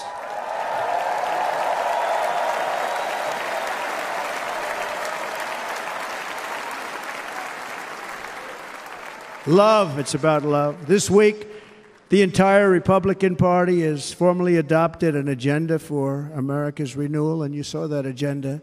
And it's very short compared to the long, boring, meaningless agendas of the past, including the Democrats. They write these things that are hundreds of pages long, and they never read them after they're done. In their case, fortunately, they don't read them because they're pretty bad. It's a series of bold promises that we will swiftly implement when you give us a Republican House.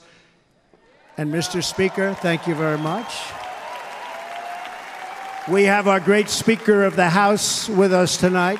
Mr. Speaker, thank you very much. Thank you. A Republican Senate. We have many senators here.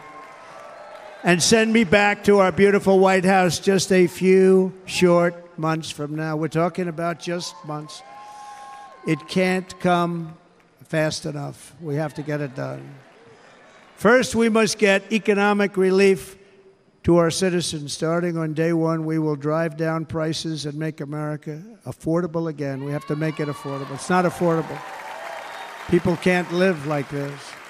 Under this administration, our current administration. Groceries are up 57%, gasoline is up 60 and 70%, mortgage rates have quadrupled.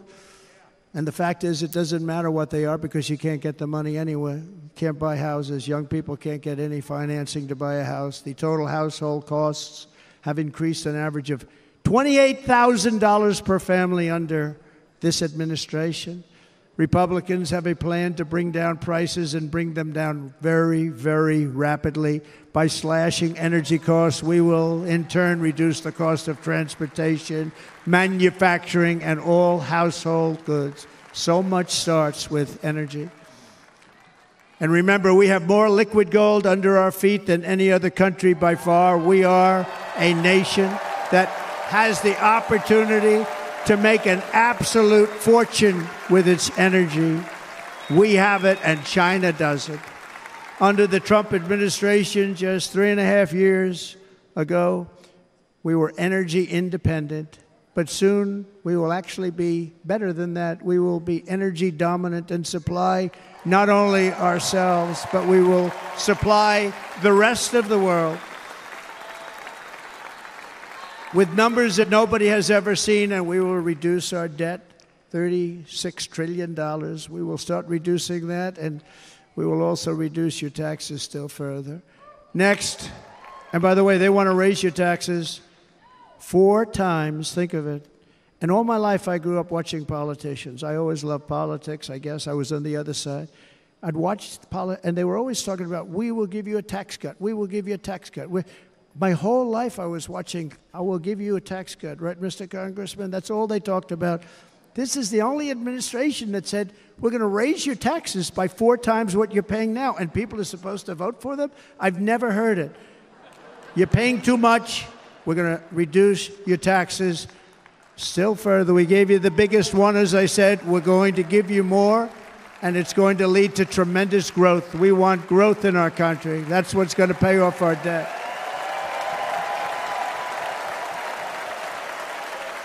And next, we will end the ridiculous and actually incredible waste of taxpayer dollars that is fueling the inflation crisis. They've spent trillions of dollars on things having to do with the Green New Scam. It's a scam. And that's caused tremendous inflationary pressures in addition to the cost of energy. And all of the trillions of dollars that are sitting there not yet spent, we will redirect that money for important projects like roads, bridges, dams, and we will not allow it to be spent on meaningless Green New Scam ideas.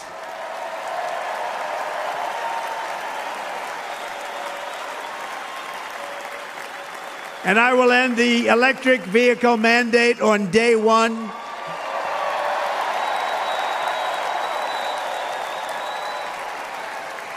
Thereby saving the U.S. auto industry from complete obliteration, which is happening right now, and saving U.S. customers thousands and thousands of dollars per car. And right now, as we speak, large factories just started are being built across the border in Mexico. So with all the other things happening on our border, and they're being built by China to make cars and to sell them into our country. No tax, no anything. The United Auto Workers ought to be ashamed for allowing this to happen. And the leader of the United Auto Workers should be fired immediately. And every single auto worker, union and non-union, should be voting for Donald Trump because we're going to bring back car manufacturing and we're going to bring it back fast.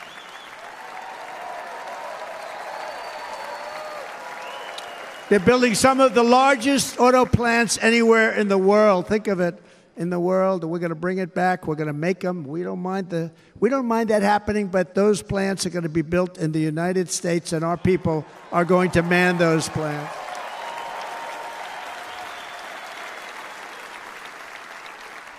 And if they don't agree with us, we'll put a tariff of approximately 100 to 200% on each car, and they will be unsellable in the United States. We have long been taken advantage of by other countries. And think of it, oftentimes these other countries are considered so-called allies. They've taken advantage of us for years. We lose jobs, we lose revenue, and they gain everything and wipe out our businesses, wipe out our people. I stopped it for 4 years. I stopped it, and we're really ready to make changes like nobody had seen before. And remember, USMCA, I got rid of NAFTA, the worst trade deal ever made, and replaced it with USMCA, which is, they say, the best trade deal ever made. Actually, probably the best trade deal was the deal I made with China, where they buy $50 billion worth of our product. They were buying nothing. They buy $50 billion worth. They had to. But I don't even talk about it because of COVID. I don't even mention it, frankly, because of what happened with the China virus.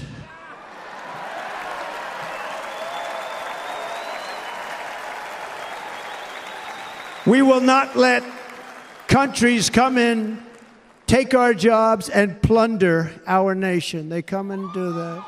They plunder our nation. The way they will sell their product in America is to build it in America. Very simple. Build it in America and only in America.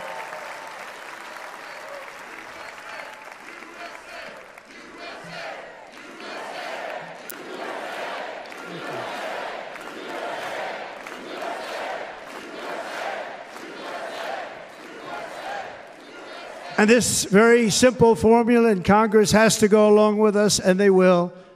This very simple formula will create massive numbers of jobs. We will take over the auto industry again, and many, many hundreds of thousands of jobs.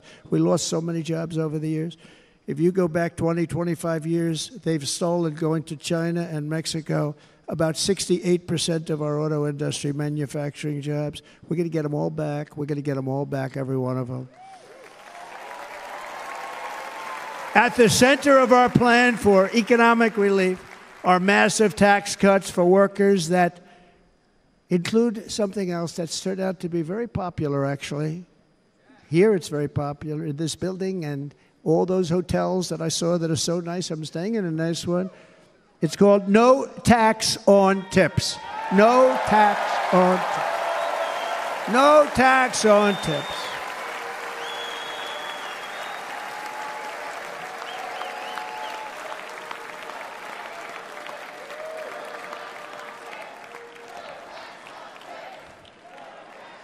I got that by having dinner recently in Nevada, where we're leading by about 14 points. Hello. I'll see you there very soon, everybody. And we're having dinner at a beautiful restaurant in the Trump building on the Strip, and it's a great building, and the waitress comes over. How's everything going? A really nice person. How's everything? Oh, sir, it's so tough.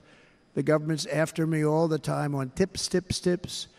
I said, well, they give you cash. Would they be able to find him? She said, actually, and I didn't know this, she said, very little cash is given. It's all put right on the check.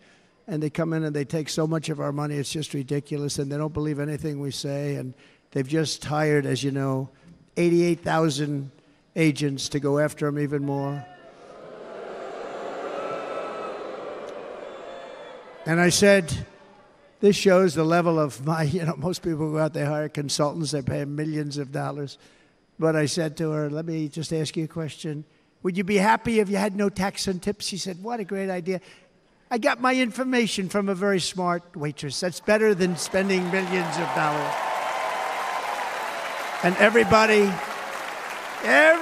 loves it. Waitresses and caddies and drivers and everybody. It's a large group of people that are being really hurt badly. They make money, let them keep their money. I'm going to protect Social Security and Medicare. Democrats are going to destroy Social Security and Medicare because all of these people, by the millions they're coming in, they're going to be on Social Security and Medicare and other things, and you're not able to afford it. They are destroying your Social Security and your Medicare. Under my plan, incomes will skyrocket, inflation will vanish completely, jobs will come roaring back, and the middle class will prosper like never, ever before, and we're going to do it very rapidly.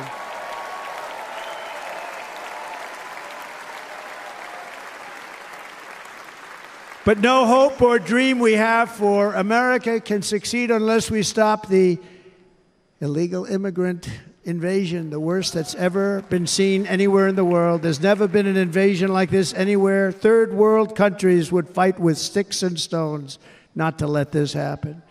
The invasion at our southern border, we will stop it, and we will stop it quickly. You heard Tom Homan yesterday. Tom Homan, put him in charge and just sit back and watch.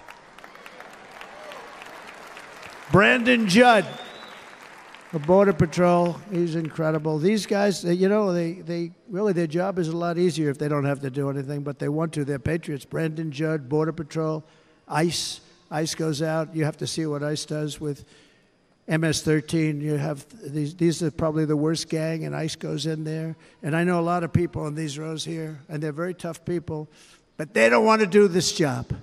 They'll go into a pack of MS-13 killers. They're the worst, probably the worst gangs in the world. And we have thousands of them. I moved thousands and thousands out in my 4 years. We moved them out, and it was a pleasure. But ICE would go right into a pack of these killers, and you see fists flying, you see everything flying, and then they take them. They put them in a paddy wagon. They take them back, and they get them out of our country. And the other countries weren't accepting them back, and I called up, and I said, tell them that we're not giving them economic aid anymore. And the next day, I got calls from all of these countries that were terminated. Billions of dollars we spend on economic aid to countries that does us, frankly, no good.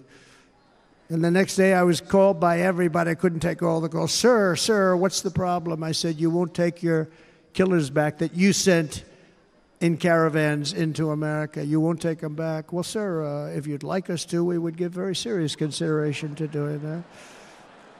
And within 24 hours, they were being taken back. For years and years, when I first came in, they said President Obama tried to get him to go back, and they wouldn't accept him. They'd put planes on the runway so you couldn't leave the plane. They'd close the road so you couldn't take the buses. They'd all have to turn back. As soon as I said no more economic aid of any kind to any country that does that, they called back and they said, sir, it would be our great honor to take MS-13. We love them very much. We love them very much, sir. We'll take them back. At the heart of the Republican platform is our pledge to end this border nightmare and fully restore the sacred and sovereign borders of the United States of America, and we're going to do that on day one.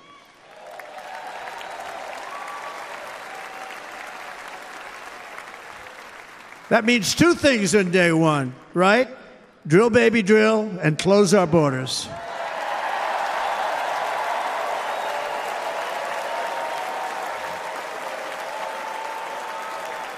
And by the way, and I think everybody as a Republican, as a patriot in this room, and most Democrats, we want people to come into our country, but they have to come into our country legally. Legally. Less than 4 years ago, I handed this administration the strongest border in American history. But you can see on the chart that saved my life, that was the chart that saved my life. I said, look it, I'm so proud of it. I think it's one of the greatest, it was done by the Border Patrol, one of the greatest charts I've ever seen. It showed everything just like that. You know the chart. Oh, there it is. That's pretty good. Wow. Last time I put up that chart, I never really got to look at it. But without that chart, I would not be here today.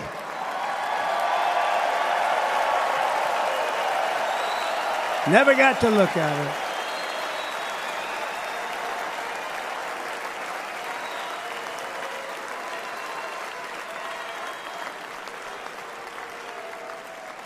I said, you got to see this chart. I was so proud of it, and by the time I got to there, I never got to see it that day. But I'm seeing it now, and I was very proud. If you look at the arrow on the bottom, that's the lowest level, the one on the bottom, heavy red arrow. That's the lowest level of illegal immigrants ever to come into our country in recorded history, right there. Right there. And that was my last week in office. And then you see what happened after I left. Look at the rest. And if you go out a little bit further, it's getting to be a little bit old, but I love it anyway, right? but you can go much higher with those numbers. Look what happened right after that. The invasion began. We had the opposite. We stopped the invasion, but the invasion that we stopped was peanuts by comparison to what happened after I left. Look at what happened after I left. They took over our country. We ended all catch and release. We shut down asylum fraud. We stopped human trafficking and forged historic agreements to keep illegal aliens on foreign soil. We want them to stay on their soil. Under the Trump administration, if you came in illegally, you were apprehended immediately and you were deported. You went right back. The current administration terminated every single one of those great Trump policies that I put in place to seal the border. I wanted a sealed border. Again, come in, but come in legally. You know how unfair it is? So many people, hundreds of thousands of people, have been working for years to come into our country.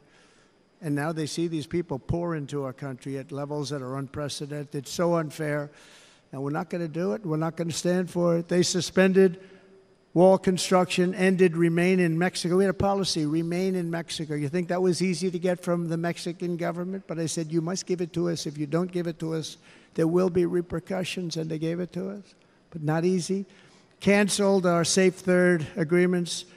Demolished Title 42, implemented nationwide catch and release. That's catch and release, where we catch them and release them into our country. We catch them and release them into Mexico. There's a slight difference.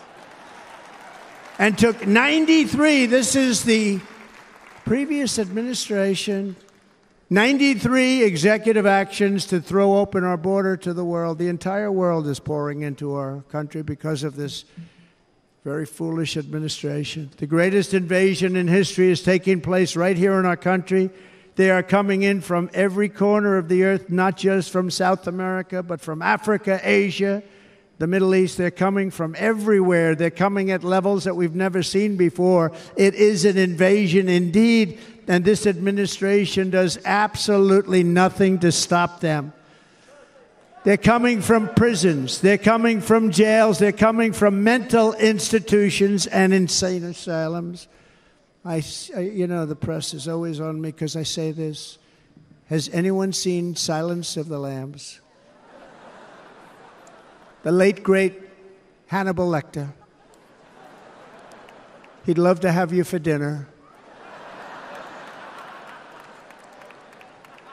That's insane asylums. They're emptying out their insane asylums. And terrorists are coming in at numbers that we've never seen before. Bad things are going to happen. Meanwhile, our crime rate is going up, while crime statistics all over the world are going down, because they're taking their criminals and they're putting them into our country. A certain country, and I happen to like the president of that country very much, but he's been getting great publicity because he's a wonderful shepherd of the country. He says how well the country's doing because their crime rate is down. And he said he's training all of these rough people. They're rough, rough, rough. He's training them. And I've been reading about this for 2 years. I think, oh, that's wonderful. Let's take a look at it. But then I realized he's not training them. He's sending all of his criminals, his drug dealers, his people that are in jails, he's sending them all to the United States. And he's different in that he doesn't say that. He's trying to convince everybody what a wonderful job he does in running the country. Well, he doesn't do a wonderful job. And by the way, if I ran one of the countries, many countries, many countries from all over, I would be worse than any of them. I would have had the place totally emptied out already.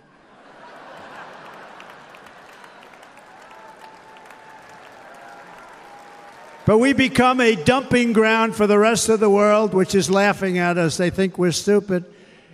And they can't believe that they're getting away with what they're getting away with, but they're not going to be getting away with it for long. That's what I can tell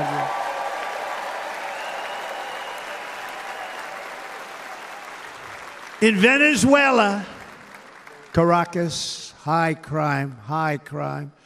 Caracas, Venezuela. Really a dangerous place, but not anymore. Because in Venezuela, crime is down 72%. In fact, if they would ever win this election, I hate to even say that, we will have our next Republican convention in Venezuela because it will be safe. Our cities will be so unsafe, we won't be able We will not be able to have it there in El Salvador. Murders are down by 70%. Why are they down? Now, he would have you convinced that because he's trained murderers to be wonderful people. No. They're down because they're sending their murderers to the United States of America. This is going to be very bad. And bad things are going to happen, and you're seeing it happen all the time. That's why, to keep our families safe, the Republican platform promises to launch the largest deportation operation in the history of our country. Even larger than that of President Dwight D. Eisenhower from many years ago. You know, he was a moderate, but he believed very strongly in borders. He had the largest deportation operation we've ever had. Just recently, I spoke to the grieving mother of Jocelyn Nungary, a wonderful woman, a precious 12-year-old girl from Houston who last month was tied up, assaulted, and strangled to death after walking to the convenience store just a block away from her house. Her body was dumped near the side of the road in a shallow creek, found by some onlookers who couldn't believe what they had witnessed. Charged with Jocelyn's heinous murder are 2 illegal aliens from Venezuela who came across our border, were in custody, and were then released into the country by this horrible, horrible administration that we have right now. I also met recently with the heartbroken mother and sister of Rachel Morin. Rachel was a 37-year-old mom of 5 beautiful children who was brutally raped and murdered while out on a run. She wanted to keep herself in good shape. It was very important to her. She was murdered. The monster responsible first killed another woman in El Salvador before he was led into America by the White House. This White House let them in. He then attacked a 9-year-old girl and her mother in a home invasion in Los Angeles before murdering Rachel in Maryland. Traveled all throughout the country, doing tremendous damage. Rachel's mother will never be the same. I spent time with her. She will never be the same. I've also met with the wonderful family of Laken Riley, the brilliant 22-year-old nursing student. She was so proud of being first in her class, who was out for a jog on the campus of the University of Georgia when she was assaulted, beaten, and horrifically killed. Yet another American life was stolen by a criminal alien set free by this administration. And these were incredible people we're talking about. These were incredible people who died. Tonight, America, this is my vow. I will not let these killers and criminals into our country.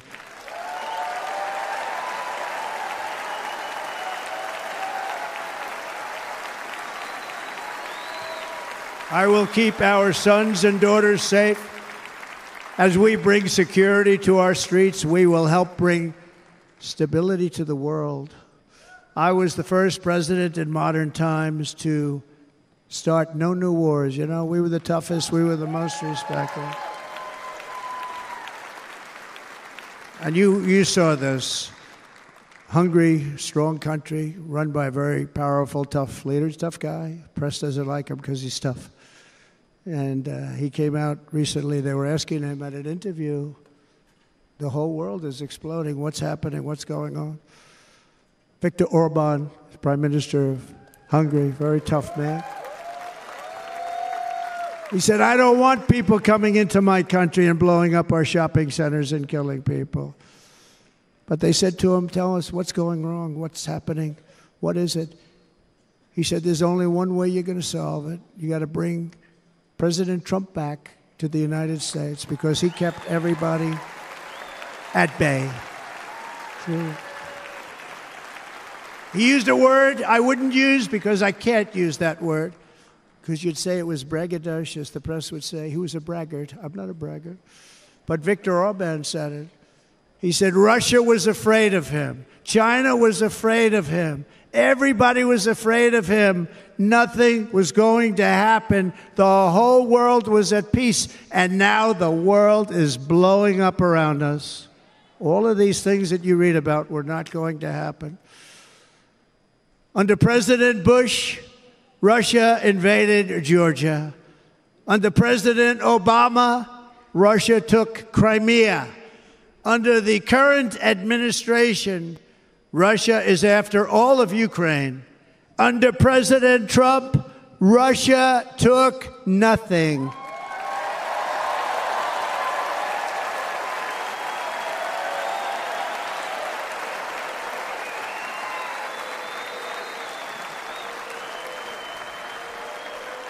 We defeated 100% of ISIS in Syria and Iraq, something that was said to take 5 years, sir. It'll take 5 years, sir. We did it in a matter of a couple of months. We have a great military. Our military is not woke. It's just some of the fools on top that are woke.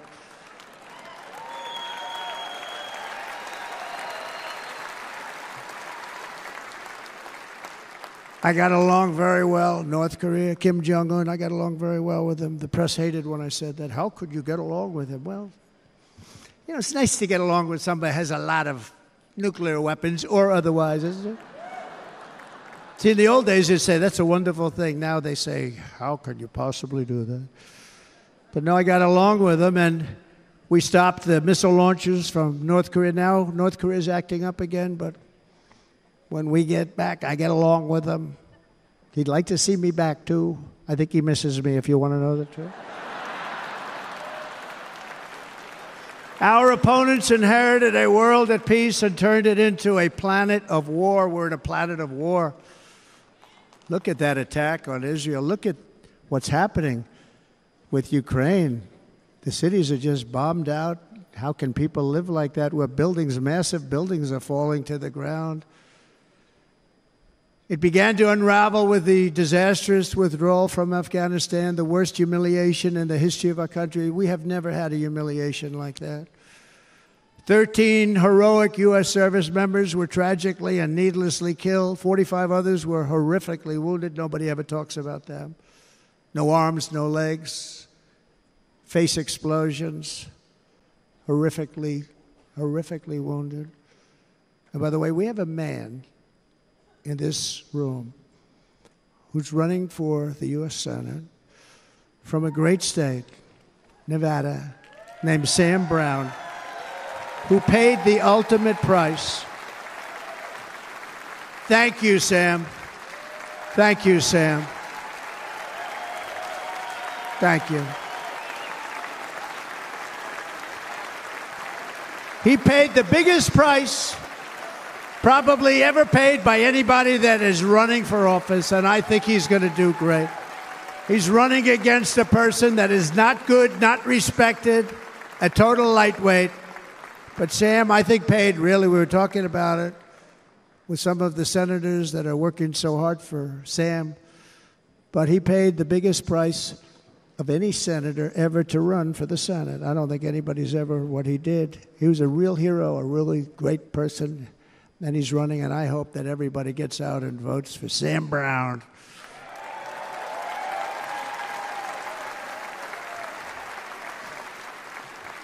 And we also left behind $85 billion worth of military equipment, along with many American citizens were left behind.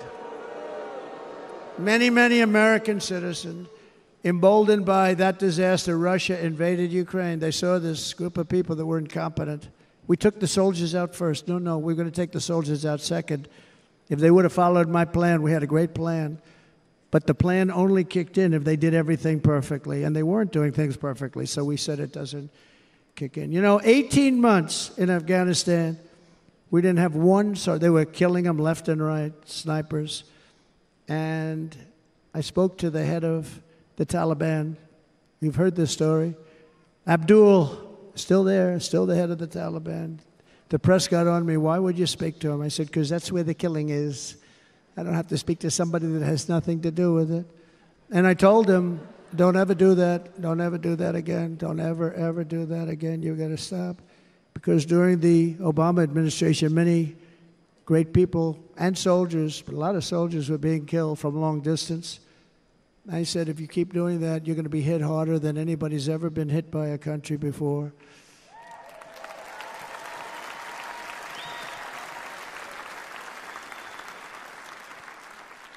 And he said, I understand, Your Excellency. He called me Your Excellency. I wonder if he calls the other guy Your Excellency. I doubt it. The other guy gave him everything. I mean, what kind of a deal was that? He walked out, gave him everything. Do you know that right now Afghanistan is one of the largest sellers of weapons in the world? They're selling the brand new, beautiful weapons that we gave them. But think of it. He actually said to me, but why do you show me a picture of my home? I said, you'll have to ask your people or one of your wives. But he could figure it out. And for 18 months, we had not one attack on an American soldier by the Taliban. 18 months.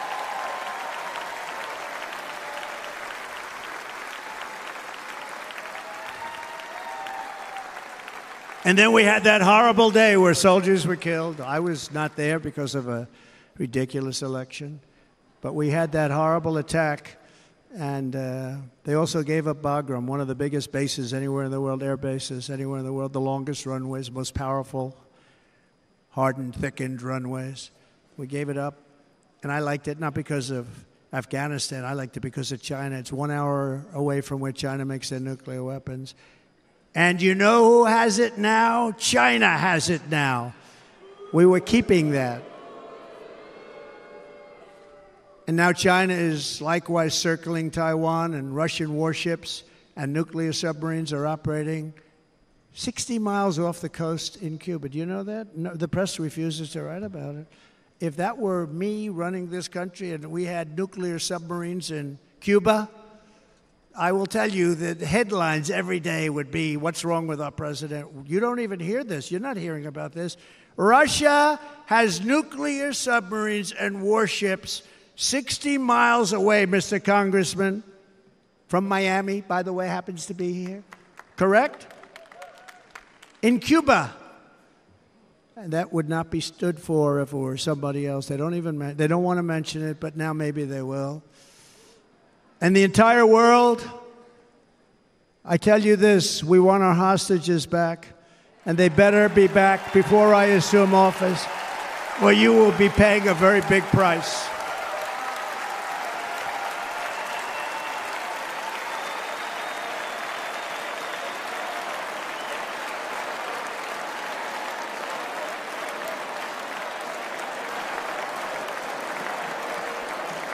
With our victory in November, the years of war, weakness, and chaos will be over. I don't have wars. I had no wars other than ISIS, which I defeated, but that was a war that was started. We had no wars. I could stop wars with a telephone call.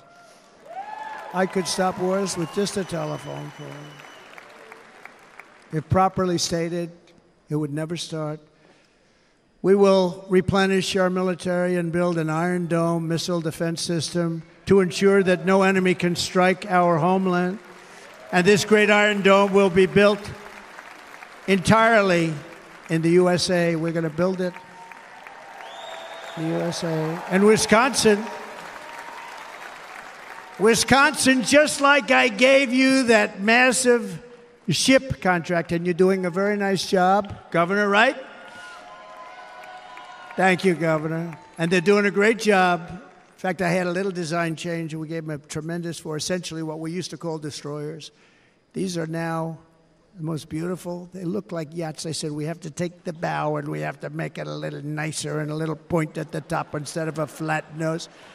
And the people at the shipyard said, this guy sort of knows what he's doing. We have the most beautiful ships, right, Governor? And everybody's sitting over there. And it was a big contract that everybody wanted. I gave it to Wisconsin, but we're going to have a lot of that built right here in the state of Wisconsin and all other states. Israel has an Iron Dome. They have a missile defense system. 342 missiles were shot into Israel, and only one got through a little bit. It was badly wounded. It fell to the ground, but most of them are. And Ronald Reagan wanted this many years ago, but we really didn't have the technology many years ago. Remember, they called it Starship, spaceship, anything to mock him. But he was a very good president, very, very good. But now we have unbelievable technology. And why should other countries have this and we don't? No, we're going to build an iron dome over our country, and we're going to be sure that nothing can come and harm our people. And again, from an economic development standpoint, we're going to make it all right here. No more sending it out to other countries in order to help. It's America first. America first. We will unleash the power of American innovation. And as we do, we will soon be on the verge of finding the cures to cancer, Alzheimer's disease, and many other diseases. We're going to get to the bottom of it. You remember this gentleman that I don't want to mention other than one time I had to, because when you say the 10 worst, I had to do it. I didn't want anybody to be confused. But this man said, we're going to find a cure to cancer. Nothing happened. We're going to get to the cure for cancer and Alzheimer's and so many other things. We're so close to doing something great. But we need a leader that will let it be done. We will not have men playing in women's sports. That will end immediately.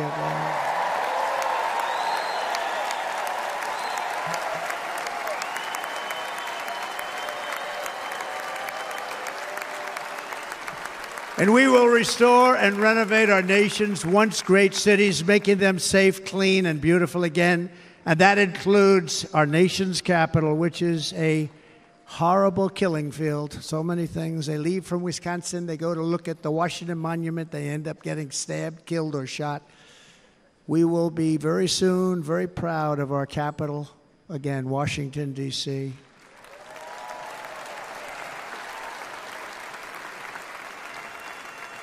America is on the cusp of a new golden age, but we will have the courage to seize it. We're going to take it. We're going to make it a current. We're going to bring this into a golden age like never seen before. Remember this, China wants to do it. Japan wants to do it. All of these countries want to do it. We have to produce massive amounts of energy if we're going to produce the new. If you look at some of the things that have been done, and some of the things that we're going to do.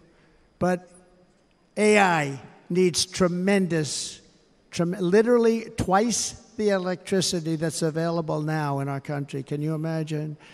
But instead, we're spending places where they recharge electric cars. They built 8 chargers at a certain location toward the Midwest. 8 chargers for $9 billion. Think of them as a tank for filling up your gas. Think of it. They spent $9 billion on 8 chargers, 3 of which didn't work. And if you were going to do this all over our country, this crazy electric mandate, if you're going to do this and by the way, I'm all for electric. They have their application. But if somebody wants to buy a gas-powered car, gasoline-powered car, or a hybrid, they're going to be able to do it. And we're going to make that change on day 1.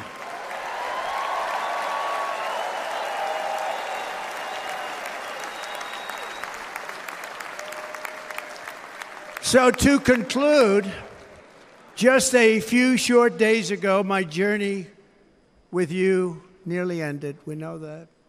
And yet, here we are tonight, all gathered together, talking about the future, promise, and a total renewal of a thing we love very much. It's called America. We live in a world of miracles. None of us knows God's plan or where life's adventure will take us. I want to thank Franklin Graham for being here tonight. He's an outstanding man. He wrote me a note recently. I have a lot of respect for him. Sir, I love your storytelling. I think it's great in front of these big rallies. But, sir, please do me one favor. It won't make any difference. Please don't use any foul language. I was a little embarrassed. He said, it won't make any difference. Actually, it does. The story's not quite as good, but I've been very good. The story is not quite as good, to be honest. I've got to have a little talk with Franklin, but he was great. He's a great gentleman. His father was so incredible, Billy Graham. My father used to love taking me to see Billy Graham. My father would take me to see Billy Graham at Yankee Stadium. He had the biggest rallies you've ever seen. He was a good rally guy, too. But he'd get up, and he was a fantastic guy. My father loved Billy Graham. But I love Franklin Graham. I think Franklin's been fantastic, and I'm working so hard to adhere to his note to me. I'm working hard on it, Franklin. But if the events of last Saturday make anything clear, it is that every single moment we have on earth is a gift from God.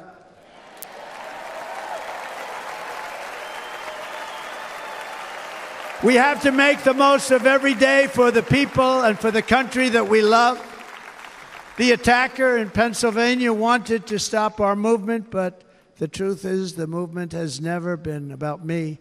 It has always been about you. It's your movement. It's the biggest movement in the history of our country by far. Can't be stopped.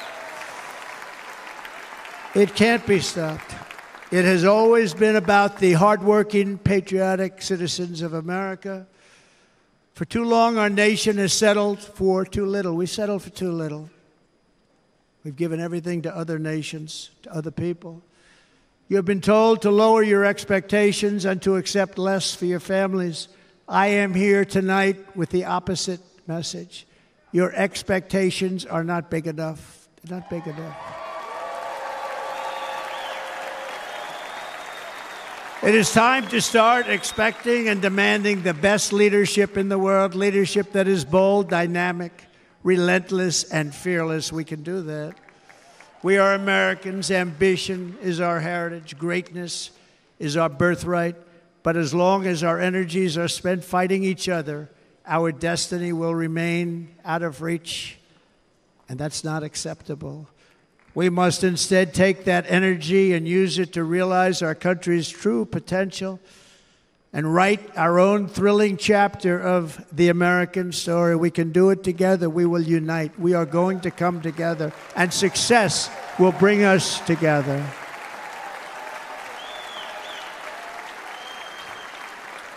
It is a story of love, sacrifice, and so many other things. And remember the word, devotion. It's unmatched devotion. Our American ancestors crossed the Delaware, survived the icy winter at Valley Forge, and defeated a mighty empire to establish our cherished republic. They fought so hard, they lost so many. They pushed thousands and thousands of miles across a dangerous frontier, taming the wilderness to build a life and a magnificent home for their family. They packed their families into covered wagons, trekked across hazardous trails, scaled towering mountains, and braved rivers and rapids to stake their claim on the wide open, new, and very beautiful frontier. When our way of life was threatened, American patriots marched onto the battlefield, raced into enemy strongholds, and stared down death and stared down those enemies to keep alive the flame of freedom. At Yorktown, Gettysburg, and Midway, they joined the roll call of immortal heroes. So many just so many heroes, so many great, great people. And we have to cherish those people. We can't forget those people. We have to cherish those people.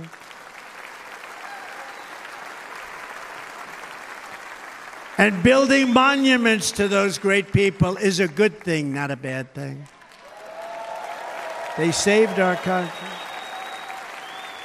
No challenge was too much. No hardship was too great. No enemy was too fierce. Together, these patriots soldiered on and endured, and they prevailed because they had faith in each other, faith in their country, and above all, they had faith in their God.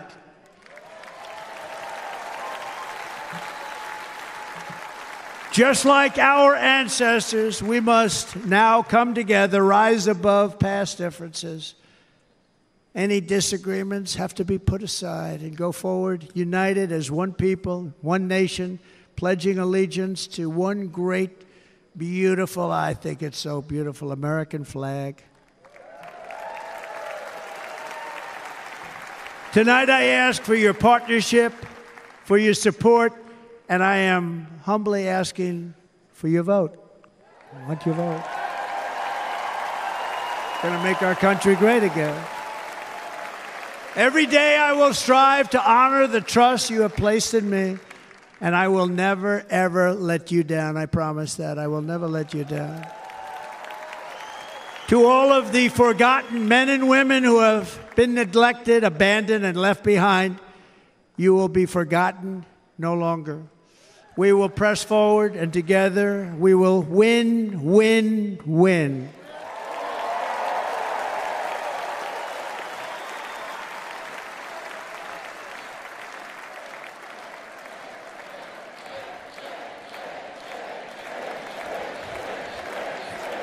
Win, win, win, win, win, win.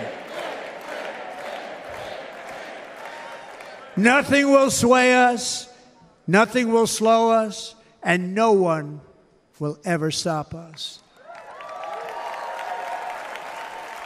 No matter what dangers come our way, no matter what obstacles lie in our path, we will keep striving toward our shared and glorious destiny, and we will not fail. We will not fail. Together we will save this country, we will restore the republic, and we will usher in the rich and wonderful tomorrows that our people so truly deserve. America's future will be bigger, better, bolder, brighter, happier, stronger, freer, greater, and more united than ever before.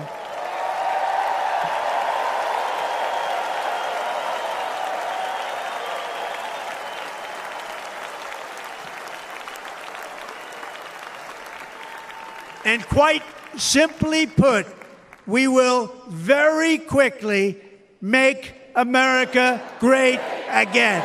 Thank you very much. Thank you very much, Wisconsin. God bless you. God bless you, Wisconsin, and God bless the United States of America, our great country. Thank you very much, everybody. Thank you.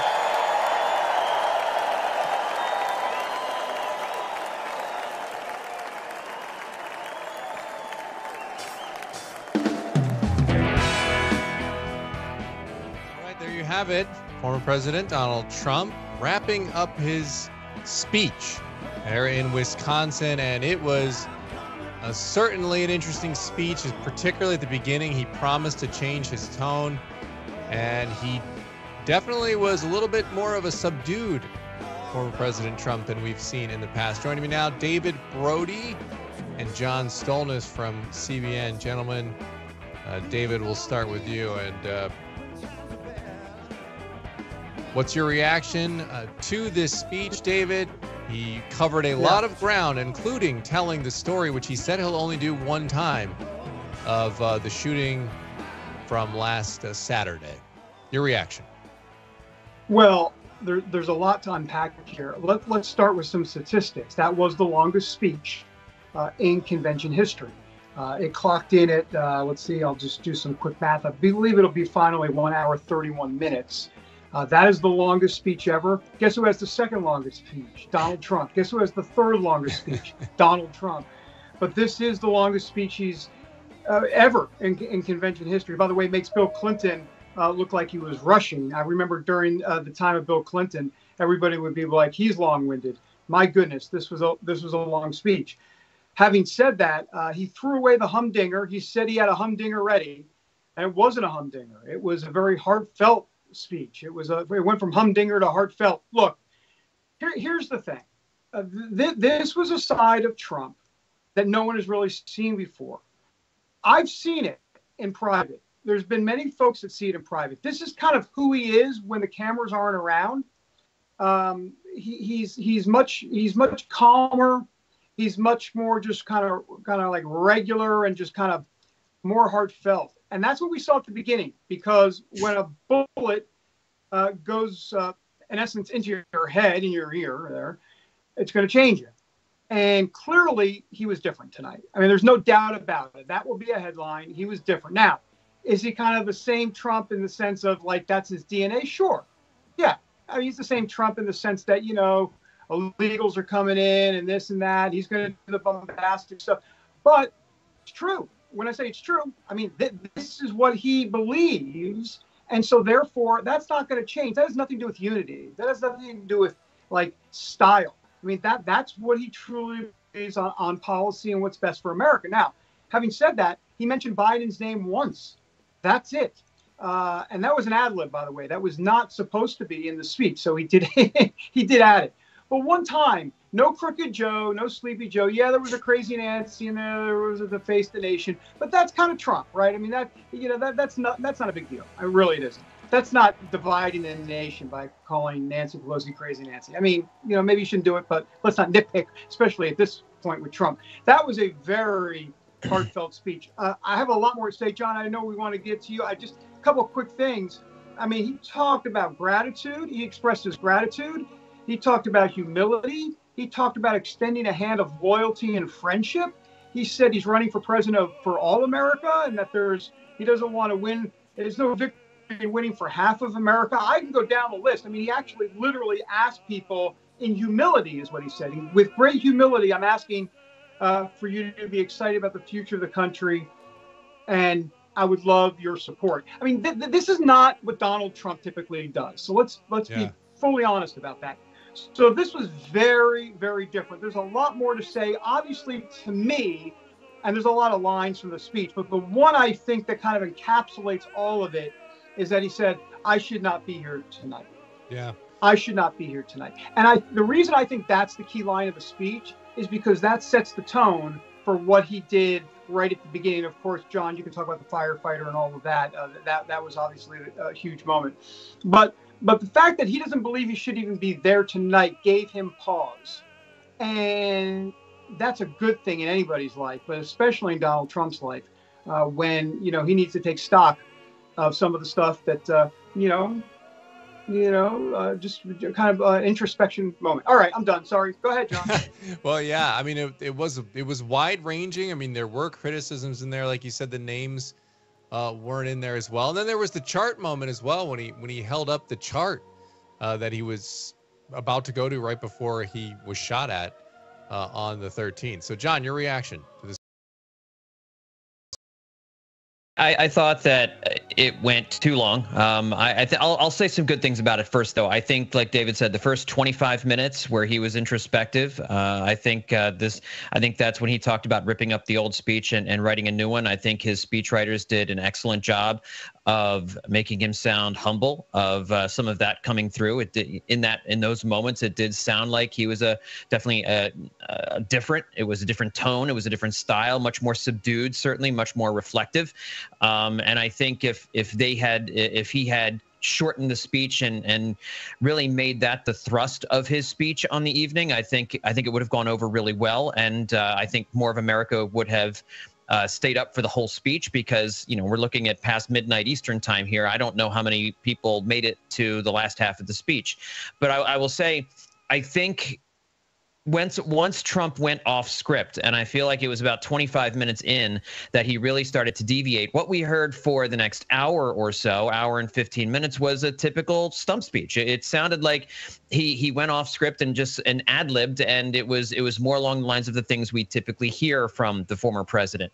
Didn't sound like a lot had changed in those particular portions of the speech. So I thought it was kind of a tale of two speeches. I thought the first part of it was very different. I thought it was effective. I thought we saw a different side of Donald Trump, and then for the rest of it, I thought it was very much like what we have seen with Donald Trump. And I would just ask for people who are supportive of the former president, if Joe Biden had delivered this speech in the same way that Donald Trump delivered it, with the same energy level, with the same tone, with the same length, deviating off script, moving on from different points, there didn't really seem to be a flow to the speech where, we have a foreign policy section and then we're moving into, the economy, and here's what I'm going to do for you. I just didn't see a lot of forward looking in the speech. It wasn't really till we were almost 45 minutes to an hour in that we started seeing what am I going to do for you in my next 4 years as president. And I would ask ourselves, if Joe Biden had delivered this speech, what would the reception of this speech be? How would we be responding to it? Just to be judging both guys the same way, because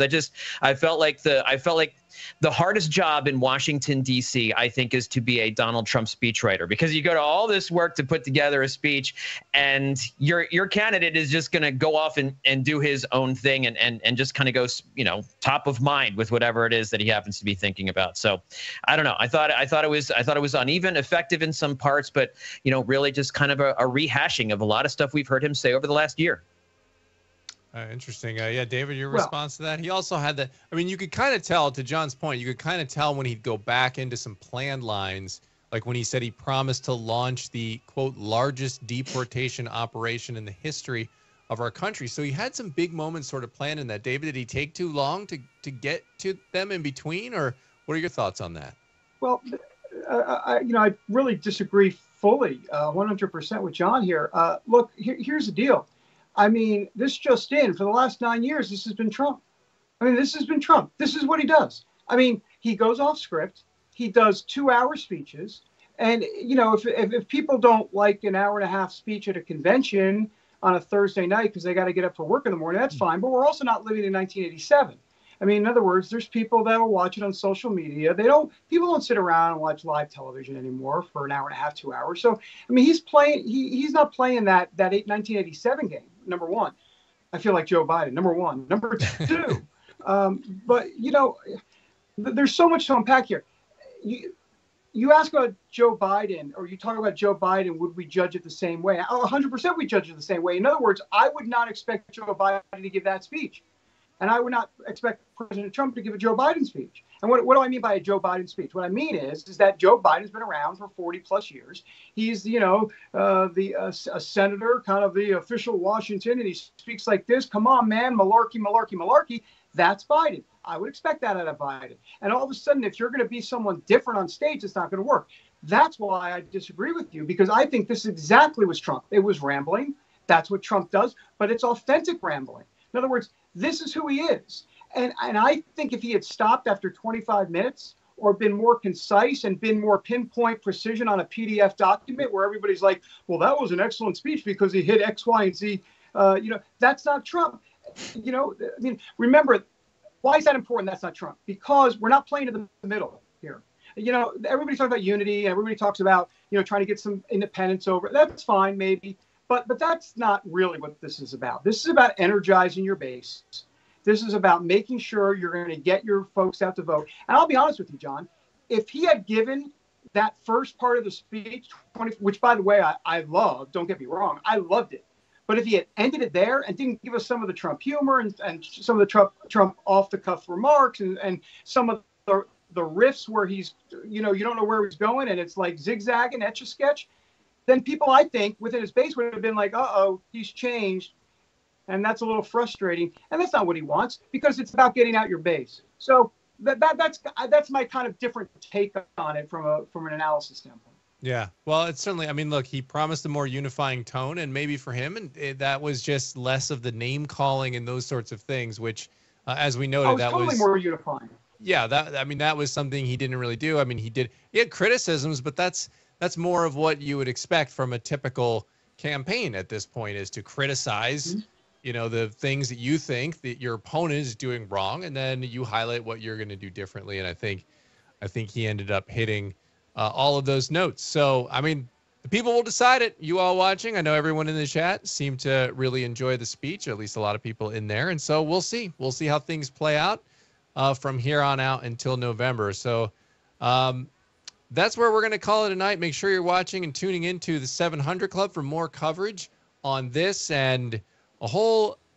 lot of other news that is going on. There was a drone strike in Tel Aviv, and so I'm sure we'll be covering that as well, and a lot of other things happening around the country as the election heats up. So thank you so much for being here tonight for our coverage of the RNC convention.